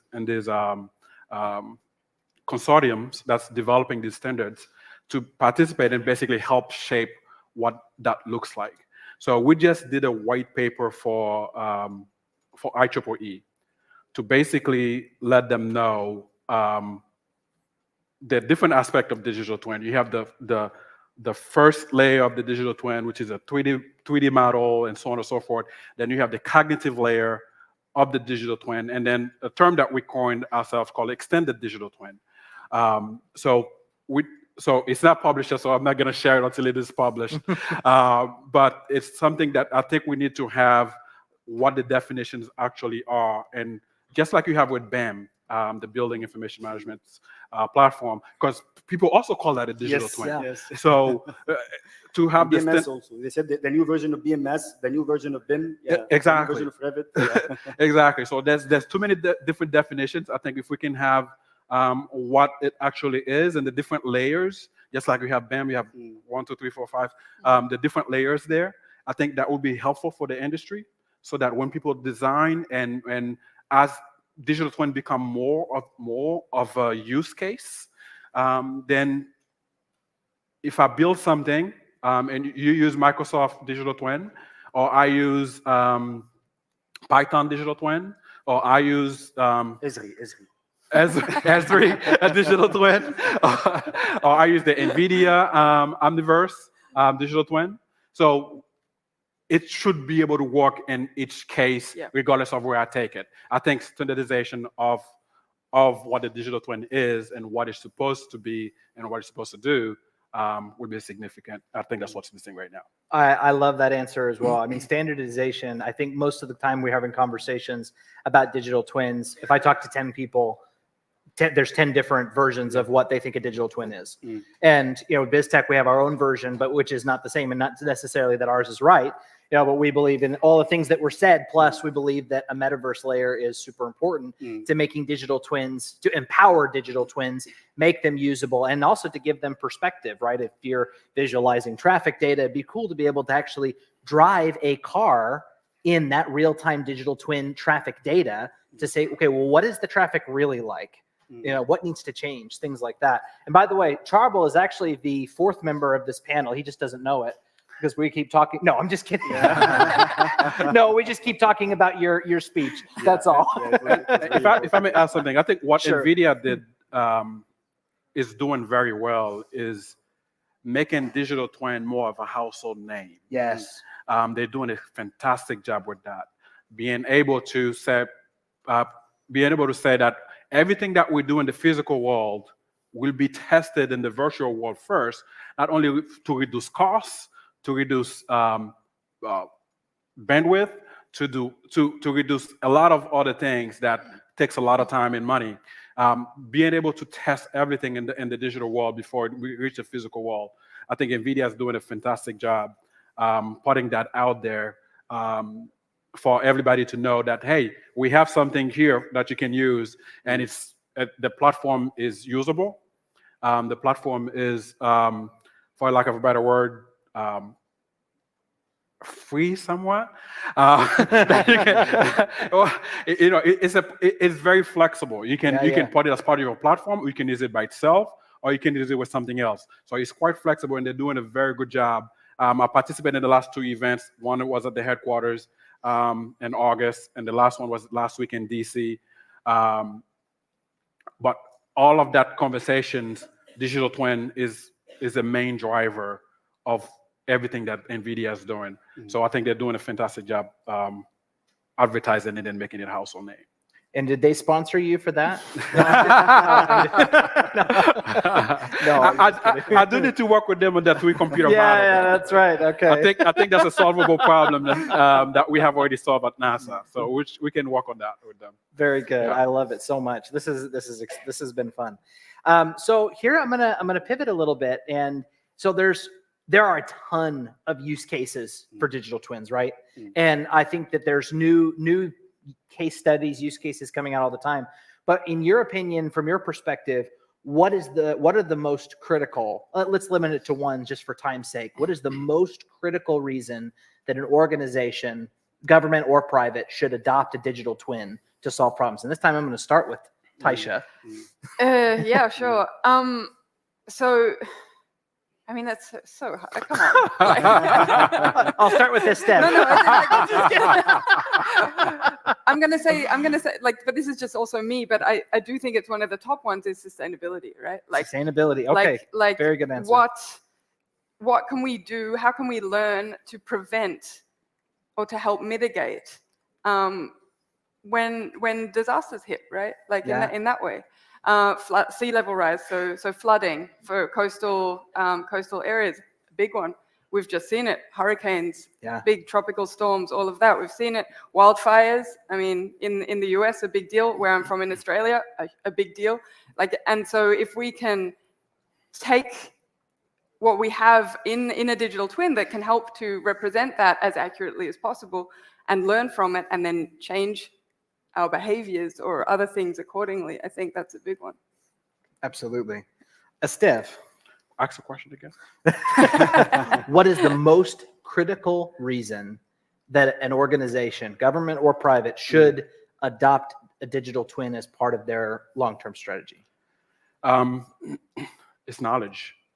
the knowledge base that the digital twin provides you as an organization. For example, a city manager, for example, not only do you know how your plant is running within your city, you can know how your electrical distribution center is doing.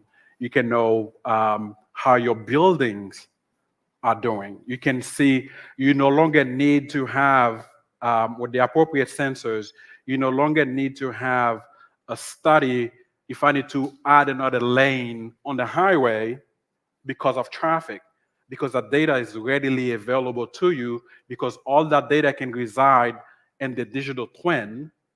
Again, as I mentioned, the digital twin becomes the domain knowledge, the single pane of truth, where you have all that information.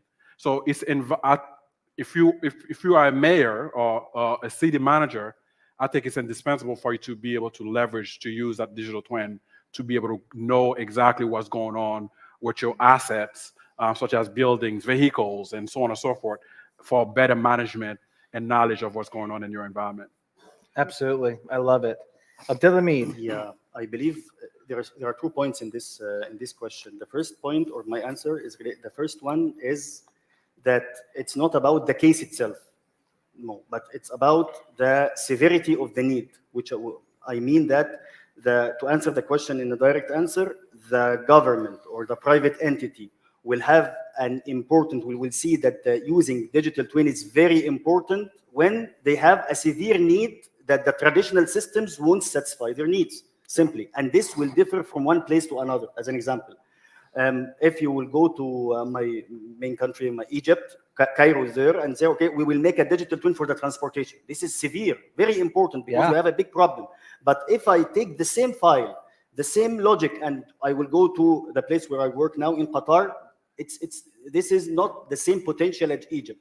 But when I go to Qatar and introduce to them digital twin for the topic that I will be talking about today, the GHG reduction, so they will find it with high potential. So the point is that it's not about the topic that the digital twin will be tackling, but it's about that you are providing an answer that the traditional systems can't provide those benefits to you. So I believe this is how it's measured. And also, I will tell you another thing, that before any technical meeting with a client, okay, so I prepare myself by this, okay, so I prepare myself, those are my technical proposals, 1, 2, 3, so I expect the questions of the client. So this is the main question. What are the benefits that those solutions will provide us compared that if I will be using just traditional solutions? So I believe, and again, Charbel, the need will drive us. Yeah. Fantastic answers. Yeah, I think that my own opinions are pretty much the same. As an operations officer, I gravitate towards efficiency. And I look at companies like BMW they're building their next manufacturing facilities in the metaverse before they even build them physically. And so the digital twin exists before the physical asset even exists. And it's all about efficiency. And it's making sure that there's no wasted space, no wasted energy, and that they're able to save money, be as effective as possible long term. So fantastic. So now I'm going to ask a question that this is an old panel question. Everyone always asks this, but I think this is very relevant. And then I want to open it up to questions. And that is, what does the future of digital twins look like? And the second part of that question is, what would you like to see as part of that would really empower digital twins and make them really next level? So now this time, Okay. I believe that the future of digital twins is complete autonomous digital twin without any human intervention or interaction. I believe this is the common future. If we will think about the future, higher AI capabilities, higher data processing capabilities. So we are talking about complete autonomous digital twin doing the functions that we need to do for better decision making, and it will take the decision on behalf of us based on the information that we'll be providing to the digital twin. So I expect, and I believe this, so you have hard job, Jason, in the next years, because I believe that this won't take so many years. Yeah, I can expect that in 5, 6, 7 years, we will have this complete autonomous digital twin, rather than talking about level 2 or level 3 or level 4. We're talking about complete autonomous digital twin. Amazing. I love it. I'm going to skip over Taisha and go to Esteve. For me, the future of digital twin when I look at it, is basically to be able, if I go to the hospital, for example, or if somebody's hospitalized, they don't need to have all this cable put on them outside of an IV. For you to be able to wear your T-shirt, for all the sensor data to be on your T-shirt, that provide all the health information to the nurses and the doctors, to be able to fully operate a city, as you mentioned, autonomously. Yeah. Autonomous operation, to be able to, for fault detection, fault prevention, predictive analytics, predictive capabilities. If you have a car dealership, for example, or a manufacturer of a car, you should be able to have a digital twin of that car and know exactly when the maintenance is coming for that car, and be able to alert the user. Although most cars now you can see that, but there's some mechanical part of the car, like the engine, like the transmissions, for example, now electric cars, that the user doesn't know until it stops. So you should be able to leverage that digital twin, that cognitive knowledge of the digital twin, to be able to let the user know before they get out in the street and start driving and the car break down, that, hey, your engine is about to fail. You have like 2 hours before your engine fails. Right? I mean, the technology exists. We developed part of that for NASA, where you can detect some of those things. So you should be able to say, okay, my car or my plane, for that boring, to implement that. My plane is about have issues, and you should be able to see, the digital twin should be able to empower all that maintenance and predictive maintenance, not just preventive maintenance, but predictive maintenance as well. Fantastic. I love it. Okay, Taisha. All right. Same question. Yeah, I'm going to obviously piggyback off of what you both said, because I think, there's this maturity curve that a digital twin goes through or will go through, and it ends at this point, at least. Who knows what else is coming, but like when things happen fully autonomously. But then there's also the layer on top of it is like, how will hardware evolve? Like what the metaverse layer that we're talking about here too, right? Like, is it going to be in this, fully digital twin state that we're all also just in our virtual worlds or overlaying virtual worlds onto our physical world? Everything becomes graspable, real, whether virtual or physically here, but it's has the same value. So who knows what's going to happen there? But I think we're on that path, though, that will make this all converge, for better or for worse. And there was a second part to the question, right? What is still needed, or? Just I mean, what can we do to make them more empowered, or what would you like to see? Yeah, I mean, maybe this goes against everything that we're talking about in this room, but I also don't want to see us completely lose our humanness within all of this, right? I think that what makes us humans and the species that we are is also what makes us special in that way, right? And so absolutely, technology is advancing. It's, it's going to replace or take over, enhance a lot of things that we do in our daily lives, but we still have this edge in one way or another. That I think is important that we don't forget about that, right? As this whole area grows. No, absolutely. And I mean, at BizzTech, we're hoping that the addition of a metaverse layer to digital twins and making them massively multiplayer and maybe accessible to the public, et cetera, that maybe we keep some more of that humanness as part of that, because like we are not mechanical beings, right? We're a very creative species, and so that's we can't reduce ourselves to just simply logic and AI powered everything. Right. So I love this. This is fantastic. What a great group. Can I get a round of applause for our panelists today? I think we have maybe like 2 minutes, 3 minutes. Would love to get some questions from the group to our wonderful panelists. Sandra, yes. Thank you, thank you, thank you. I liked what Taisha said, and you reiterated it about let's not lose our humanness. So you're all shaking your heads. I mean, of course. I mean, that's a given, right? But I'm having trouble really getting my arms around this.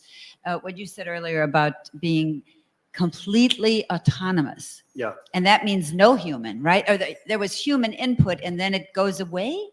I mean, forgive me for being so confused about this, but it's not going away. So if you could elaborate, that'd be great. Thank you. Great. No, let me clarify this. There are different maturity levels for the digital twin itself. And now the direction of development of the digital twin for operation, let me specify more, for operation itself, that we have level, let's say 5 levels, 5 maturity levels. And now the world is struggling between having what's named as augmented operation, which is semi-autonomous operation, and also layer 3. So the future, which is the reality, what will be happening, even if we don't like it, but this is what will be happening that we are going for.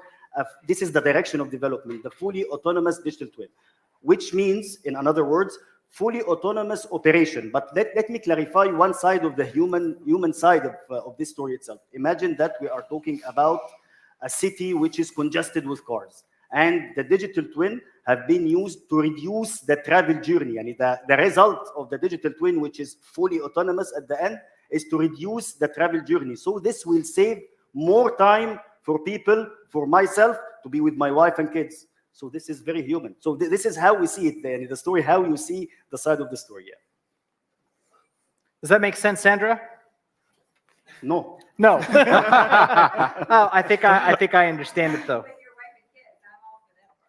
No, I think if you look at it, I think autonomy is going to be very, as you stated, autonomy is going to be very key of it, because you should be able to model the why aspect of why you develop that digital twin, why you develop that system. So right now we can basically put create a digital twin of the mission. So again, adding the semantic layer on top of that, or the AI layer on top of that, you can make it fully autonomous. Meaning, for example, like you were saying, like a disaster. So in Washington, D.C., but maybe 5 years ago, it snowed unexpectedly. And then you have like 36 hours of traffic not going anywhere, or people run out of gas, electric cars run out of battery, and you have a mess. So you should be able to detect this issue. The transportation system should be able to detect this issue, reroute people accordingly to back roads to get off the highway, to get off where that block of traffic was, where that issue was, or where the heavy snow was falling, to be able to navigate them, because you could not even get emergency services to these people. And some people was going to hospital because they were pregnant and about to have a baby. So you had that issue. I believe as part of the transportation system, you should be able to detect when because they know now, if you use Waze or Google Map, you know now, based on cell phone data, how much traffic is ahead of you. So that can be leveraged as well to be able to say, okay, we're going to have a problem here. We either need to get police officers to route traffic, or we need to basically get whatever needs to happen, or send different information to people while they're driving to say, okay, don't take this road. You can exit here so that you won't get in that traffic, and emergency service can get to the people that need the help. Now, I'm not technically part of the panel here, but as he was talking, I just thought about, of course, this hurricane that just happened in the States and flooded the Appalachian area. I mean, who would have thought that Appalachia would get... It's in the mountains, yeah. But if a fully autonomous digital twin of that area could have been already running simulations on what could happen if, and these areas could have been prepared, because an autonomous digital twin would have told the local governments, guys, you need this, you need this, you need this, because it is possible. It's maybe unlikely or improbable, but it's possible that this could happen. And if we take these measures, we'll save lives, right? Nader was talking about this very specifically, and I know he has the microphone, so he's going to talk next. but I think that's an area to save our humanness by taking out the stuff that humans maybe get lazy and we don't want to think about. What if the Appalachian Mountains flood? Well, that is a great use case because FEMA has funding for this type of events, not just to give people money after the event, but mitigation event money, funding grants that they give to communities for their communities to be able to avoid that when they get a lot of water. So if there's a digital twin and simulation was developed for this area, although it's in the mountains, nobody was expecting that. People moved there so that they won't get into hurricane disaster. Definitely. But if they had a digital twin and be able to simulate the water level based on how much rain you get, they could have obtained funds from FEMA to be able to create levees or whatever the case may be, drainage, to be able to take the water away from that area. And they would not have as big of a damage that they did, and also help emergency operations to be able to get in there sooner to move population that's not able to move by themselves. Yeah. Very, very good use case. Nader, I see you have the microphone. Go ahead. Great panel, thank you. My question is about influencing policies. And sometimes it's not very comfortable for policymakers to risk their political life or career. How do you think digital twins can push better policymaking, maybe making policymakers even more comfortable with taking risks? Or, yeah, what are your thoughts about the role of digital twins in pushing better policymaking and just moving away a little bit from the politics and focusing on actual away from the politics? I believe it starts with the word strategy. And if we are talking about a certain city, okay, and this is the policymaker for this city, and those are the technical people that are providing us with a certain solution that will be beneficial for the city itself, and they can prove that this solution will be providing benefits more than the traditional systems can provide, and it's aligned with the strategy. I believe this is the point, because in some cases we find that some cities, they don't have a clear strategy about what are they targeting to do in this section or in this area.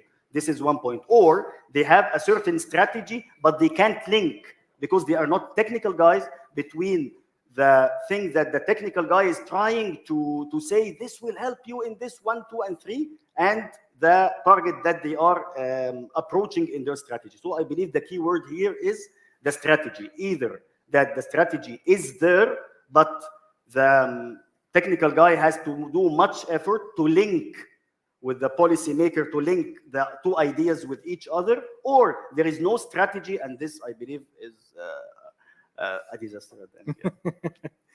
Estev, you're in DC, or Taisha, do you want to take a crack at this? I don't know, I'm coming at this completely wrongly.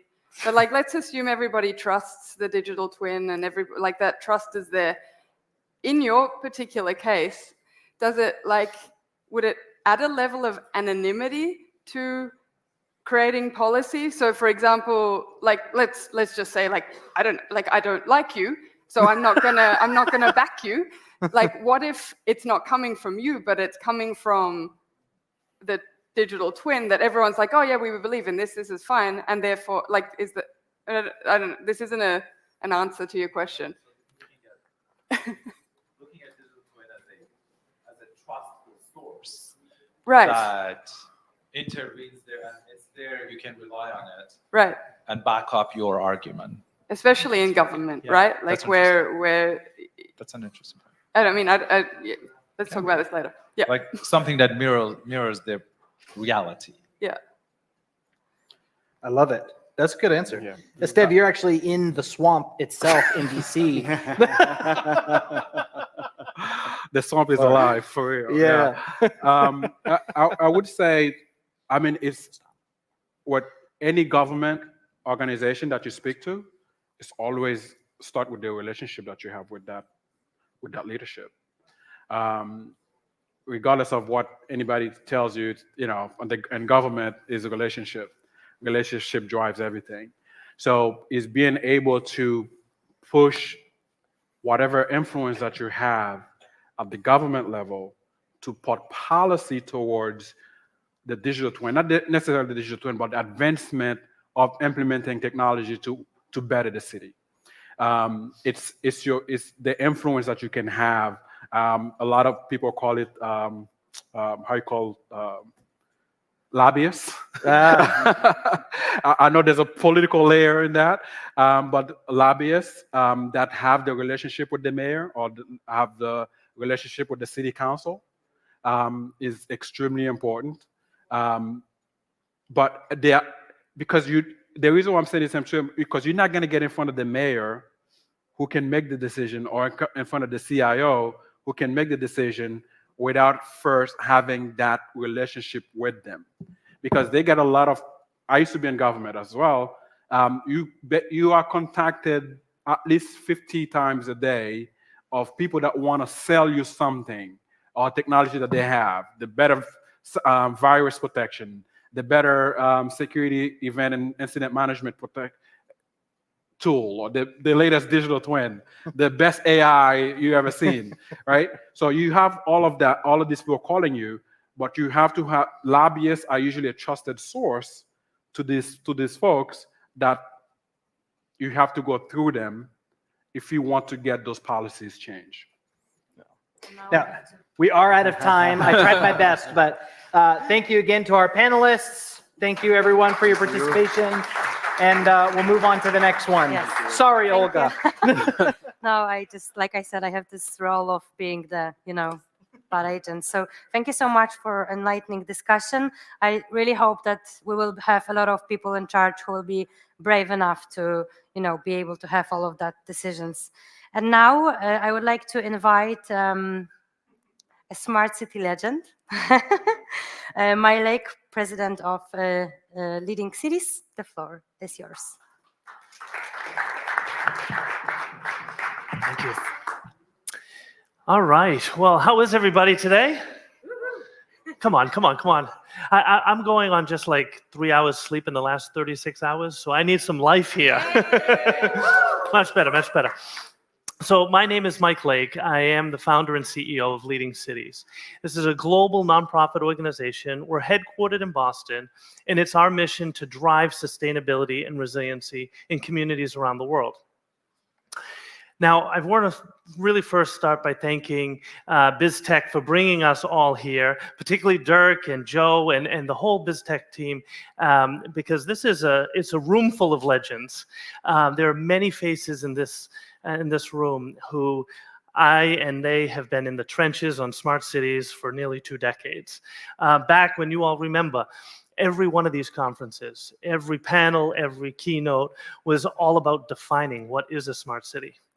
It took us years, but we finally got past that. I don't know if it's the lack of sleep or whatnot, but I'm going to, friendly audience maybe, but I'm going to vent a little bit. And I'm usually a glass half full kind of guy, but I will say this, in almost 2 decades, there's been so much advancement in technology, as we have just been talking about. What we haven't seen enough progress in is action. We need to see more action. The fact of the matter is the challenges haven't changed. We are in a global crisis. There we go. Where 70% of all CO2 emissions are coming from our cities. Cities are consuming 2/3 of the world's energy. And we have big plans, right? We've had big goals. We have the Paris Agreement that set a goal of reducing carbon emissions by 43%. But if every goal was already implemented, we'd hit 7%. Now, I have a 5-year-old at home, and even my 5-year-old can tell you that 7 will never equal 43. So we're way behind. But the real question is, even if we were to do this, would it be enough? And I think we still have so much more to do, because it's our major cities that are getting attention. But the fact of the matter is, it's our small and mid-sized cities that are facing the toughest challenges. Because not only are they facing the same basic challenges that everyone in the world is facing, but they're doing it with less resources, with less capacity, and frankly, less specialized talent to overcome these challenges. So at Leading Cities, I'm going to take you through an evolution of us as an organization. We started as a research program at a university in Boston. The idea was to get 10 cities around the world, 1 city per nation, bring them together to collaborate on research, identify the challenges and shared challenges in cities around the world, work on sharing best practices and developing those solutions. And it was a great program. But what I learned with researchers, and any researchers in the room, please take no offense, is that the end button was the same as the publish button. And to me, that was the start. We needed to use that research to kickstart action. And so after 5 years, I decided to spin the organization out of the university so we could spread our wings, that we could focus on action, not just the research. In so doing, it allowed us to expand. The first thing we did was we lifted this cap on 10 cities worldwide. We now work with almost 3,000 cities. And when we started talking to cities from every corner of the earth, we heard 2 common, what they used, I'm using their words here, roadblocks to innovation in communities. The first was a lack of awareness of what solutions were even out there. The second, and I'm going to use my words here, was a lack of confidence. And those city leaders having the confidence in choosing the right solution for their community. I'm going to translate that a little bit. These are human beings who are afraid of losing their job if they pick the wrong solution rather than keeping the status quo. So if they were seeing these as roadblocks, for me, at best, these were speed bumps. We were never going to get to the action and moving the needle the way we do if we are going to save this planet from ourselves. So we've created a series of programs to start tackling these. The first is a Acela City. It started as a simple idea of let's do a competition. Let's source these solutions from around the world so that we can build awareness. Then we can leverage our network of global experts to vet those solutions, and we can raise confidence. Well, I had an assumption. Having previously worked in the federal government myself, I assumed anybody who was building solutions for governments probably worked in government, saw the issues with government, left, came up with a solution, was trying to sell it back. Well, I was wrong. That's less than 5% of these entrepreneurs. When we started working with these entrepreneurs, it became abundantly clear that they had no idea how to work with government. In most cases, they were applying B2B models, which doesn't work. In some cases, B2C models, which is just plain out crazy. But the reality was they needed to be educated because we need these entrepreneurs and their teams to be good partners for government. So you can build that trust, something I know my friend Sandra is always talking about and reminding us how important trust is. So we decided to turn this, what was going to be a simple competition, into an accelerator program. We've created a year-long curriculum that we put these entrepreneurs through, teaching them not just some of the fundamentals of being an entrepreneur, but more importantly, the nuances of working in the B2G space. Things like navigating public procurement, speaking the language of government. How do you access government? I mean, I can't tell you the number of entrepreneurs I have asked me to just get them a meeting with the mayor so they could take them to dinner and have a contract the next day. Like, it's literally a crazy concept when you think of it that way, but they were putting the whole future of their company on that notion. So, anyways, we have since vetted over 3,000 startups. We've put about 400 and some odd startups through this curriculum already. And I have to tell you, the most exciting part for me in seeing the evolution of this program is the fact that the entrepreneurs and the startups that they're leading have matured so much year after year after year. This year's cohort is so impressive. At the November 6th, we'll be announcing this year's winner. And I have to tell you, I'm glad I was not one of the finals judges because I don't know how I would have picked.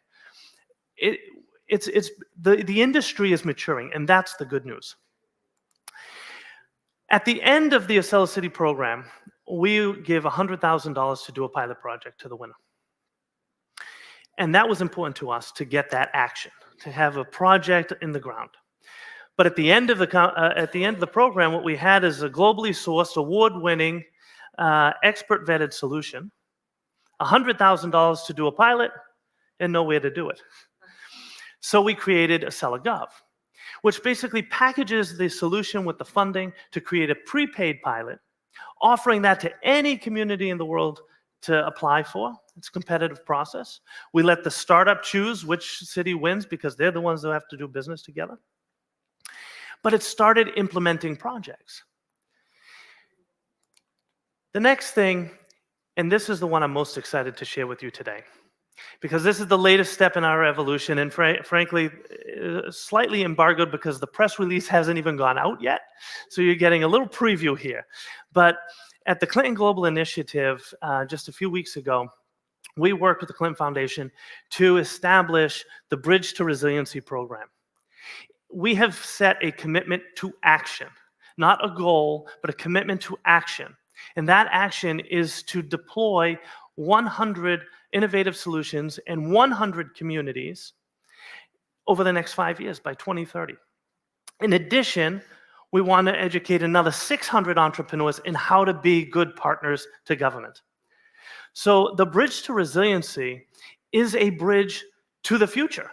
It's the future we need in our communities, a future that brings together innovators and our government leaders so that they are on the same page and that they are implementing the solutions. And it occurred to me, listening to the last panel, that I think one of the potential biggest benefits of Metaverse is it might be giving city officials exactly what they've always wanted, which is a way to see into the future, right? It takes out some of that risk. So that fear of choosing the wrong thing can be eliminated or at least seriously reduced. And by doing that, I'm hoping that the metaverse, the digital twins, will open the opportunity for so many more of these projects to be implemented. Now, despite the name of our organization, Leading Cities, the truth is, and to any city officials in here, please take no offense, but cities hate to lead. They love to follow. So the importance of this strategy that is baked into Acela City and Acela Gov and the Bridge to Resiliency program is to de-risk these pilots, including taking out the cost, so that it can serve as an example for other cities to follow. And that's where we really start to see the needle moving and tipping of the scale. Now, I want to give you just a few examples of some of the solutions and the challenges. So number one, water scarcity. It actually, as a side note, I know we talk a lot about climate change and we talk about sea level rise, and these are things that are very important to me. But it shocks me that we do not talk more about the water scarcity problem we already have, right? Less than 1% of the world's water is actually potable, drinkable water. And we're polluting it, and we're wasting it, and we're using it for things that we don't need to be using clean drinking water for. So this is a serious issue. And when you look at the aging infrastructure in cities, I live in Boston or just outside of Boston, and every once in a while to this day, a project is being done and the streets are being dug up, and they discover another section of our water infrastructure that is still the same old wooden pipes that were originally installed in Boston. I mean, this is aging infrastructure. So one solution is a company called Voda AI. They're using predictive analytics to tell cities where their next leak is going to happen. And they're doing it with a 97% accuracy rate. Think about that. You can know where your next leak will occur. You can tackle it before it happens.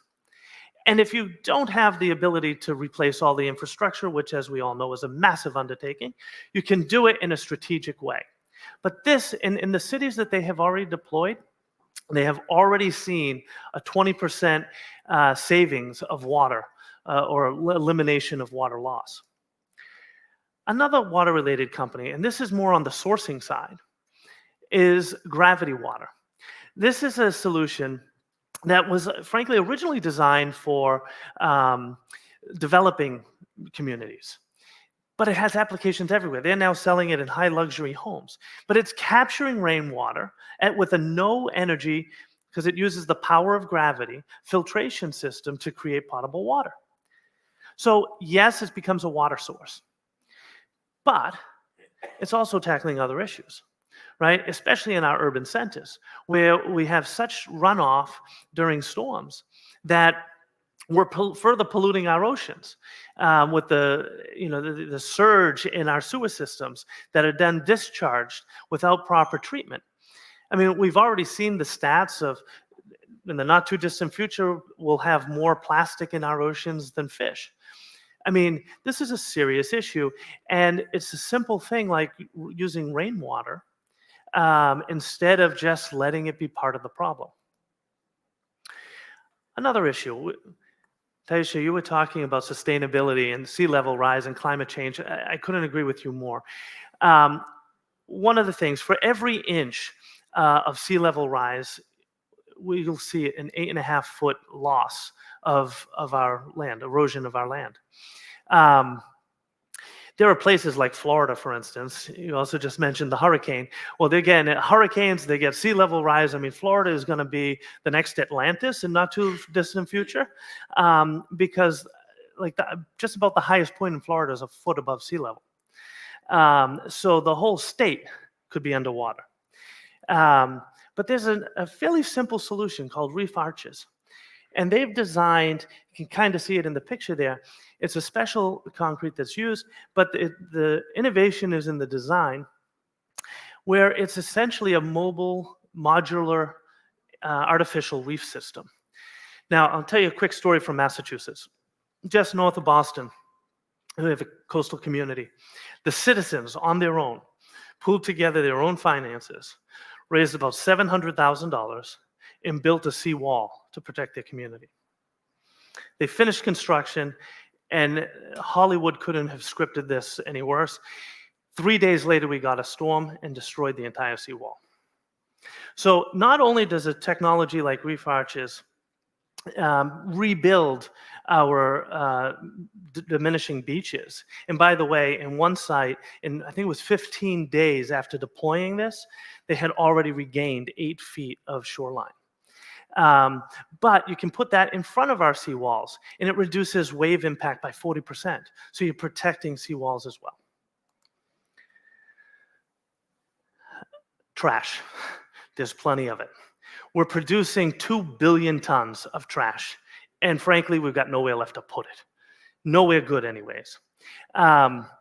An often overlooked fact, at least this is true in the US, that when a city dumps its trash in a landfill, it is still responsible and liable for that trash in perpetuity.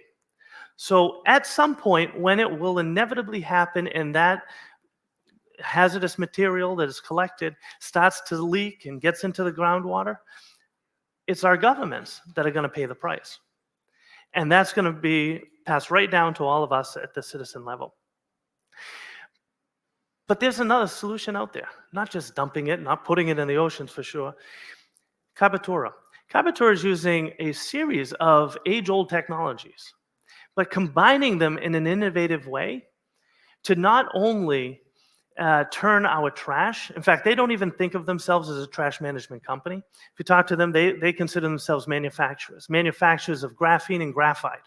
It just happens that their resource material is trash. They can process anything except 2 items, live munitions and radioactive waste. Everything else, solid waste, liquid waste, You can put it all in, and you get biofuels, graphene, graphite, water. It's self-powering. You can add another piece to it if a client wants, and you actually pull carbon from the air, making it go from net neutral to net negative in terms of its emissions. The last one I wanted to highlight, because it's not always about technology. But we are facing, as I've already talked about, the threat of carbon emissions and temperature rise, global warming, and water. How about a no technology solution? And I mean no technology solution. This is grass. And we all think about grass as a terrible waste of water, right? You're constantly watering it, you're mowing it, and our lawnmowers are actually, if you compare them on equal footing with cars, they're far worse for the environment.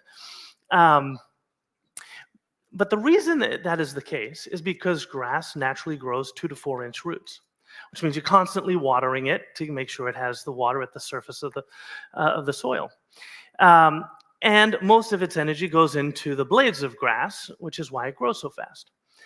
Well, this company, it's not genetically modified. They have found a special, I mean, they went through tens of thousands of iterations, but a special mixture of grasses that, when planted together, have the opposite effect that you see in a rainforest. In a rainforest, everything grows tall to get to the light. In this case, the roots grow deep to get to the water. So instead of 4 inches, they know through laboratory testing, it grows at least 6 feet. They're now testing to 12-foot roots. It takes 2 seasons to establish, but after that, you don't have to water the lawn anymore. My favorite part, because yes, I did put this in all of the grass in my yard, is that the grass itself grows slower, so you have to mow it less. But the best part of this is that it sequesters 12 times more carbon than traditional grass, and outcompetes trees in terms of carbon sequestration, especially given the fact that it takes decades for a tree to reach maturity and to hit its peak carbon sequestration, whereas grass, it takes 2 years. So I asked the founder, if all of the grass that the federal government, this is my original question, if all the grass that the federal government is under control of were to be replaced with this, and by the way, you just overseed, you don't have to tear it out, just overseed it, and 2 years later, it's overtaken the old lawn. If it were replaced, what would be the carbon offset equivalent?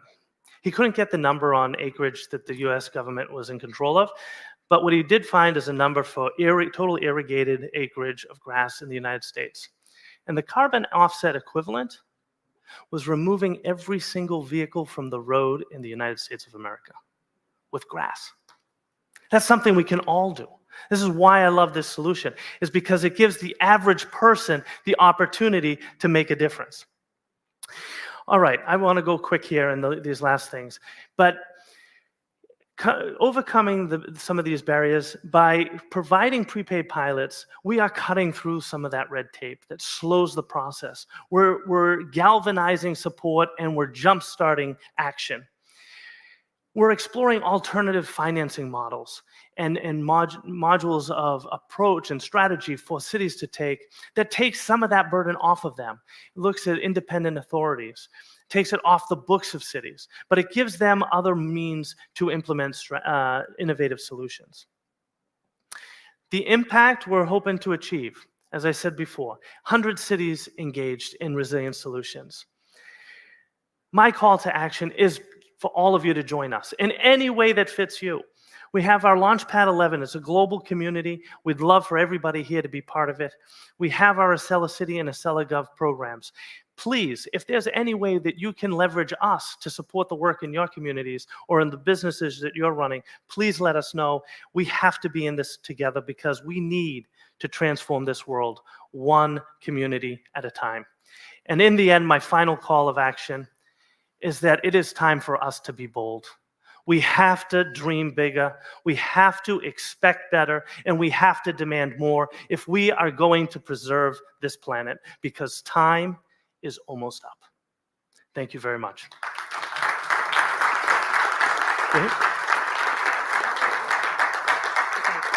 Well, no, nothing. Okay. I think we have time for one short question. So if anyone would like to ask anything to Mike, this might be a great chance. No? Okay, no? Sure, Bill? What was that? What did you say? What comes with these names, yes? Oh, Acela Gov, Acela City? That's me. Yes. Who do you think should govern digital twins? Like who should what? Who should govern digital twins? Like I have developed digital twins for government, and then after seeing the result, we didn't like it, so we were not comfortable showing everything. And I have also been part of startup company that we were selling digital twin, and we were not comfortable with just disclosing everything about it. So who should govern it? That's a great question. I mean, I think, especially when you're talking about digital twins for cities, I think, in my opinion, it probably has to be the city itself, or the government itself. The question of how much is too much and how little is too little is something I think they're best to navigate. And they're going to do it through a different lens, right? And they're going to do it through a lens that maintains the transparency as a government body that they need to maintain, but at the same time, at a level of secrecy when I mean, coming from the White House, I mean, there are things that you just cannot talk about. So I think there's a sensitivity around that has to be maintained. And so ultimately, I think it's safest left to the government. And frankly, it's also taking a lot of pressure off the provider. All right, thank you all so much. Thank you, Mike. Well, I don't know how about you, but certainly for me, coming from the background of a municipality, well, I can relate to many things that Mike said, so a lot of to think. And now I would like to invite Abdulrahman Albati, who is understanding the operations of smart cities, and I think he will tell us much more in a second when technical issues will be solved in a moment. Yes. Okay, big applause. All good? Yeah. Yes. I don't know if you guys could hear me. Yes. Yeah, perfect. Assalamu alaikum. Good afternoon. What a great crowd. Okay, perfect. Now, while I was putting up this presentation, a number always came up, and that helped me know what I'm going to be talking about. More than 15.6 billion IoT devices around the world. Now, that's a huge number, right? So I was like, what are we going to be doing to actually managing these IoTs, and how can we manage it, and how can we actually build something that will utilize this huge number? Now, I understand this is based on every city, every country, but at the end of the day, we're all going to be utilizing this. So this is pretty much what I'm going to be talking about. The architecture of a smart city, how it's going to be built, and then we're going to look into the infrastructure, touch base on that. Vertical and horizontal integration, which is, I'm going to be explaining this. This is very important. And then the operations of it. Now, we're also going to look into the challenges and go back, expand more on the operations. Now, this is from experience, and all of you know this more than I do, which is the architecture. Pretty simple, starts from the sensor and IoTs, right? And then you're gonna have a communication layer, which a lot of cities have problem with, because they don't know what kind of communication is gonna be running. Is it gonna be LoRaWAN? Is it going to be narrowband IoT, 4G? Is it going to be fiber? But if I have an old city, how am I gonna be putting fiber? That's a lot of money. That's a lot of cost. And then after that, we have the API, which is the application enablement interface. Now with this is a chunk of the smart city. This is where everything is happening, right? Because you have all these IoTs just transmitting data. Where is it going? So it has to go through a stack, what we call the technology enablement. That technology enablement that analyzes the data. Now, this is also supported by the big data platform. Now, we all know the big data platform, and that's where the data is going to go through, because I can't look at that data naturally. It's going to be hectic. It's millions and millions of numbers and statistics that I can't read by myself. It's going to take me thousands of years. So the big data platform, that's where we are going to put our business rules. The business rules is, what do you need out of the system, out of this data? Instead of telling a guy, go and read over the information coming out of the water meters, I have my big data platform. Now, after that, I have the city enablement. Now, the city enablement, which is the alerts, the graphs that I get, the reports that I get, but where am I going to show it? And how am I going to show it? That's where another layer comes in, which is the application layer. Now, the application layer, this is where you're going to show each vertical and its solutions. We got environmental, and then we got something for the irrigation and energy management, and so on and so forth. Depends on how many solutions you have in that city or campus or whatever that you have that gathering in. Lastly, which is the user's interface. Now, we have the command and control centers, but you also need a dashboard. You need a city app. You need something that will show this kind of statistics in a really nice way. Because if you have a CEO or a president or a mayor looking at just raw data, it could be analyzed very well, but at the end of the day, it's too much. He needs something quick. He needs to know if this is doing well or not. He needs to know how many alerts I get per day on that specific zone. So this is something that I have put together that will help. Now, you notice on the far right side, we have ERP, CRM, and GIS. I did not forget about these things because we need an integration system. We need to be able to integrate with external systems. Now, this has to be done safely because you do need cybersecurity in that matter, because it could be a lot of hacking, then we could be utilizing your IPs, you could utilize your statistics, and they could steal a lot from you that you do not want to be in public. Now, some of you talked about the data being shared. Now, a lot of people, they don't mind that, except you don't want to be sharing specific data.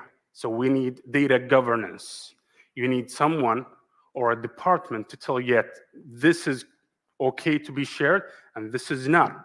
Even for cities, if they want to sell it, and I know some cities do sell their data, but the data that could be actually shared for the good purpose. Now, the infrastructure, it's a huge subject. There's a lot of talks in that subject. There's a lot of problems. There's a lot of issues. There are a lot of people coming up with new ideas every new day we have a technology, but it has to be scalable, right? So we need it to be scalable. We need it to be cost-saving, secure, smart. It's human-centric, and we are going to dig a little bit deeper into that. Now, if you notice, I have it scrambled all over the screen, but I'll walk you through this. Now, first thing, the network. Now, we can have communication towers, right, which is something that a lot of cities do, and every city needs. But when we talk about smart cities and connecting with IoTs, that's one way of doing it. But is it the only way? No. What we can go with is the fiber network, but that is also costly, right? But if you do it in a way that you are covering a zone by zone, every time you do construction in that zone, that could be pulled.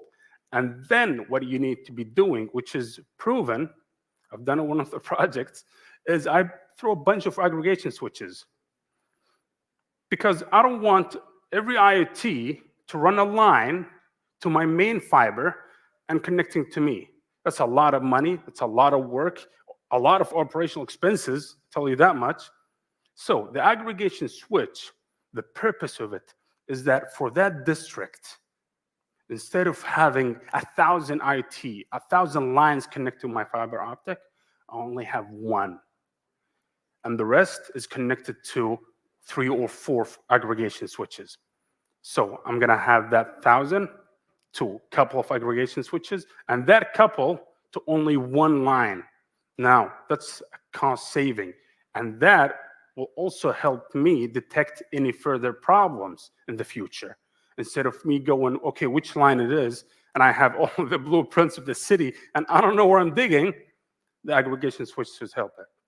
Now, the CCTV, that's also part of the infrastructure, because you need to run lines pretty much, because one single source of failure in the CCTV, if it connects to a 5G, for example, or any kind of SIM card, because if the weather is not very well that day, it could actually disrupt the feed in there. Now, also, when we look at the traffic management system and the congestion management, that's also part of the infrastructure. Why I have emphasized in these two, because these two drive the city. One is actually for the people and how they get to their houses to work, and the other one is for their safety and the business's safety. So it's all human-centric. Now, this is part of what a smart city needs to have. Moving forward, and this is something that I love, I'm very proud of it, but I tried to put it in a way that would be easier to understand, but let me tell you how this is actually should be read. Now, as you all know, in every organization, doesn't matter if it's a government or non-government, we would have a hierarchy like this. Departments, as you wish. And always, one of the departments always leading. It's always the most powerful one. Some of you think it's HR. It could be, but also, we need to know how we can actually integrate these. Now, we have vertical and horizontal. Now, vertical is the integration within that city, within that organization. You need to integrate. You can't tell people how to dress if you don't dress nicely, right? You can't tell people what to do if you're not doing it yourself. That's a problem. It will never work. It will always be hectic, and you're just going to be spending money with nothing, no outcome. That's it. So, vertical integration, first thing that you need to work on when you are in the smart city is that you need to actually integrate within that organization. Now, there's a lot of integration points, layers, but you need to set it right for the next type of integration, which is the horizontal. Now, the horizontal, exactly like this, that's your arms, where it's reaching, external. This is outside. Now you have businesses, you have other government entities, you have people that are using, for example, they want to book a parking spot. If you look at it, it goes actually into your system, right? And because there's a billing cycle, how's that going to be happening? So this is a very critical, I would say, aspect of a smart city, is the vertical and horizontal integration. If you can get these things two in line with a perfect system and integration layers, you should be good to add wherever you want. And there, what comes in the scalability. You don't need something fancy now just to build it, just to be, I'm first. No, you need to build something that will last for hundreds of years. They're scalable. People that come after you, you want them to thank whoever did that in the first place because you made their lives much easier. Now, challenges. Now, when we talk about smart cities, there are a lot of challenges, right? There are technological, there are some concerns in the security, there are concerns in the data, but in the technology specifically, you need the communication to be effective. You don't want your system to be running silo. Also, you don't want the system to only send partial of what the system has. And that happens, and as you all know, is because that integration layer and the technological stack in that system does not fit perfectly with the other system. So they can't communicate 100%. They can send you only 10%. Now, who's responsible for that? It comes into the vertical integration. You need to integrate very well. When you put in your strategy, you need to make sure any department, any side of the city that needs to actually start a project of a system needs to have the stack. It needs to allow the data to flow. There is an I/O list, as you all know, in every system. I need to understand if that list will actually fall in within the parameters that I have put in my own system as a city. Now, the last point of that is the data flow and the cost of it. One thing that I like to express it's almost like a locker room, right? So the screen, the smart city, and the dashboard that you have, and the system, the one system that you have, it's almost like a locker room. Everyone and every data that flows, you need to plug it in somewhere. Now, you need to be smart about that because you need to integrate it all into one. Otherwise, you'll get butchered. Trust me, the price is very high if you want to do it. I understand it could be better for, no single being redundant pretty much. But if I have the machine learning capability in it, I mean, I will know that one locker that 1,000 ITs connected to it has a problem, and then I can detect which one it is. But it's very important that we build it in a way that will support the whole system and will reduce the cost for me. Now, data management. One of the main things that I have noticed is that a lot of organizations and cities, they have an amazing strategy, amazing systems in place, and they have a lot of ITs, but it's not being utilized. The people are doing more work now instead of doing less and doing more important things. Why? Number one is defining the business rules. Now, there's a document, it's called the BRD, Business Rules Document. And that document needs to be written by the owner, right?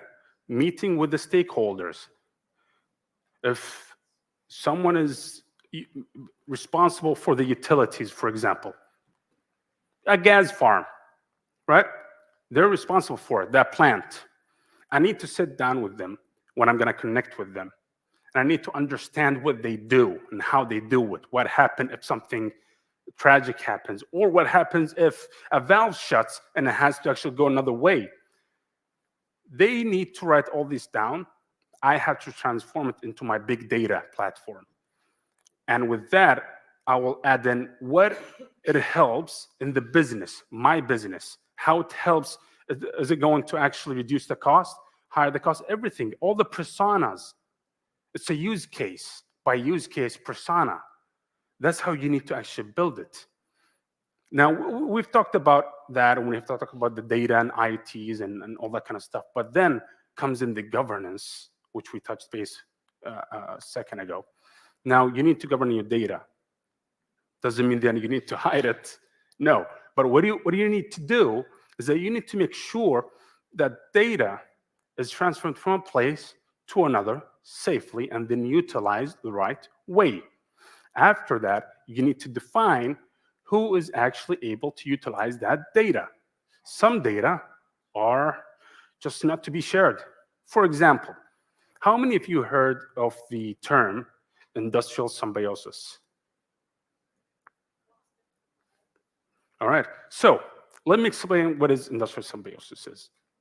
It's when, let's put it in factories. We have a factory. The discharge of a factory, the material that they not use, is the input for another one. Got it? You see how it is? So now what they do is that they built a business around it, right? So I cut wood, and you need all that leftover of the wood.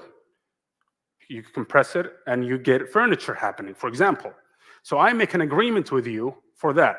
Now, why I brought this example is because when I don't govern my data, and I just tell them everything that they want, they will know, the competitors will know how much I'm selling per pound, how much I'm producing daily, what am I producing capacity.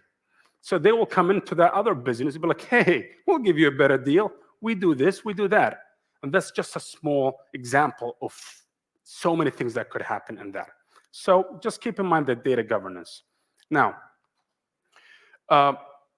when we have these challenges, it comes in the last, which is how am I going to operate my smart city? Now, frankly, most of my experience is in the smart city operations. How do I operate the smart city? And that's how I got into it. I was like, you know what? These guys don't know what they're doing.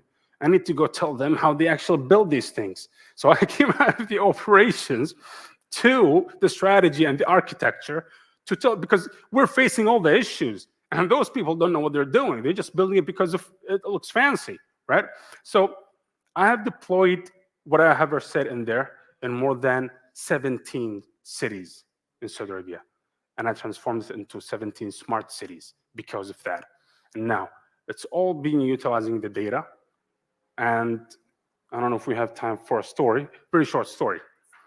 One day, I received a call. I was like, Abdurrahman, we have a problem. You know, it's payday.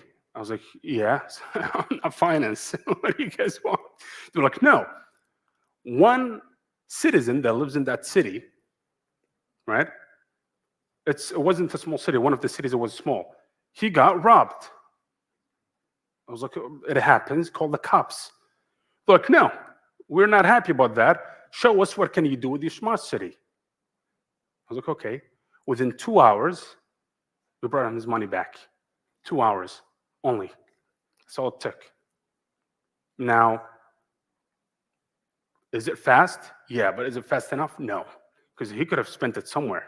Now, frankly, whoever took it, he wasn't stealing it. We found out, no, he found it on the floor, and he took it and took it to the police station. But we got there before he did it. He was on lunch break. Now, we caught the guy, we know his car, where he's headed, and all through CCTV and our infrastructure, and how I have built the vertical and horizontal integration. Each system was communicating with each other. Now, that's where it gets to the operation.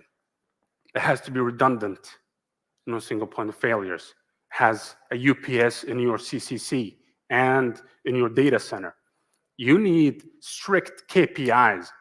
If you do not have strict KPIs of what expected out of that system, forget about it. You just lost a lot of money with no outcome.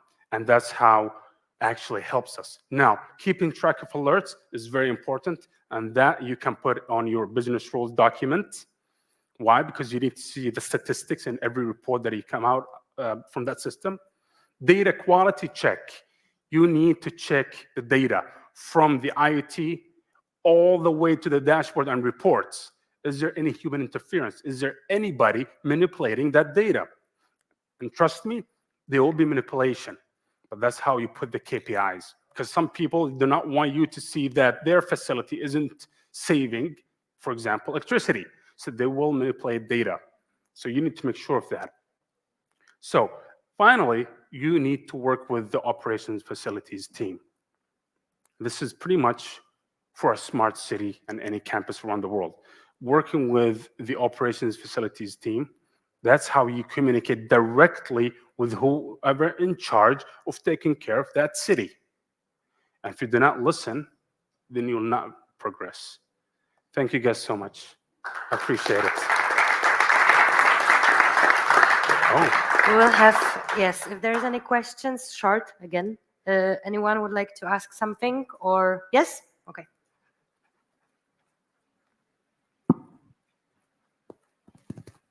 You talked about receiving all the data sets, not some of the data sets. How do you go, for any city, it would be a cost whenever receiving that many sensor data, and internal and external data. There's a cost, like there's a compute cost, and as well as there's a storage cost. How do you handle those?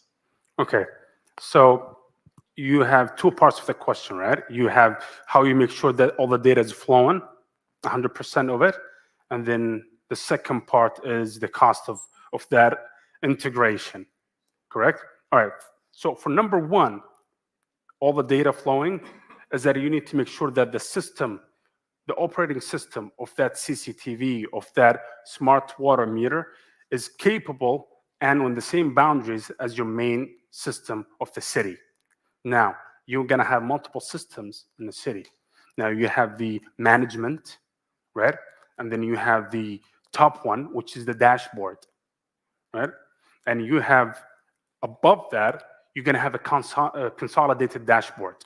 Now you need to make sure that whatever comes in here is 100% to actually show in the consolidated. I hope this answers the first one. Yes. The second one is basically how do you handle the cost of the Perfect. of the compute and storage? Yes. Of all the data set, because as you stated, you don't just want a limited set of the data. You want all of the data. Yes. Now here's the thing: there are integration layers and softwares. Remember the locker that I explained? I faced that issue before, where it was very costly.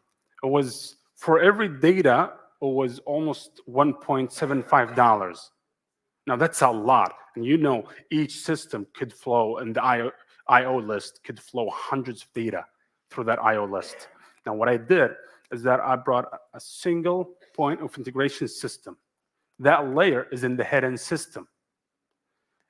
Nobody knows it's there, and it does not take much space. What it does, it gathers all of that information that I have made sure that that system is capable of my system and made it through one single line. Now, I did put a capex on it, right? You need to put that, your capital, you need to spend money on it. But the operational expense of it is far less than it having each system throwing all that kind of information. I hope that answers it. Any more questions? Is it a short one? You began and ended with the BRD and the engagement with the stakeholders within the city and adjacent to the city, Yes. and you finished with how important that is as well. How easy or hard have you found that to be engaging with the stakeholders that set up the rules and make sure it happens at the end? Okay. So building the business rules document, it is very tough and time consuming. So what do you need to do is that first you need to state what you need in that business rules. Now, you got to define the use cases that you have. I have energy management, I have irrigation, blah, blah, blah, and so on and so forth. And then you need to define which zone. Now, then look into where you work at and see who works in that each aspect of area and use case. Now, if you got to know them, there could be one running the whole energy sector. Perfect. You go to that guy and sit down with his team. And this is what I do. I'm like, guys, this is what we're building. This is an example of the dashboard. It's built, I don't know where, it's not real. I'll be like, it's not real, but that's how it's gonna look like. What do you guys do day-to-day operation? And what do you guys put into your personas from the beginning till end? You don't have to get into a lot of details, but tell me what makes you happy, what makes you sad with the data that you have. They will start talking about how the data flows and what they do with the data afterwards. And if an alert happens, what happens? For example, if the threshold is 20%, right, consumption, if it goes up to 20%, you'll be like, yeah, we'll allow that. We'll just show that this is a dangerous zone. But when it gets to 30%, that's when we go talk to that plant or to that house and we give them tickets or what so on and so forth. We're like, okay, perfect. And we write all of these things down. Now, when you do it once, you can send that as an example to the rest and they'll just follow, literally write one by each one. Literally, everyone will know what they're doing. And then that workshop, instead of being 3 hours, it will become an hour. And you only do it once. And then after that, it's not your job anymore. It's their job because you're going to send the document that you have prepared. Just their section. Like, hey, guys, does this look like what you guys are doing? And what do you want on the screen? And you're just going to receive either an email with approve or email with comment. This is you can literally do it. In one of the biggest cities that I worked in, I've done it in a week. But I've done it before and it took me a long time, but you got used to it. So it's very critical to actually build that document. It's a really good question. Appreciate it. Thank you, guys. Thank you so much. Abdul Rahman, once again, thank you a lot. And now straight into, and I think our next speaker is ready to dive in here. So we already had a pleasure to hear you, and I'm glad it will be one more time. So Abdul Hamid Mohammed from ECG, one more time. Yes, thank you so much. Thank you so much. Yeah. I believe we need the presentation.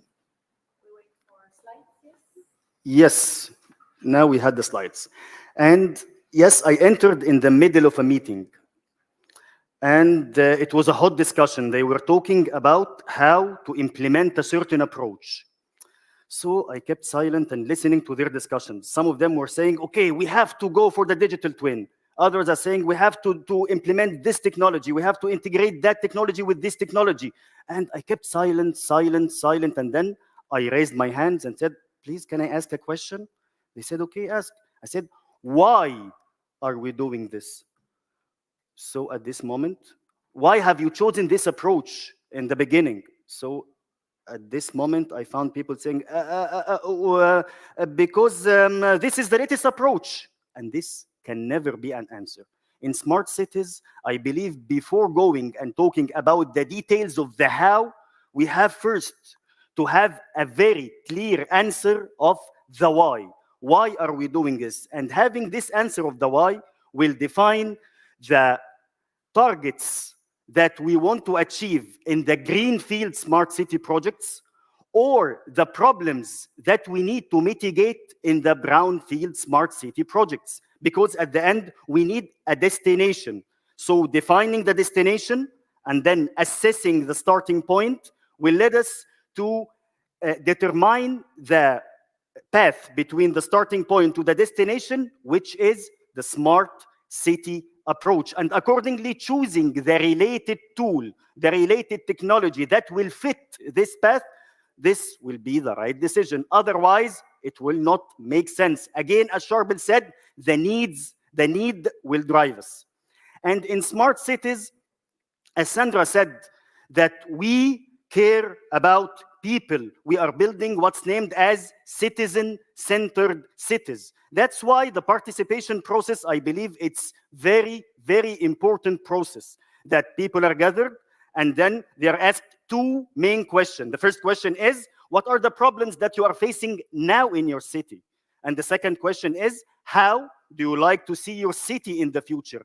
At the end, people are the main stakeholder and the most important stakeholder in this whole process. That's why their opinion has to be part of the strategy and accordingly part of the design. And of course, we consider in the smart city design the challenges of urbanization, how governments will be able to cope with those people concentrated in the cities. How can governments be able to provide them with the basic and the main functions that they need?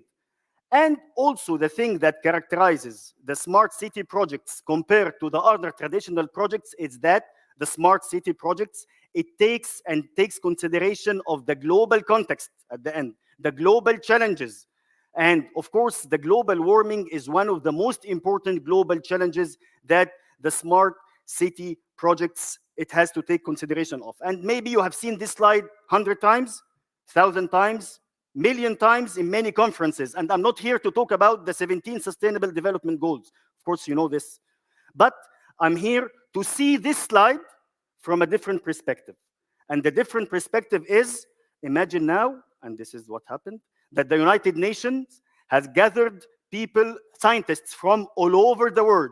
And the United Nations asked those scientists, please provide us with the 17 or with the most important things, most essential, important things for the future of humanity. And since those scientists put Sustainable Development Goal 11, which is sustainable cities and communities, as one of those items, that means that smart and sustainable cities is not a luxurious option.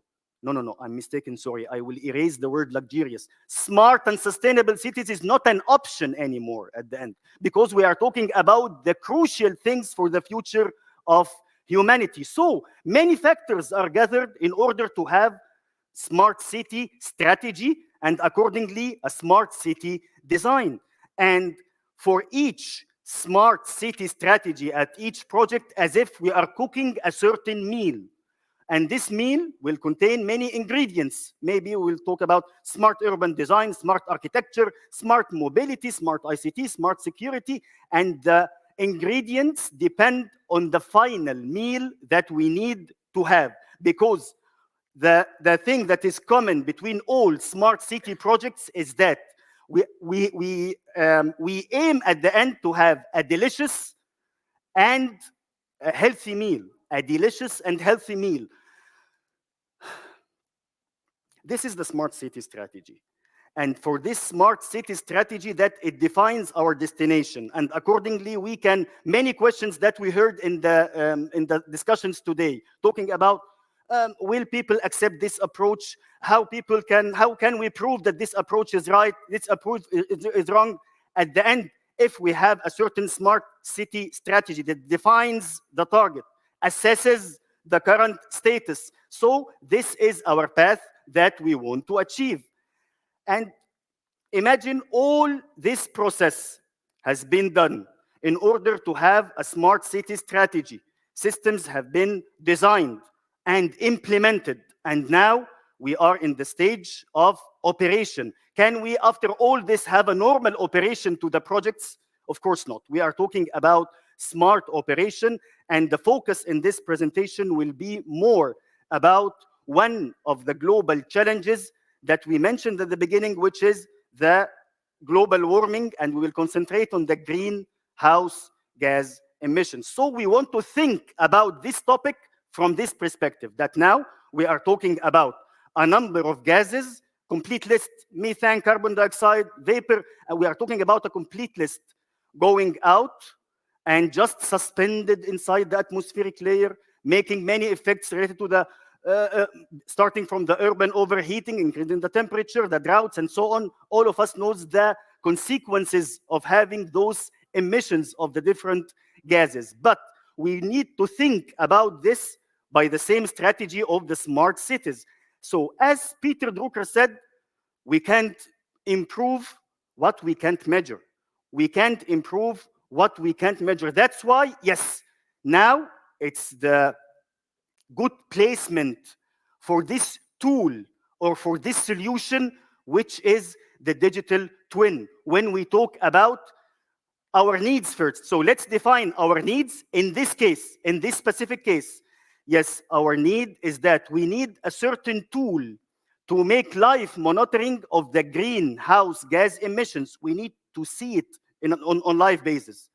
And then we need to make data analysis of those emissions. Based on this data analysis, we will put our hands on the pain areas.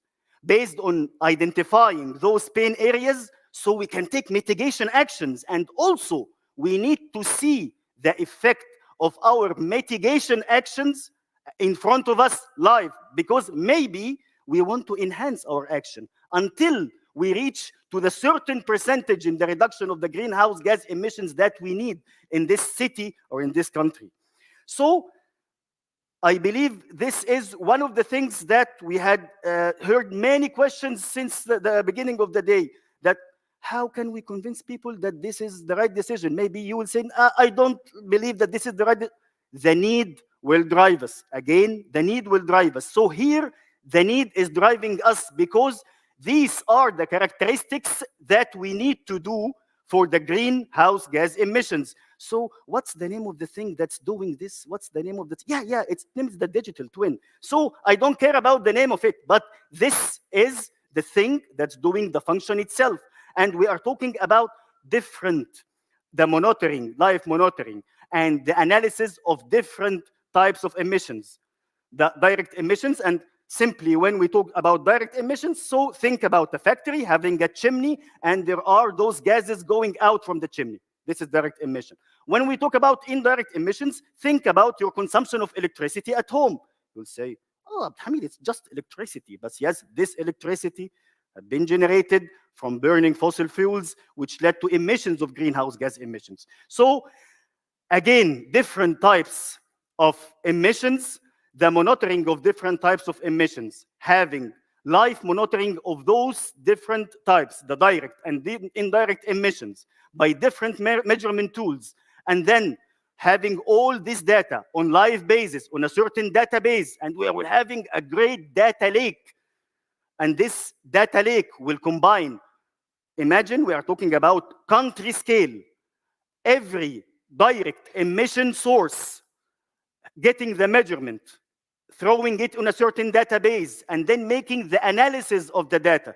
Again, for the indirect emission, having the information from the related database, doing the related calculations, and also throwing this in the data lake. At the end, we are talking about a tool, and this tool will do some specific function. I want to live monitor the emission from every source. You are now in the government, and you are in front of the dashboards providing you with this data, okay?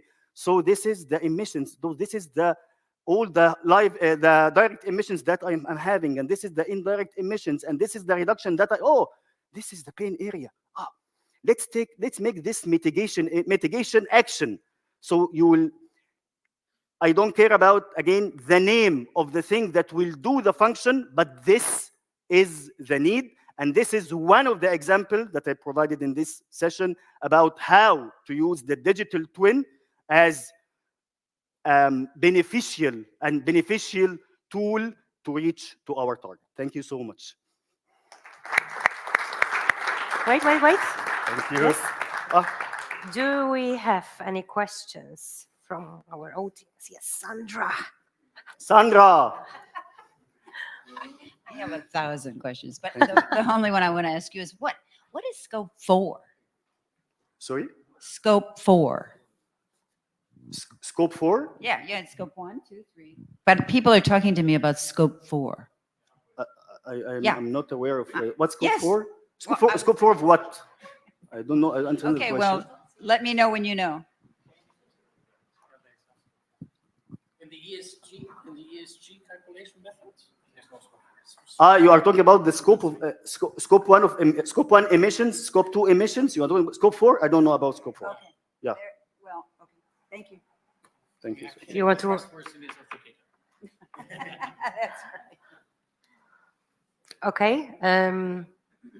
Someone else about scope 4 or maybe no.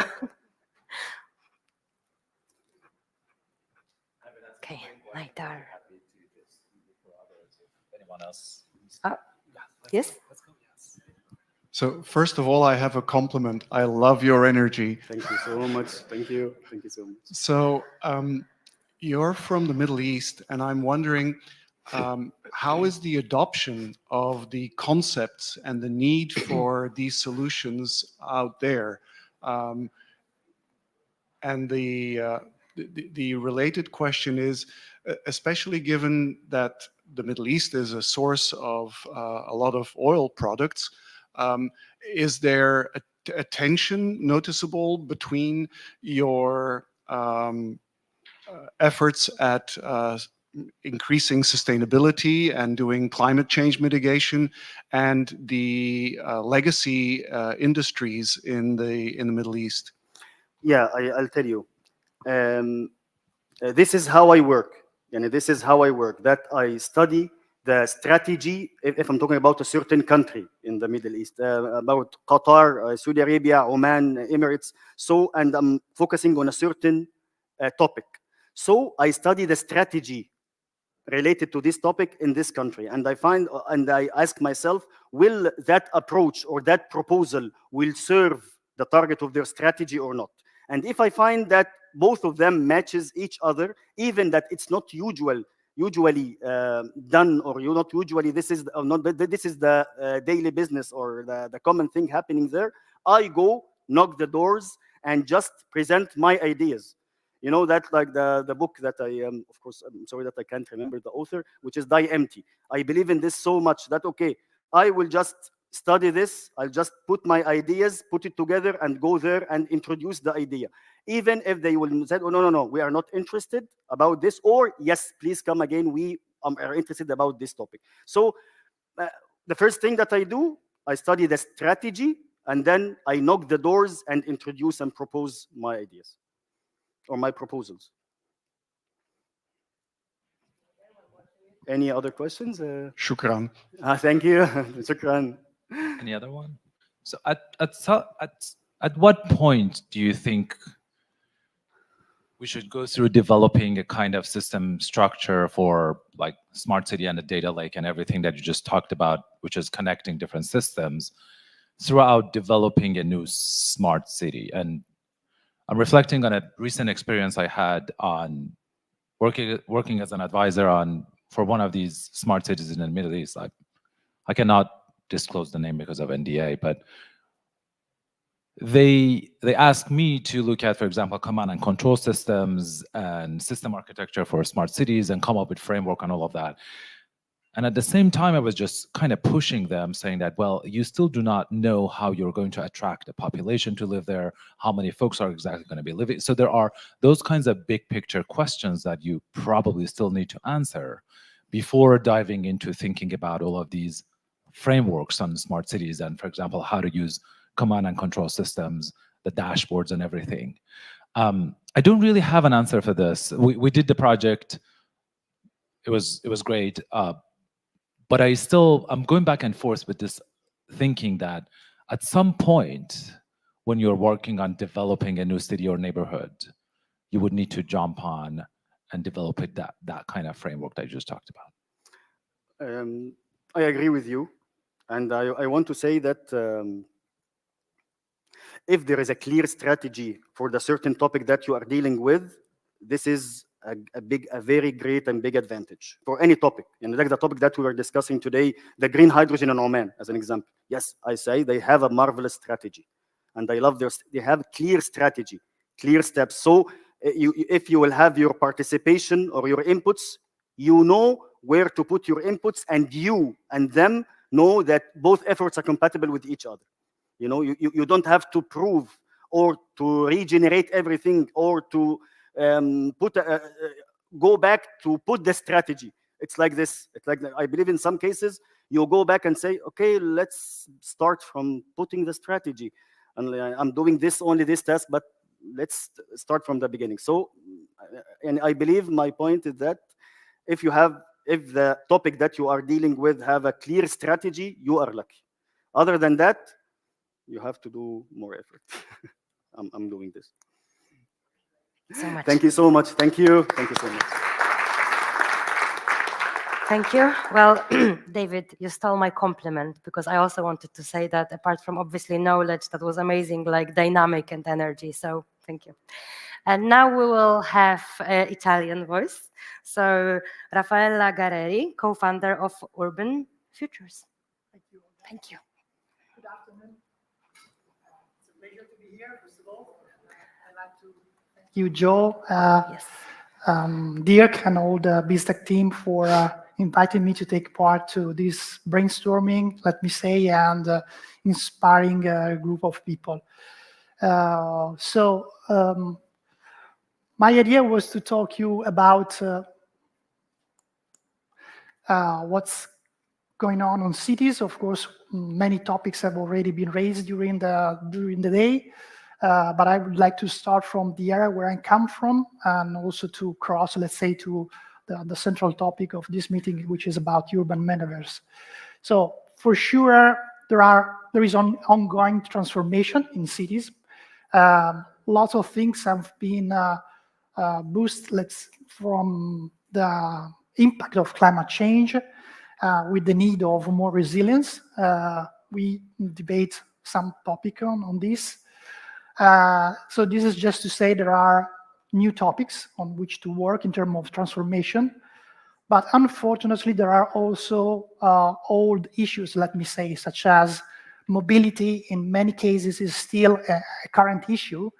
And so this is part of the program, let's say, of innovation program.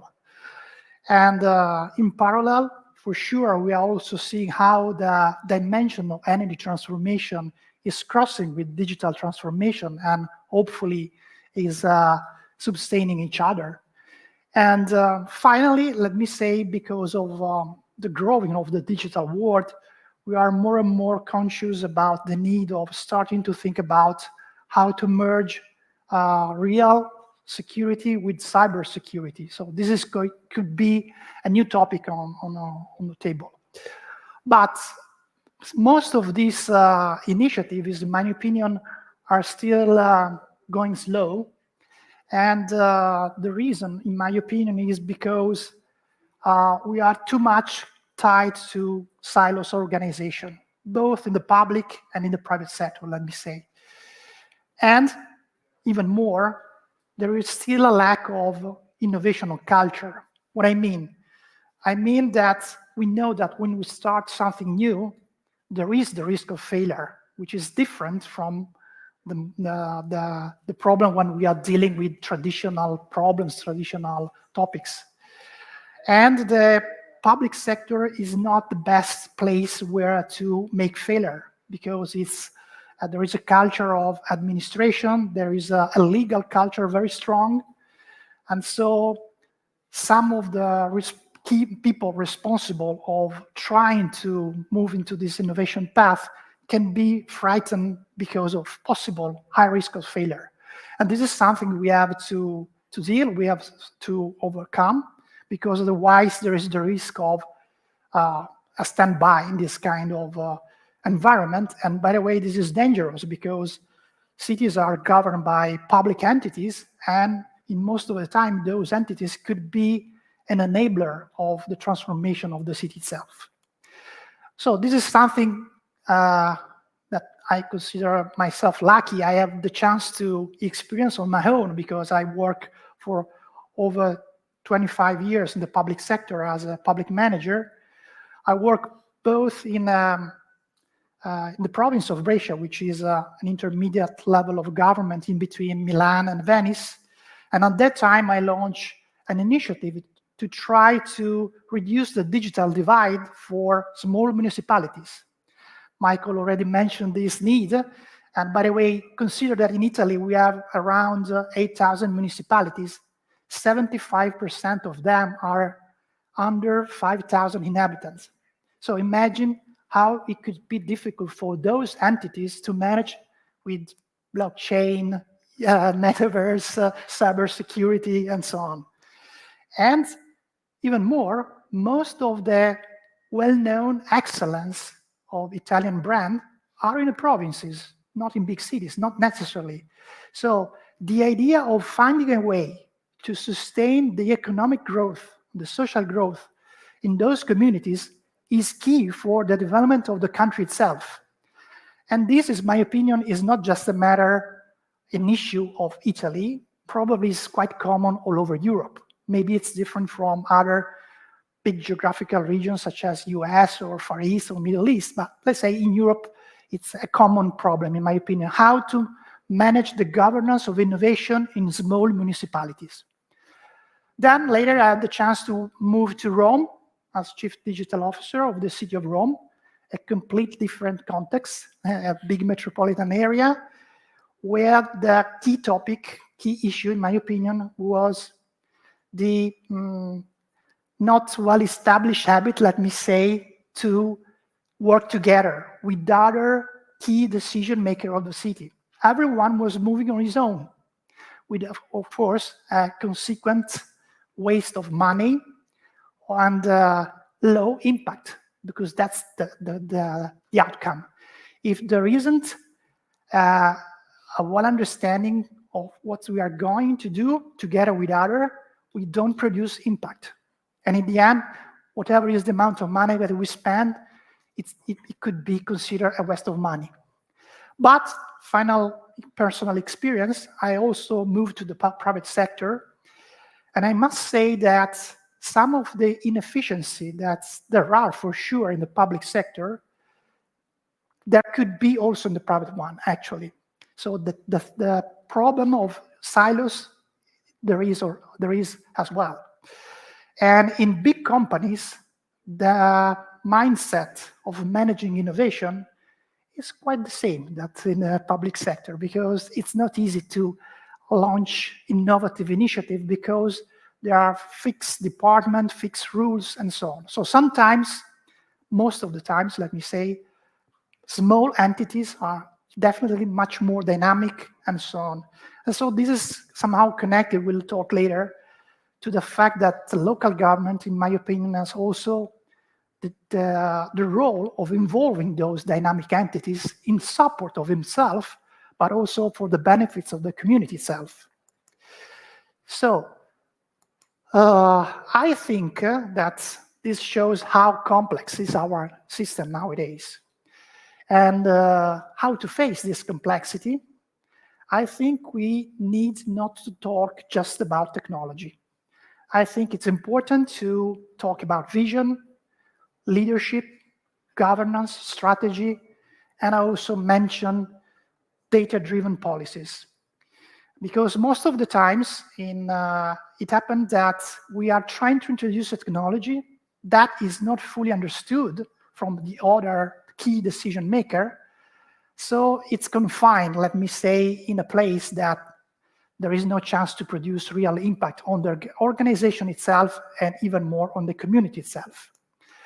So together with some colleagues and friends, we designed this methodology that tries to tell to city managers, look, if you want to drive innovation, you have to take care of several domains.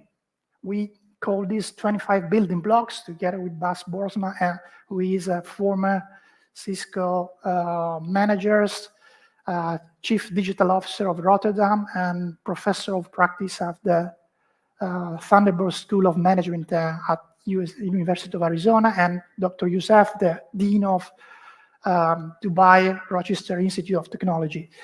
The idea is, for example, there are some foundational area topics. Let's consider, for example, shared language. We talked this morning.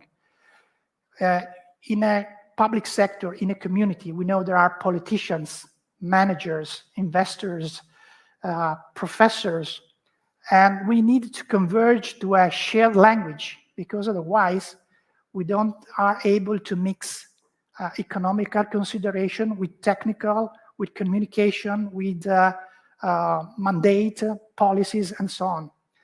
It seems easy, but most of the times, the first obstacle is that we don't understand each other when those kind of representatives are trying to work together. And we know how important is a multidisciplinary team in dealing with this kind of things. Let me take another example. Standards and interoperability. We know how strong is the legacy issue in public sector. We need to understand which could be the standards, like which should be the rule in terms of interoperability to create the condition of opening to the newcomers in terms of companies or entities that brings new idea, new solutions, and not stay close with the old traditional suppliers or providers. But just to mention, and last but not least, the concept of business architecture. I mentioned here, we talked many times about the importance of private and public partnerships. I think there is much space to cover, and public sector is no use. The typical approach is, if I have the money, I make a tender, look for providers. The good news or bad news is, but if you are dealing with innovation, probably you are in the condition that you don't know how to set the feature you are calling for in the tender. So the best way is to cooperate with those that have those know-how, create the project together with them with the right balance of technical knowledge, political issues and goals, and expected impact on the community itself. And also I would like to talk about values, but probably we all know the importance of ethics, understanding, transparency in the new algorithm that must confirm your policy in terms of inclusion, in terms of transparency itself. So that's not easy to double check.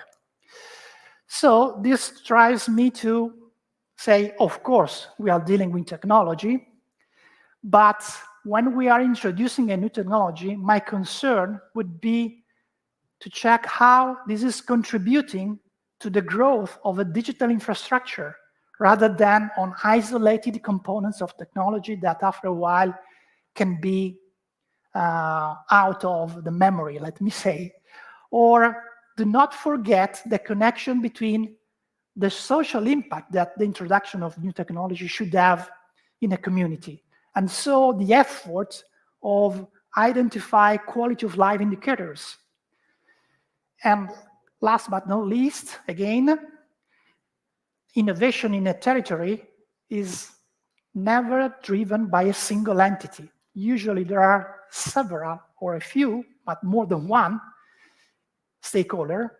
There is the need to converge to a single vision, because otherwise that's a waste of money, because there are otherwise business plan that doesn't match, doesn't converge, and the effort in terms of money for a transformation in a community is so big that no one can afford it alone. So the key, in my opinion, is we need a unique vision in a territory. We need a conversion of the investments. And so that's why we need a leadership to convince all of these key decision makers to move step by step towards the same path. And so I move to the topic of urban metaverse, in the sense that, as far as I can see, for me, it's the introduction of new technology.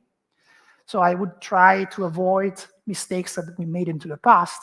For sure, it's something that has its roots in tools years ago. We can see the evolution, let me say, from GIS, open data, more recently data platforms, and of course today digital twin, and probably the full urban metaverse. But what in my opinion is important is to have a clear understanding of how the data is a big asset for a community, and now we need, for that reason, a policy to take full advantage of it. It's a full asset that in most of the times, in my opinion, many former colleagues underestimate. Also, if you consider for the upgrading, natural upgrading of these assets through the years, no? It's something that is going to be renewed every year. And we know very well today how important it is for training, for AI training. How important is that as soon as we introduce new behavior, we need also to have data to train our AI objects to make the right simulation according to the new behaviors of people or of objects. So this is my basic conclusion. Let me say, I would consider that development of a urban metaverse that for me is key to interconnect all these nodes and points and subjects must take into consideration the need of interconnect legacy system, old system, because over there is an historical huge amount of data, and we have not to miss it. Of course, this is quite included, like integrated, the idea of having models and analytics for enforcing the simulation that shows immediately the impact that can have in the management of public services. And I also like to underline that it's important not to make the mistake that we did in the past. Let's try nowadays to insist on the horizontal approach. It was already raised, this concept again, because most of the times now with the idea of specialization, we focus just on vertical systems. Of course, it's important because you detect exactly deep needs and features, but it's also important for the innovation in a city, for the transformation in a community. As we were saying, when we live our life, we are not working in separate domains. There is a seamless experience through those domains. I could be a worker, a commuter, a father, a social assistant to my relatives, and so on. So urban metaverse, in my opinion, has the chance to empower this approach in terms of integration of domains and to take advantage of all the data that are coming from these domains. I just mentioned in my community some contacts that I have with cities that are working on this urban metaverse, Rotterdam and Tampere in Finland. I like the approach that they are having to this topic because I fully agree with most of the speakers, and I'm fully convinced about the fact that we need to start from the needs. But we also need, in my opinion, to have an understanding that some of the needs are evident to the community and there is an awareness. Some others are kind of emerging needs, no? So that means to me that sometimes you need to explore. So there are initiatives that have to answer to specific needs. There are some others where you feel that area is promising in terms of giving you future tools to be effective in solving emerging issues. And this is the approach that those cities have been following. And so together with other colleagues and friends, after my long experience in the public sector, we decided to found a new company and to advise cities in this kind of mid-long-term partnerships, because my idea is that we need to increase the culture in those realities. And this process is slow.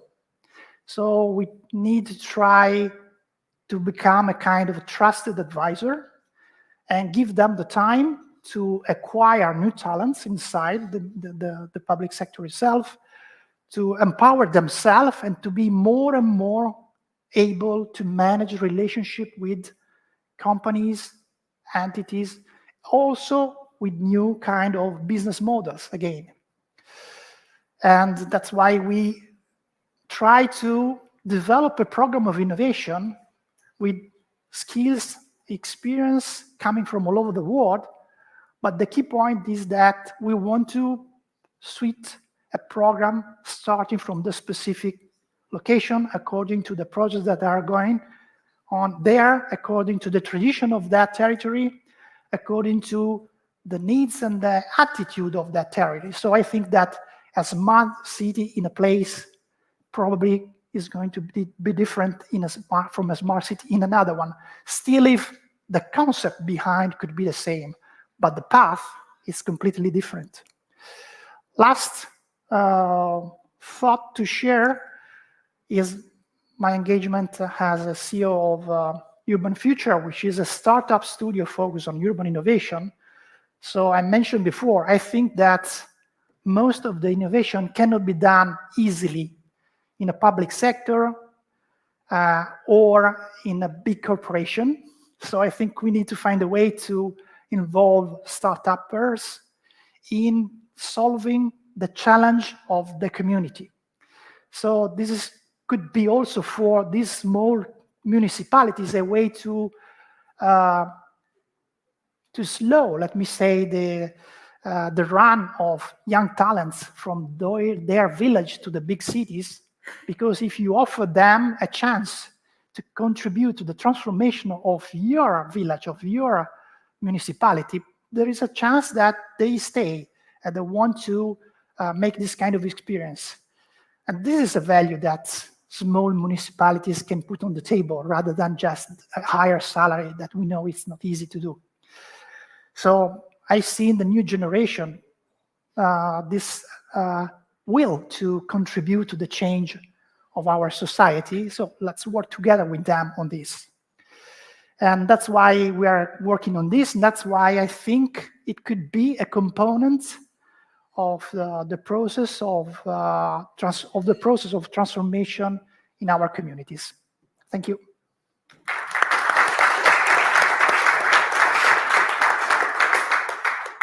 Thank you, Rafaela. Okay, but one only. So if there is anyone who didn't speak and would like now's the time. No? Okay, then you have it.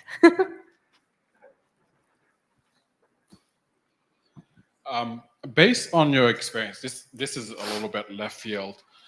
Based on your experience, have you seen or have done or familiar with any smaller cities that leveraging smart city capabilities as far as cost saving, better infrastructure development, that where the leadership of that city use that capability or that as a new opportunity to bring business into their city, basically to move from a small city maybe to a medium-sized city based on the technology that has been implemented, based on the cost saving they can pass down to developers and so on. Yeah, thank you for your question. Yes, personally, I launched an initiative in Brescia to join 28 small municipalities, all of them below 5,000 inhabitants, to launch an IoT infrastructure in their territory altogether.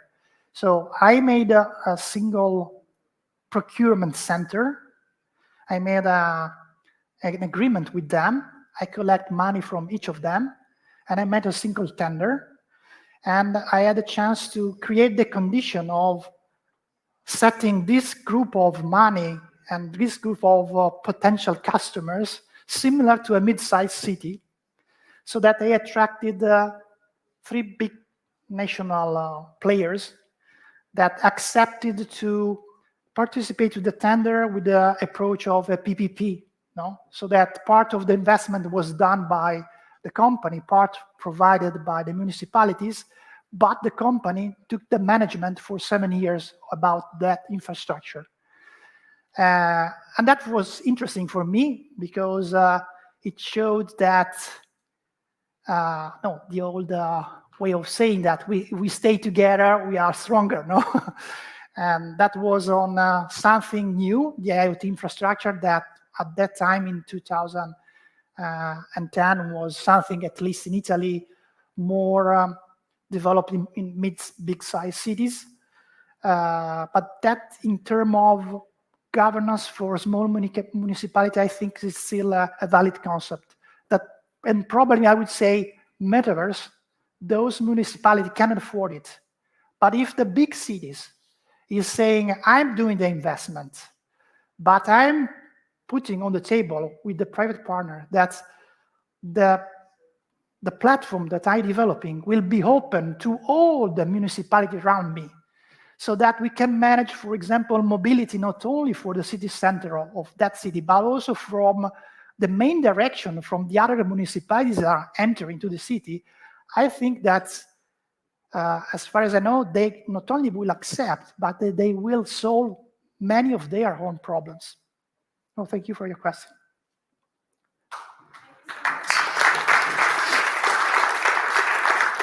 Thank you.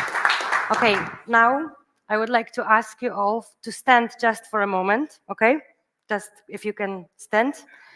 And if you feel comfortable with that, I suggest we do a bit of a little stretch and shake, okay? It will be needed, so please, if you feel comfortable, don't mind all of the smart legends here, the big brains, we all do it. So let's just do a bit of, because, yes, shake off everything you don't need, because we need to stay focused for a bit more. We only have one more keynote speech and one more panel, which won't be that long. So breathe, and great, thank you.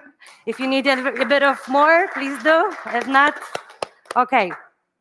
So now, as I mentioned, if you want, you can stand or move a bit more. I will just introduce another guest. But yes, stay hydrated. That's very important. And also we need strength for the evening, so it's important.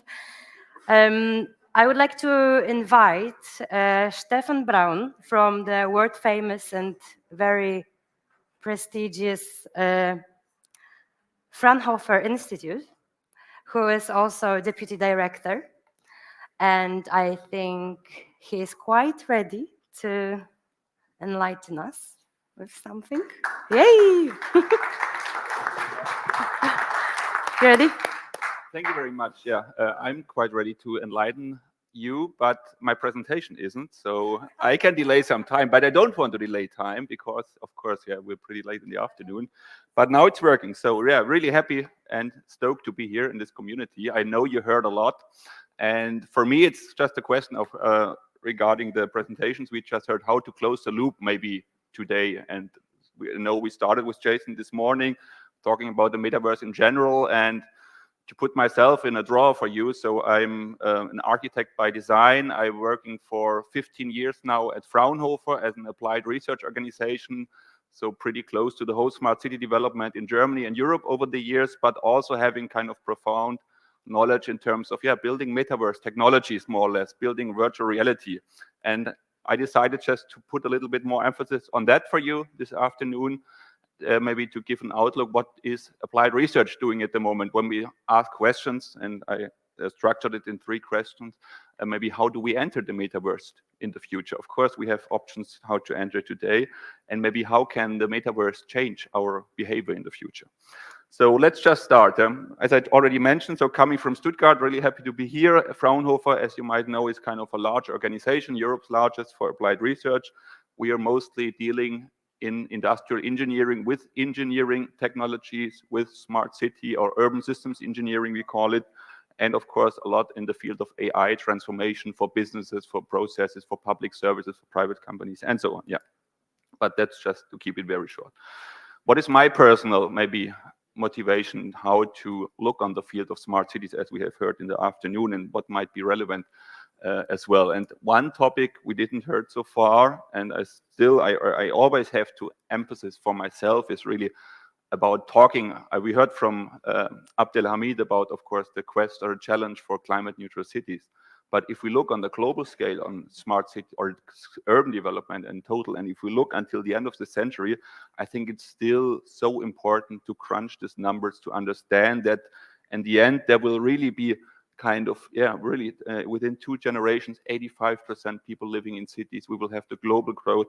We will have cities, and I think it's for me still hard to imagine, I hope for you too, there will be cities like Lagos in 76 years which will have the size of Germany today. There will vast urban systems. There will consumption of resources, of course, and I think there's a lot of solutions still to be developed and needed to cope really for that, looking beyond, of course, 2050. And this makes it, I think, always relevant for me to stay humble, looking on Germany, on Europe. Okay, there's a lot of development at the moment, but hey, will be only a minor part in this whole global urban system we are heading towards, of course, within the next decades. What we are doing a lot, so this is just a rough overview, and of course happy to go in detail later, is providing applied research in a lot of projects. I think it's not so good visible, but let's jump on. And for example, these are some projects, but I can also maybe not tell if we work for that or not, but where we already developing concept for digital urban experience design, what you can, for example, experience in Neum, but definitely interesting to see how they really put the question on how can an urban design be user experience, dynamic, virtual, augmented, and so on, really at the core of this master planning process in the different fields, like in Trojena, for example, which should open hopefully with the Asia Winter Games in 2029. But not to dive into that too much. What I always like, and this is just maybe something for your tomorrow's breakfast menu then as well. I don't know who of you know Cedric Price, and I just love this analogy of this 3X. And he describes quite perfect already in the 60s of the last century, the city evolution as kind of, 3X. You had in the middle age, the city very dense, very structured. You had kind of a palace, a church in the center. And yeah, of course, you had strong city walls because that was the urban system you needed the most, safety. You had the industrialization with the power plants, for example, with the steam machines, with the railroads, which really made the cities explode, having London, for example, as the largest city at that time, coming in millions to work for, to create productivity and so on. And of course, with the automobile, there has been a kind of change how we perceive cities, because there was individual mobility put first, and you could live in the suburbs, you could work in the center, or vice versa. And of course, yeah, this has, let's say, dissolved maybe how cities are perceived and how we travel and organize cities. And for me, it's always a question, and I'm asking you maybe later this evening, what is this kind of egg metaphor for the city in the 21st century? Is it kind of maybe a summary of smaller eggs on a district level? Is it a kind of, I don't know, chemically engineered egg? So that's up to us to decide, but I definitely see kind of a new paradigm we have to develop and to consider, and of course also to envision, as we have heard, having a strong vision before. I just skipped that to stay in time. And what we have done in applied research over not the last years, but only the last decades, is I think having, and we heard it, I think, from Philip this morning, from you, I really like your also kind of opinions. Of course, Metaverse has been there before. We talked about cyberspace, virtual reality, and so on in the last. And yeah, the same, we have done applied research in terms of developing gadgets, developing tools, and I really liked it. When I've seen it from our history, you can say, this was kind of the first ideas how to look into the metaverse, like kind of outpost and a small window, and I guess there was not so much navigation possible, and they're kind of new tools. And for example, we started to have one of the first caves in Germany around 2008, kind of a 6-wall cave. Technology has evolved, of course, and definitely a lot has changed with the head-mounted devices we can experience here, like the Vision Pro, Google Quest 2, Pico, and a lot of others. And for example, what we are doing at the moment is focusing on kind of specialized engineering tools, like the CoLED wall you can see on the left. It's a power wall, so kind of a screen, LED screen, but each user with simple shutter glasses can have a look on a different model. So for example, the engineer sees something different at the same time simultaneously than the production designer, different to the business economist, and so on. And I think this is something we see a lot demand when we work and talk about virtual twins and industrial metaverse. And third question, how can we combine these tools? And not only, of course, it can help to stay connected in different parts of the world, but I think it's always important if you have joint meetings, of course, and the right tools, how you can make out the most out of it and provide the right level of detail information for that. And of course, at some part, it's good to have an HMD, but sometimes it's good to have several people in the same room, right? To interact, to look at each other, to develop and conduct some scenarios or user testing and so on. And then it makes more sense to have a large scale cave, 3.5 meters wide, 5 meters long, in terms of, creating large scale virtual environments for specific settings. And what we're only doing, what we also are developing at the moment is something we have heard before. How can you create AI avatars which are playing a crucial role in the future of Metaverse, for example? This is an example we have done with Josef von Fraunhofer. So he's kind of the name patron of the Fraunhofer Society, yet he didn't invent it. But yeah, this is something we currently develop and look for tools and procedures in terms of make that as easy as possible, and of course create new kind of interaction settings. And it's not only about creating AI avatars. For example, this is our campus we have at Stuttgart with 5 institutes together. And there we see the challenge, of course, having a large existing building stock. And we talked about decarbonization and solutions, of course, for sustainable district development. For us, it's at the moment the challenge, how can we provide the most efficient and the easiest way to build this kind of profound virtual models we can then use for digital twins, which we can enrich with different layers, for example, with thermography, with isolation analysis, and so on. And the question of how can we use the new technology like drone-based solutions, of course, in terms of providing solutions. And this is our benchmark. So I would be really happy to know if you have faster methods. This is something we are currently developing, where we need half a day per hectare of an urban district, existing one, in terms to provide a very let's say, detailed enough model then for using it in the digital twin and for example, for metaverse purposes. And yeah, this is of course something under development. And what we also see, of course, when we talk about the urban metaverse, it's not only having this kind of virtual space somewhere, at a distant place, which you can enter with your HMD, with something else. For us, it's very important, or my personal opinion is, of course, how can we bring the metaverse, virtual augmented realities and information into the real world?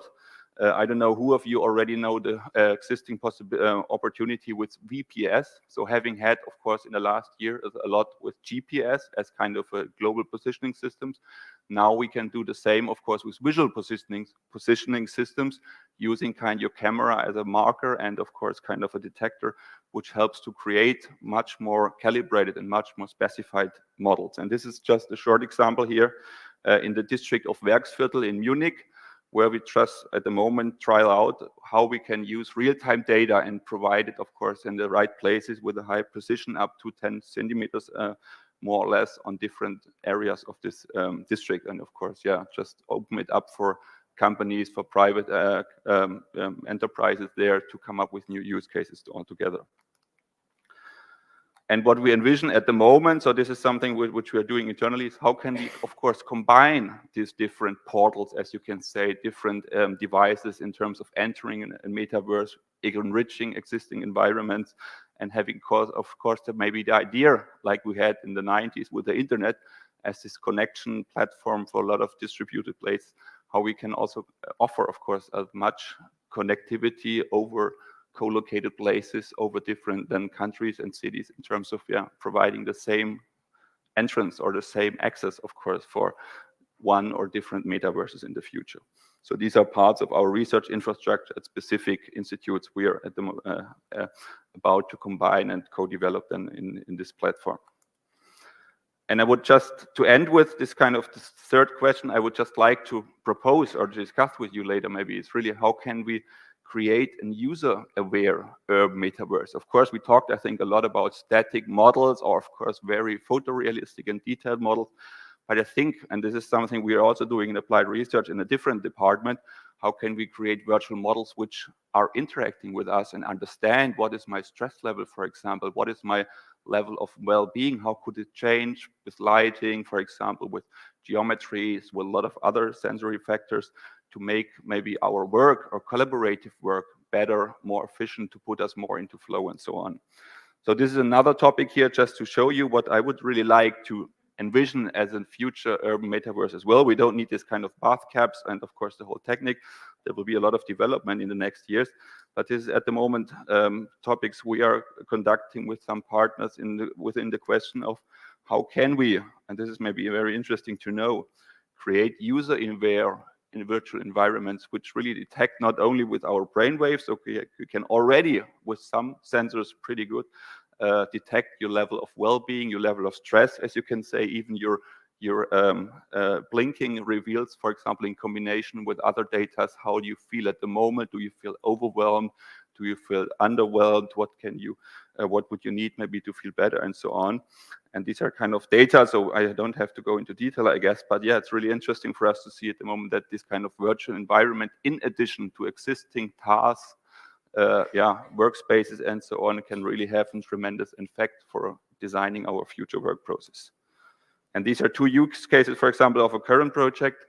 I just want to bring as an example how it could look like. The one on the left side is kind of the idea of having really kind of virtually enhanced and improved metaverses, or let's say a metaverse enriched environment, which optimizes the kind of level of workflow, for example, for a small group of people to work as productive and efficient together in terms of maybe synchronize really kind of ideas and feelings and so on, which really can be measured and is a significant effect of good and high performance work, for example, knowledge work mostly.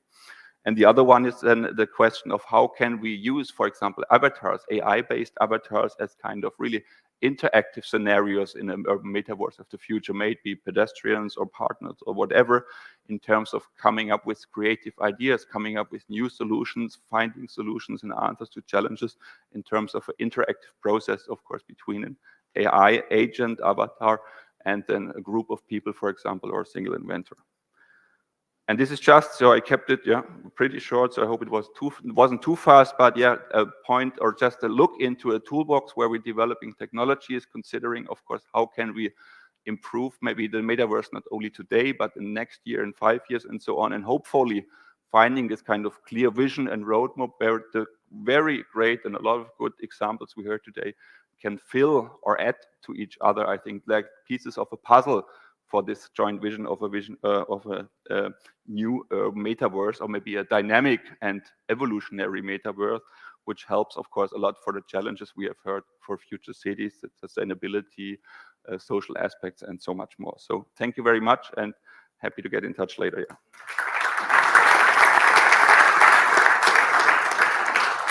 I may be boring with that one question. I was in time, right? It was okay. You were Yeah, okay. perfect with time, yes. That's why I am, yeah. graceful. And you don't want to use the chance.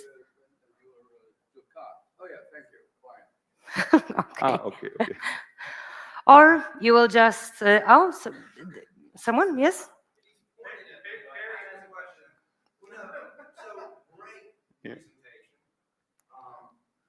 Fascinating what you guys are doing. Kudos. Mm. I just was curious when you had your chart up there earlier. I don't know which slide that was.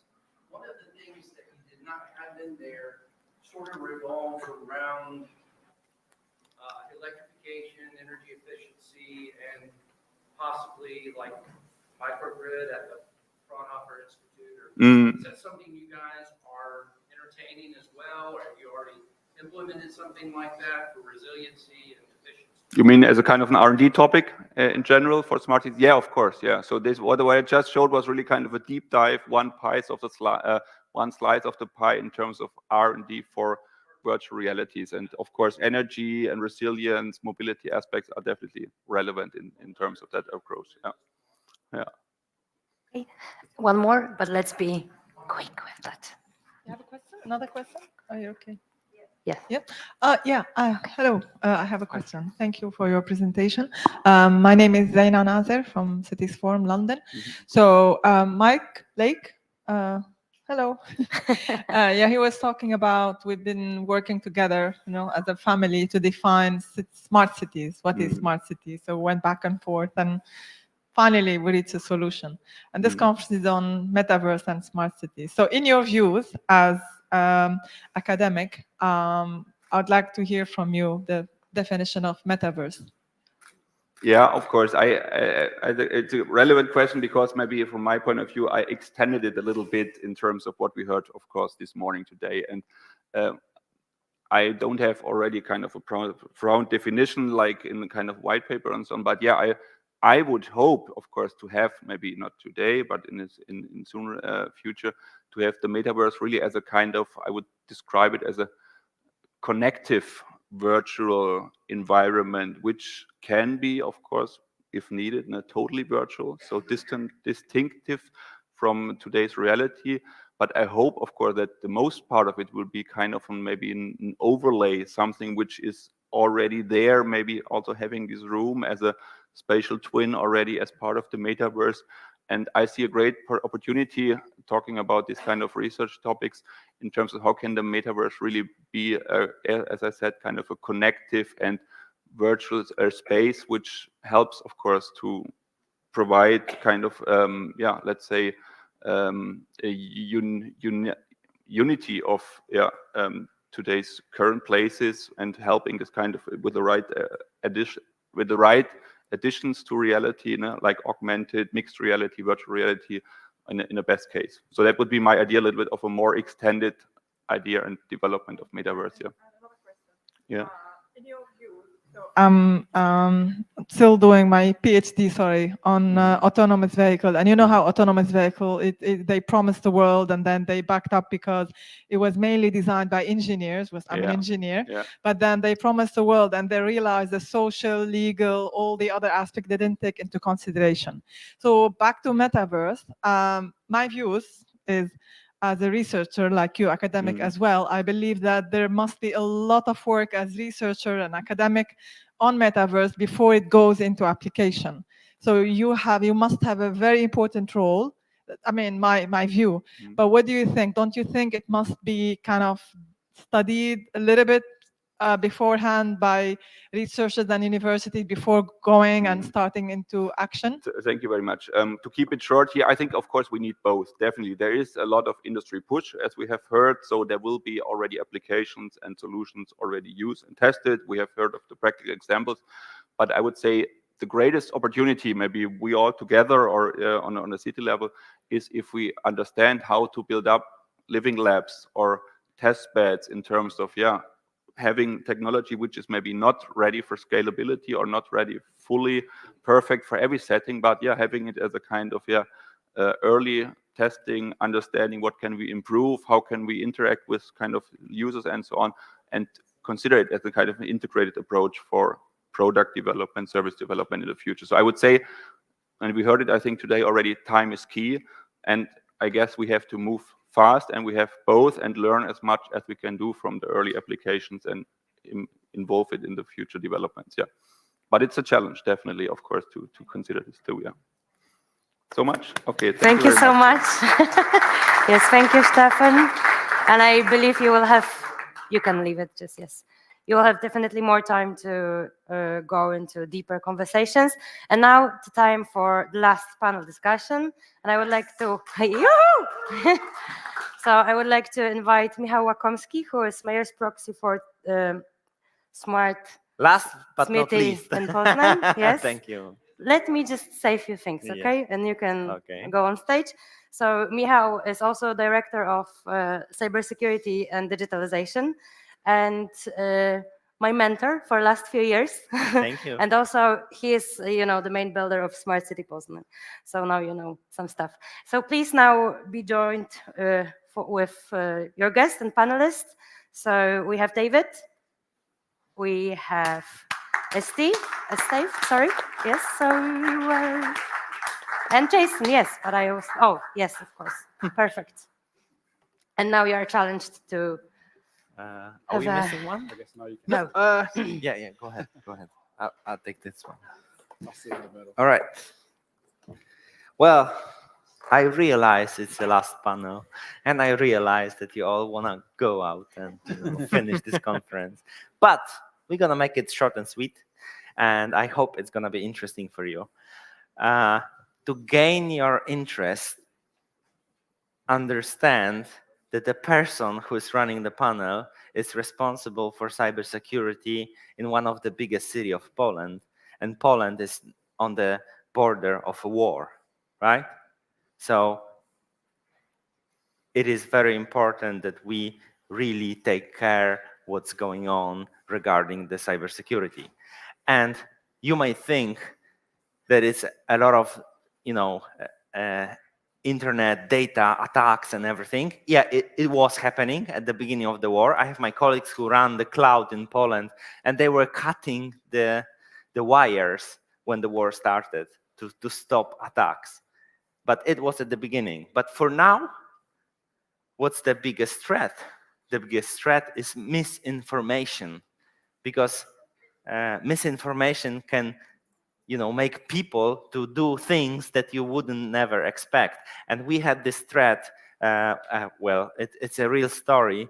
The Polish press agency was hacked, and there was an information on the main page of Polish press agency that the Polish young soldiers will be sent to Ukraine to fight against Russia. And it was there for like 5 minutes, and then the media, luckily, they behave responsibility, and they said, no, it's a fake, it's fake, it's fake. Don't trust that. But what would happen if they didn't? And now I want to ask my guests: do you think that the digital threats are more aggressive or can do more harm than the threats that can make people behave in a way? Like, you're an American, you know what happened when Donald Trump said that the election was false, and there was a mass of people to the parliament, so on. So what do you think? This is the biggest threat, or digital security and everything what's happening on the wires is the biggest threat? That is a big one to throw at me right now. And the only Texan on the stage, right? So I have to be careful with how I answer this. No, I think, listen, digital, because our world is becoming so digital every day, more and more and more and more, digital threats become real threats. I mean, if we the events that happen when, and I won't target just one in particular, but you know, what the one that you mentioned here on January 6th, riots, things like these are driven by events that come from digital, right? It's because of digital information that people rise up and take action. Yeah. So I understand that the digital is really the greatest threat if it's not managed, because it can compel a physical response, right? Exactly. So I would agree with that the digital is the biggest threat. Okay, thank you. The Without capital of the United States, without- Washington, D.C. Without getting too deep into politics, digital threat is great. However, if we're talking about smart cities, physical access is always a greater threat than digital access. Because if I have physical access, I own you. If I have physical access in the cybersecurity world. If I have digital access, of course, you have misinformation, which in the US you cannot really stop because we have what you call the First Amendment rights. Right. People have the rights to say whatever they want. So in the digital world, you have, in the smart city side, you have to be able to protect the infrastructure. You have to be able to put whatever necessary controls are for the OT and as well as for the IT controls of your infrastructure. So if you look at OT, for example, OT is very vulnerable in the sense that a lot of the OT devices has their password and their username from the manufacturer that's never changed. Exactly. But it's, like mine. But it also can be protected because it's internal, and a lot of them doesn't hit the internet. But if you have physical access to the building, I have full control of your OT devices. Yeah. Right. So it's depend what the use case is, and to be able to answer that question. What the actual use case is? Are we talking about the physical world? If I have physical access, regardless of what you have digitally, whatever control you have, if I have physical access, I own your environment. Thank you. What's your opinion about that? Well, fortunately, I don't live in America, so I can say what I want. Unfortunately, I've just opened up a company in Poland, so I'm terrified. But I would agree and disagree with both of these, although these guys know way more about this than I do, so I shouldn't disagree at all. The physical and the digital are becoming the same. What have we been talking about all day today is effectively digital twins. How do digital twins work? IoT technology on physical infrastructure going into the digital world. What is that? A massive open vector of attack. And a massive open vector of attack to things like autonomous flying drones. You control that. You got a bunch of missiles, yeah? Absolutely. Offshore wind farms, you control that. You can shut down all of the energy to an entire country like mine, Scotland, which is largely run on wind. Yeah. So once you can get physical access through the digital, and OT, operational technology that does that, as opposed to IT, information technology, is the poor cousin in terms of protection, right? All the cybersecurity is geared towards IT. And very little of it is geared towards OT. So it's a big open threat. It's very, very risky. That's the risk. There are solutions, but that's the risk. Okay. The reason I started this conversation was that when we are talking about IT, we forget what this comes from. It's information, right? Yeah. And misinformation is a threat. Why? Okay, so we have discussed what can be a threat for misinformation, information, and so on. But if we rely so much on digital solutions, how big threat is a lack of energy and no access to the digital solutions? Can I take that one? Yeah. I'm doing a lot of work with data centers, but also the powering of the data centers. So Data Center Alley in America is going to be powered by the same people that control Texas during that blizzard where lots of people died, right? Those same people who can just switch off the power. And that is a disaster if those data centers are running all of your municipal transportation, and healthcare facilities.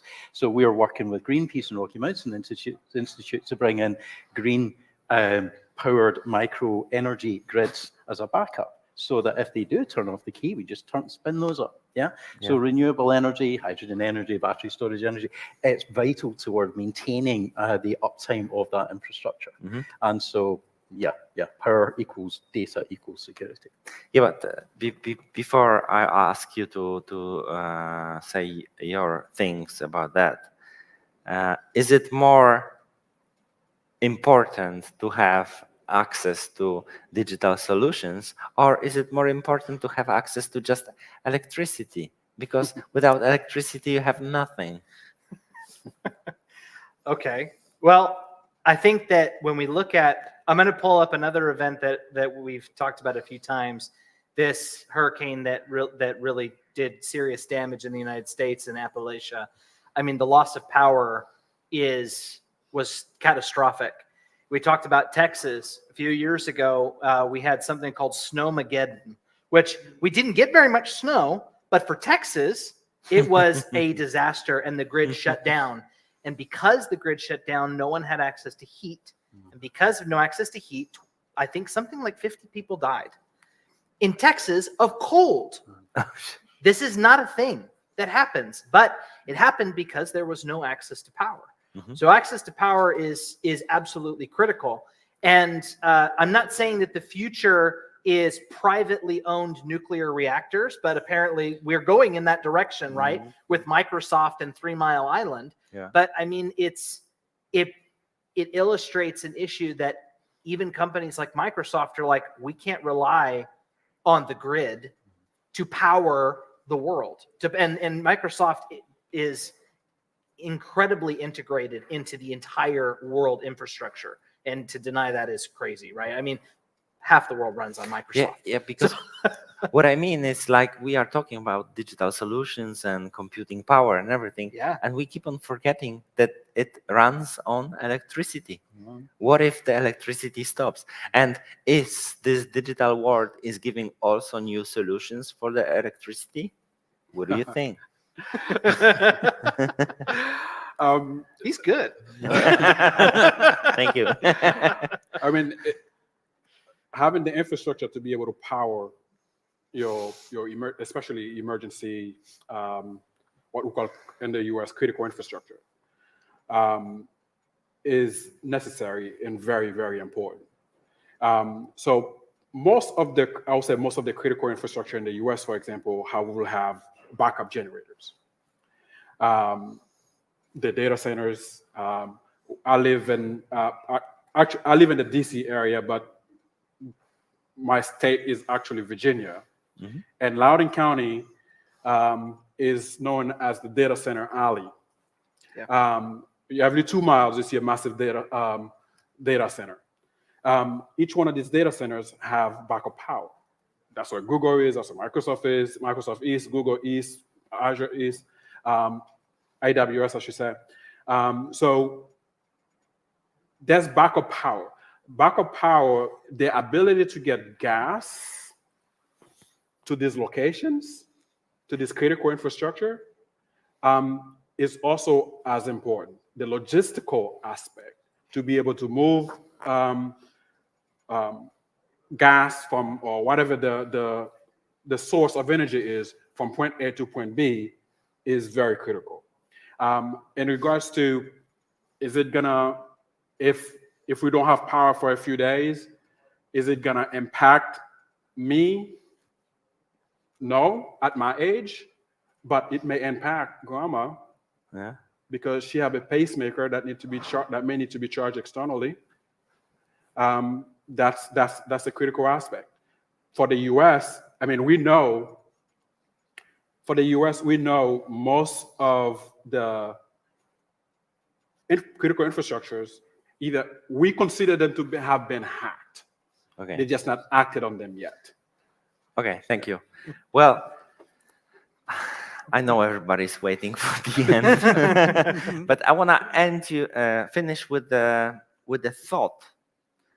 Like we are talking about digital solutions and computing power and everything. now we mention electricity. Maybe Americans are not as much reliant on power from Russia, but in Poland, like Germany, we will have electricity from gas that comes from Russia, or from coal that comes from Russia as well. So we need to think about that even if there are countries that are not digitally involved and developed, they will produce the things for us to compute. Thank you very much. Questions? Barry? Open up for, do we have time for a couple questions? Or yeah, if we have questions. Well, Barry here. He already know. Came front. No.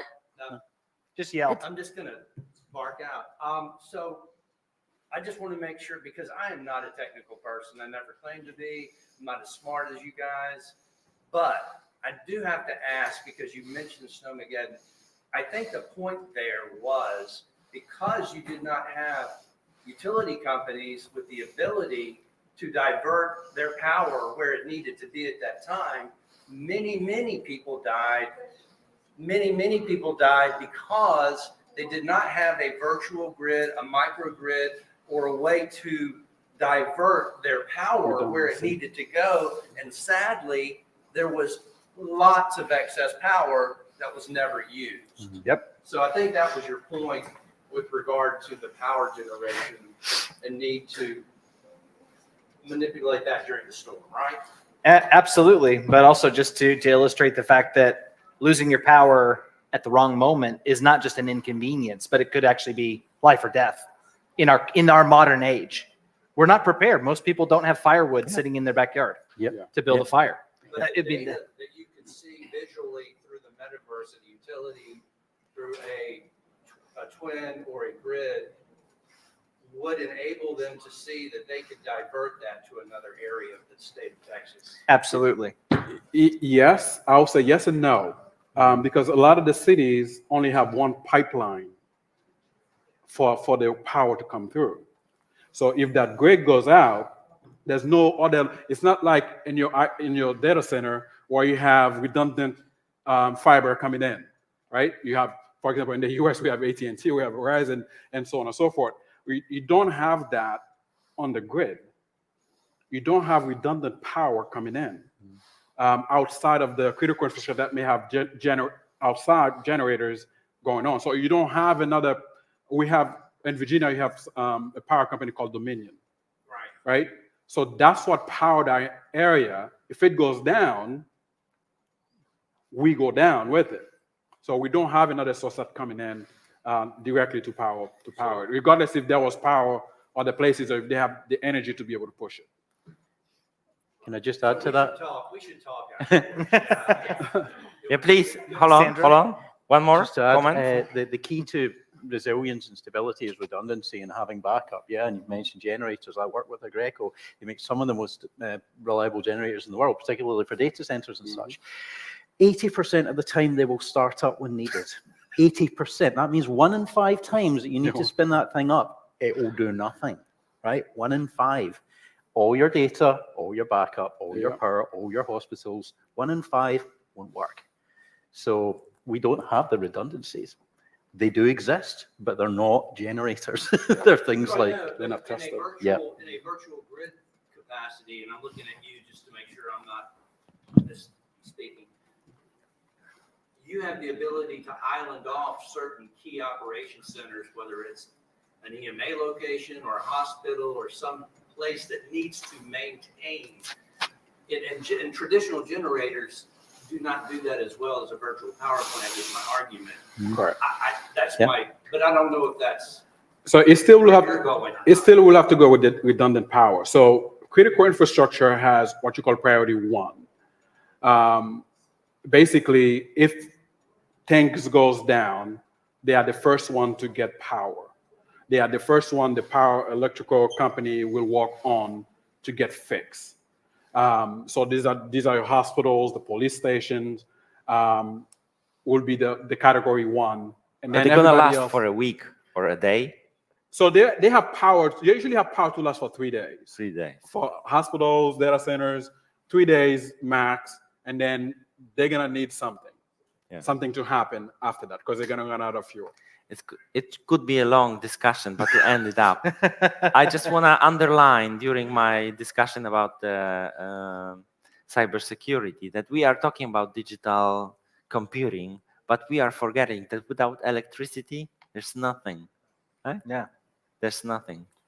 Thank you very much. Sandra, we have one more. Yeah, we have questions. Sandra, please. More to the point, in my opinion, over 600 million people on the planet do not have electricity.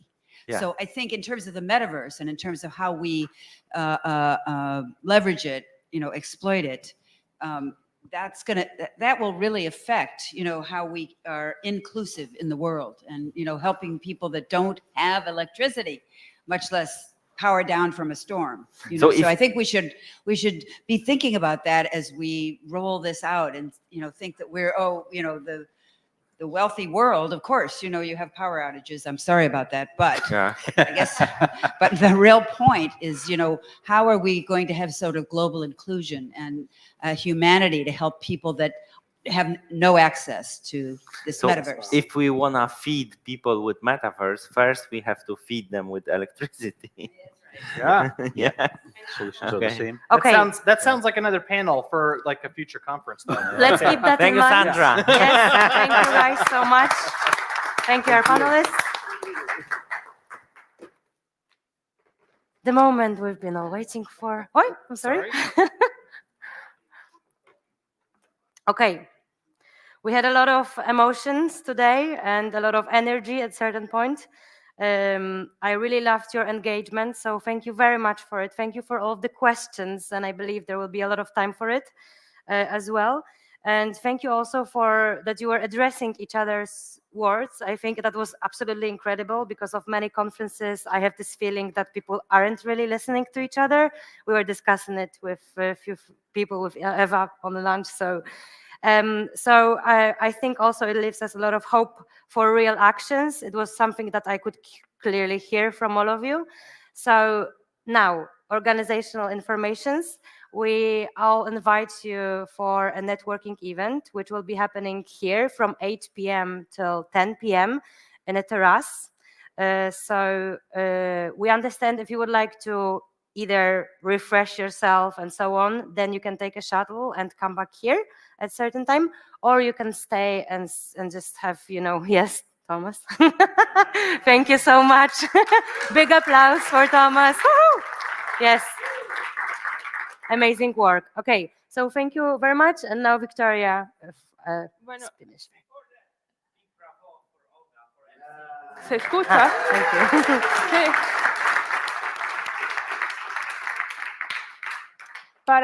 ¿Se escucha? ¿Sí? Para mis compañeros que hablan castellano, bueno, voy a traducir lo que ha dicho mi compañera Olga, y es que tenemos un cóctel, una cena como de picoteo, ahí en la terraza. Podéis esperar, tenemos como 2 horas de descanso, creo yo, y si queréis podéis esperar aquí o ir al hotel o lo que queráis. También la isla es muy bonita, 2 horas se puede aprovechar bastante bien, y que es allí en la terraza, con unas vistas preciosas a La Gomera. La Gomera es la otra isla que está aquí al lado, y nada, que disfruten. Yes. Oh, perfect.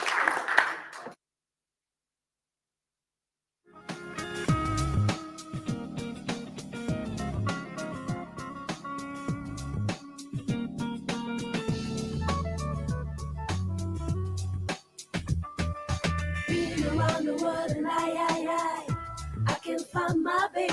I don't know when, I don't know why. Why he's gone away and I don't know where he can be. My baby, but I'm gonna find him. Oh, we had a aquarium